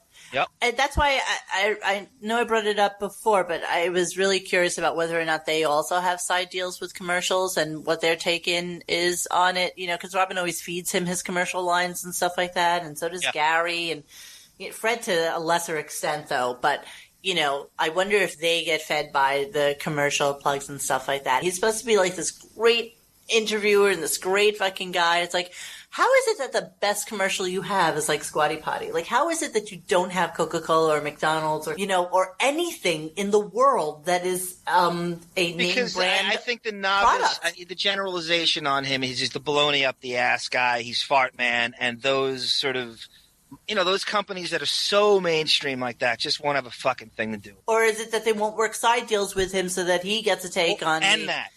You know, I wonder about that. I wonder if that's part of it. I'm sure. I don't know. Absolutely. He thinks Coca-Cola marbles, and marbles. Yep. Yeah. So I guess is there anything else that went on last week? You know, I was gonna whip back around to North Shore for no good reason, honestly, and just kind of throw out there that now they're asking for $8 million, and now they're saying it's not going to break ground until the end of next spring. Gives Beth another book. She said on that thing, that AOL thing, well, maybe we'll have another Foster special. What a fairy tale. And maybe you'll have another book next year, but I don't know. We'll have to see who I foster. So I got the download of the book that David Spade read. And first off, the entirety of the read of the book, you guys, is 4 minutes and 30 seconds. That's pitiful. Like, that's the entire read. $22.50, right? So that you had to have David Spade come in and read it, and he sounds so like bored and humorless and sarcastic in it. Like, I can't stand him. I can't stand him either. But when doesn't he sound like that? I don't think I've ever heard him sound. It's just very interesting to me that he would come in. Too cool for school. He had a new book. He ripped Howard a new asshole for, you know, thank God you didn't ask me to do a forward for it, ha ha ha. But meanwhile, there he is asking him to do a fucking read for his wife for 4 minutes and 30 seconds. Yeah. So you got to wonder how that came about. Why him? Why that? Like David Spade and all the people he knows. It must be a Beth favorite. It must be some Saturday Night Live dry humping Beth bullshit that how he got chosen and anyone he could have asked. What was the big deal that Robin named her cat Yoda? You know, like because she's stealing. Why would she name her cat Yoda? That's like you getting a new dog and naming it Reacher. Like, you know my dog. You know my dog's name is Reacher. Wow. You would never name your fucking dog Reacher. But it's not like it is like that, though. No, it isn't. It's like she read the fucking book for her. But the whole thing is that Yoda was not some name that they came up with out of the clear blue sky. Irrelevant.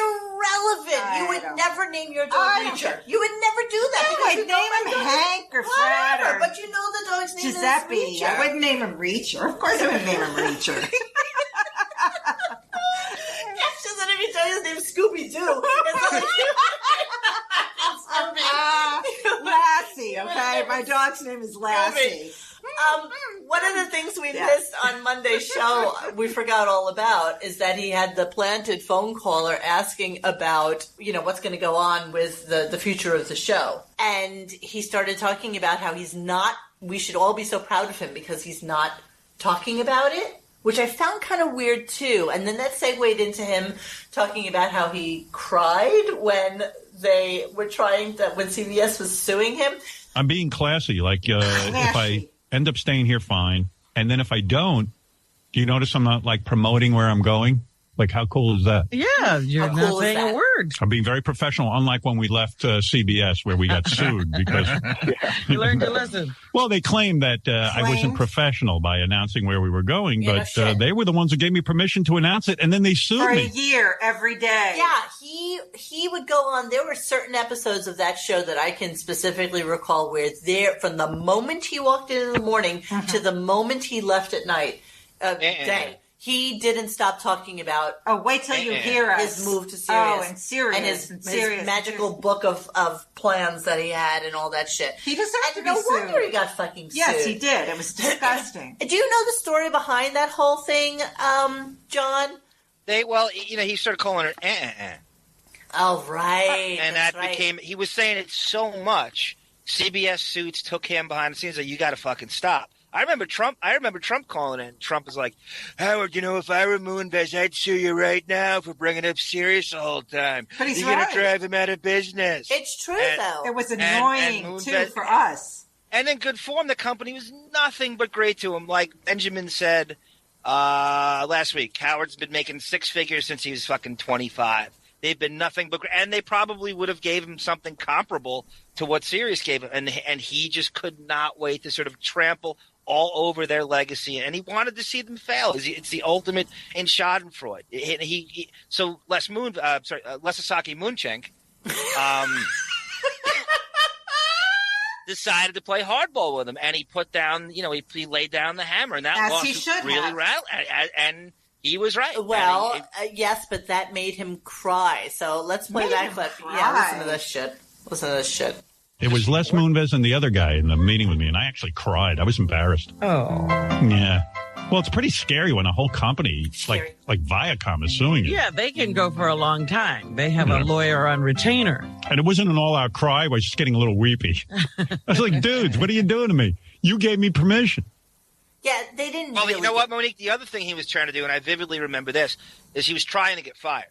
Yes. So around the time what would you say? That was his late 2004. He officially signed with Sirius. So he spent basically all of 2005 promoting Sirius, and he was essentially trying to get fired. So he would stay in the parameters of what he was. If they find them once, fine, suspend him. But he was trying to get them to buy him out of his contract, so he would get the whole year off.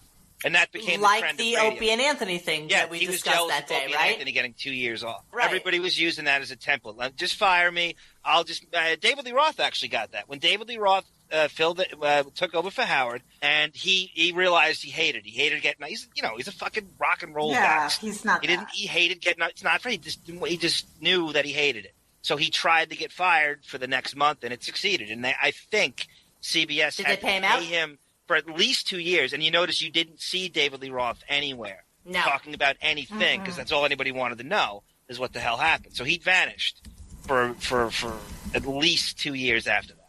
And that's what Howard was trying to do. He was just jealous of all these people that were getting fired left and right and getting paid for it.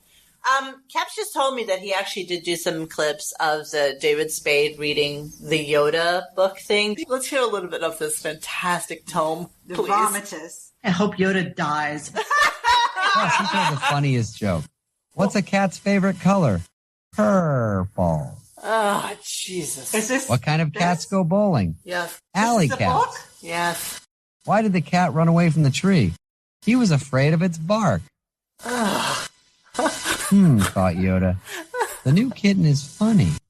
Thought Yoda. Yeah, the new kitten. What a riot. Yeah, new kitten. David knock, Spade's knock. Who's there? David Spade's hair almost sounds real in that clip. Doesn't it? Didn't he sound like a pedophile in that? Honestly, it is the creepiest, most creeptastic fucking sound I've ever heard in my entire life. He just sounds incredibly. Really, it's just... And those jokes. I almost can believe that Beth actually wrote this book all by herself. I can't. She's all too by stupid. It's 4 minutes and 30 She's seconds too worth of wording. She's not even that clever. My father, a retired oral surgeon. Retired by the law. Retarded oral Retired surgeon. by law. I love it. Under house arrest. I love that. Here's the article because John was able to actually find this today. I loved it. A former oral surgeon from Fox Chapel was sentenced in federal court last week to 3 years of probation for healthcare fraud. Robert F. Ostrowski, 60, was a licensed oral surgeon who created a false claim for payment for extensive oral surgery procedures which he did not perform in order to receive $8,000 from Nationwide Mutual Insurance Company. In addition to the probation term, Senior U.S. District Judge Gustav Diamond also sentenced Ostrowski to 6 months of home detention and ordered him to pay a $10,000 fine and perform 200 hours of community service. Now, call me crazy, but I have 2 impacted wisdom teeth as we speak, and I have to go to the fucking oral surgeon on Monday, and it is going to cost me no less than like $6,000 to get these teeth out. So to me, this $8,000 can't possibly be. I mean, what are you kidding for me? all that. That's one impacted fucking wisdom tooth. Well, that's Pittsburgh maybe as well. It's Pittsburgh. It's Pittsburgh 12, right? Yeah, it's yeah. Pittsburgh. Well, I mean, he used Terry Bradshaw on his claim form. I think that might have got him caught. But you think that maybe that's the one time he got caught, and that it was like an ongoing thing? Of course, he got caught. $8 grand. That's what I'm saying. What he 6 did months before. at home? Come on. That's weird. That's an age-old thing doctors do. It's fake, see me once, I bill you 5 times. They've been doing that since the Stone Age. So what do we estimate Beth's salary is from that? Ooh, do we have a number, question. or are we guessing? I don't know. The end of the fiscal year is coming soon, so hopefully those she can't get as much as a guy, because what does he get? 300 something? 385 or something like that.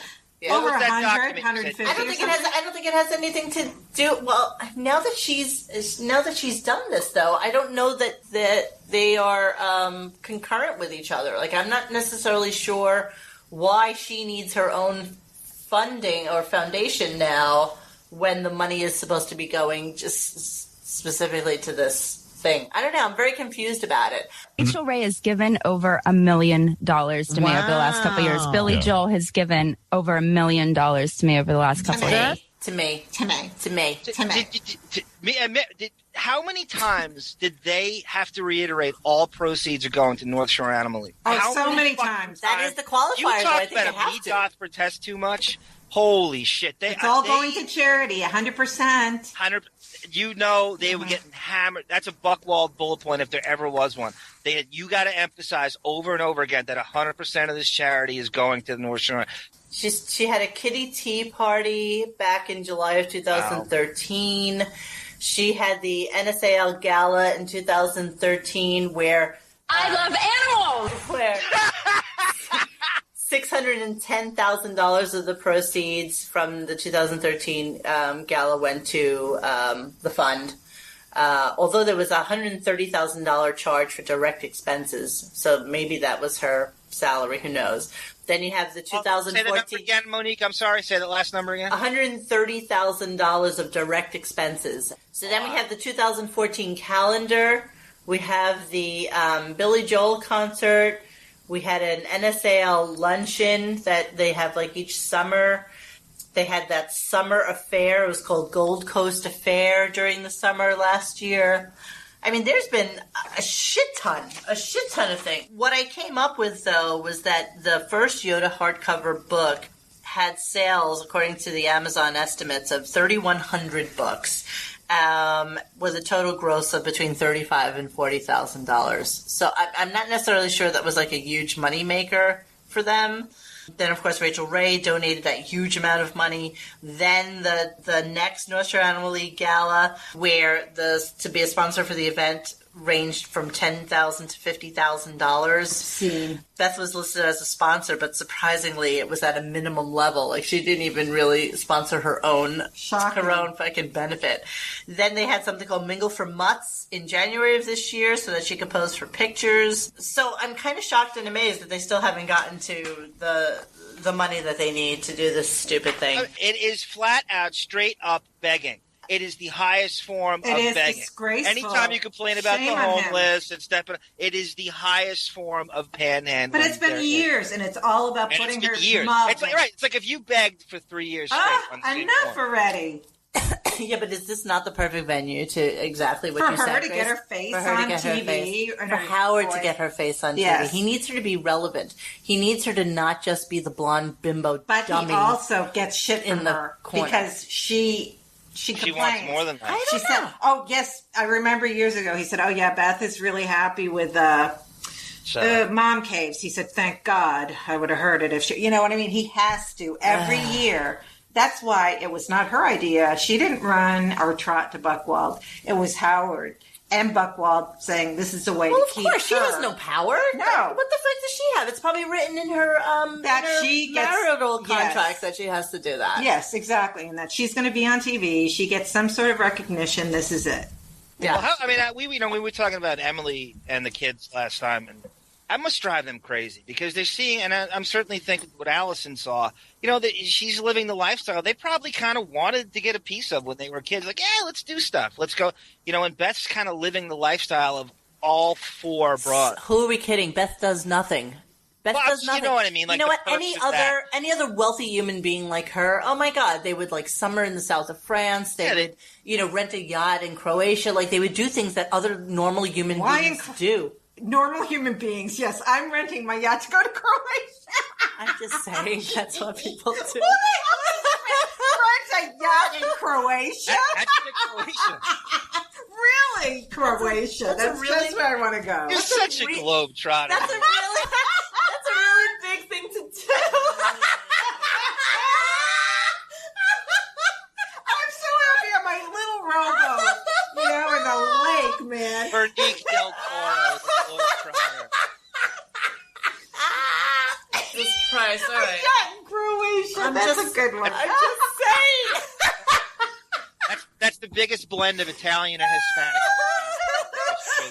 You go from Dubrovnik to Split and to all the little islands. It's like a big thing to do. Oh, lovely. Dubrovnik. Yeah. All right. Is there anything else on the show? Did we want to talk about J.J. Abrams and the fact that he has no fucking idea what goes on in Star Wars, nor does he have any care? Right. Did he answer one question? No, but he really feels... And of all people to get in, he gets Matt the nerd to ask fucking questions that were so retarded and ridiculous it wasn't even funny. You have J.J. Abrams in, for fuck's sake. It's the biggest movie of probably the last 5 years that's coming out in another couple of weeks. And you don't fucking know that Harrison Ford broke his fucking leg and they were trying to lift the thing. He seemed to not, right. You didn't know anything about what happened on the set of that movie? I think it was really a pathetic interview. And followed up the next day with Adam Driver, which was even worse because Adam Driver has the personality of auditioning for you. Fucking snail. What a bore! Jesus Christ! I don't know him. Does he play like Lena Dunham's boyfriend too? Yes. He's probably got like some toxic disease from how he was also in This Is Where I Leave You. Yeah, it's like he got Agent Orange, right? From the military. Well, he plays one of the bad guys in Star Wars. But I'm telling you, I don't think any conversation could have been more dull. I have to be honest, I have never seen a Star Wars movie, nor will I ever see a Star Wars nerds movie. around the country were in mourning. I know, you guys are such nerds about this stuff. But Howard said, I don't buy any of the, like the dolls or stuff like that. Well, that's him trying to be too cool. Like he's not part of that culture. Of course. He's a big nerd. In another world, he'd be the one dressed as Darth Nihilus at the fucking I'd way rather be Darth Nihilus. Yes, it's so true. So that was sad. Those were the two interviews I think last week, and both of them were kind of. When's Johnny's movie coming out? Which one? The one that we were going to get. Oh, Black Mask came out 2 months ago. Did we not see it? Did you see it? Black Mask came. I realize. I don't even watch my own movies, but at least I know when it came out. Did you go see it? Amber and I promised the director we would watch it, and it came out mid-September. I saw it in a Ronkonkoma movie theater, like a loser by myself, sitting with popcorn noises with headphones. I have to go to the bathroom. I'll be right back. Okay, wash your hands, please. What? She says she doesn't wash her hands after she goes to the bathroom. In my own house? Yes, in your own house. Sometimes I don't. But why do we want... Monique, Ultron will wash his hands for you if you don't. But I'm with him. Come on, wash your hands. It's her urine. She's sitting next to me. Exactly. She's sitting next to me. She touches me, and then she's just wiping herself, and she doesn't wash her hands. It's one thing if she lives here alone, but I'm here too, sitting next to her, touching things that she touched with her hands that she did not wash after she went to the bathroom. She's in the bathroom still, so she may be doing numero dos. So she better wash wash her damn hands. I came in here to wash my hands. She's washing her hands. Proper wiping technique is from front to back, because if you go back to front, you could get you get a fecal UTI. matter. Yes, Fecal you can matter. get fecal matter. Right, in that area. Yes, you Fecal could. veg. All right, what else we got, puppies? I don't know. So what were you guys talking about while I was in the bathroom? Your germs. Oh my God, by the way, did anybody see that video somebody posted of Arthur Lang at some No. comedy club last week? Thursday they had this big shebang. Seriously, he is floating in the fucking Deadpool. I'm not even joking. Was he high? He was just moving back and forth, shaking. He was as white as it goes. He had on like Tony, is that the Jersey City Bruce Valanche Artie picture? I didn't see with the Friar Tuck hair. Poor hair thing. coming out. Friar Tuck hair. That's He had horrible. stains all over his shirt. He, not that I'm saying he's on anything because I have no first-hand knowledge, Allegedly. but he looked like he was looked really bad. Really bad. That's sad. It is sad. You know what? He's got that death wish, so whatever. Whatever. Sorry, Arthur. Sorry. I think he's just trading one addiction for another, and he should just drink himself into the sunset. I think he needs to drink. I think he is. I cannot picture that guy's life without drinking. It must be absolutely a miserable Well, he existence. wasn't really a huge drinker. Was he? Drugs was more his thing, right? I think he drank probably 4 days a week. I drink more than that. Me too. Yeah, but that's kind of above. I'm talking when he was on the show.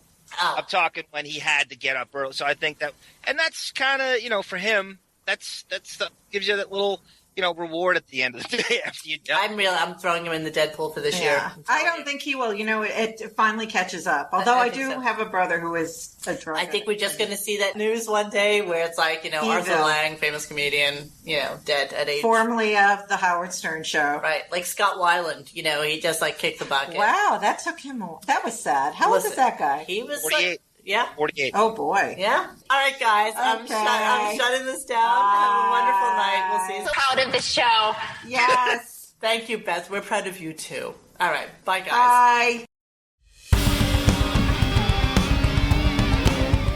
Hey guys, thanks for hanging with us tonight. Please join us for any further discussion at RadioGunk.com in the forum section. Follow us on Instagram and Twitter at RadioGunk. And don't forget to like this and subscribe to us and hit that little bell so you know when we're doing a new show. Thanks.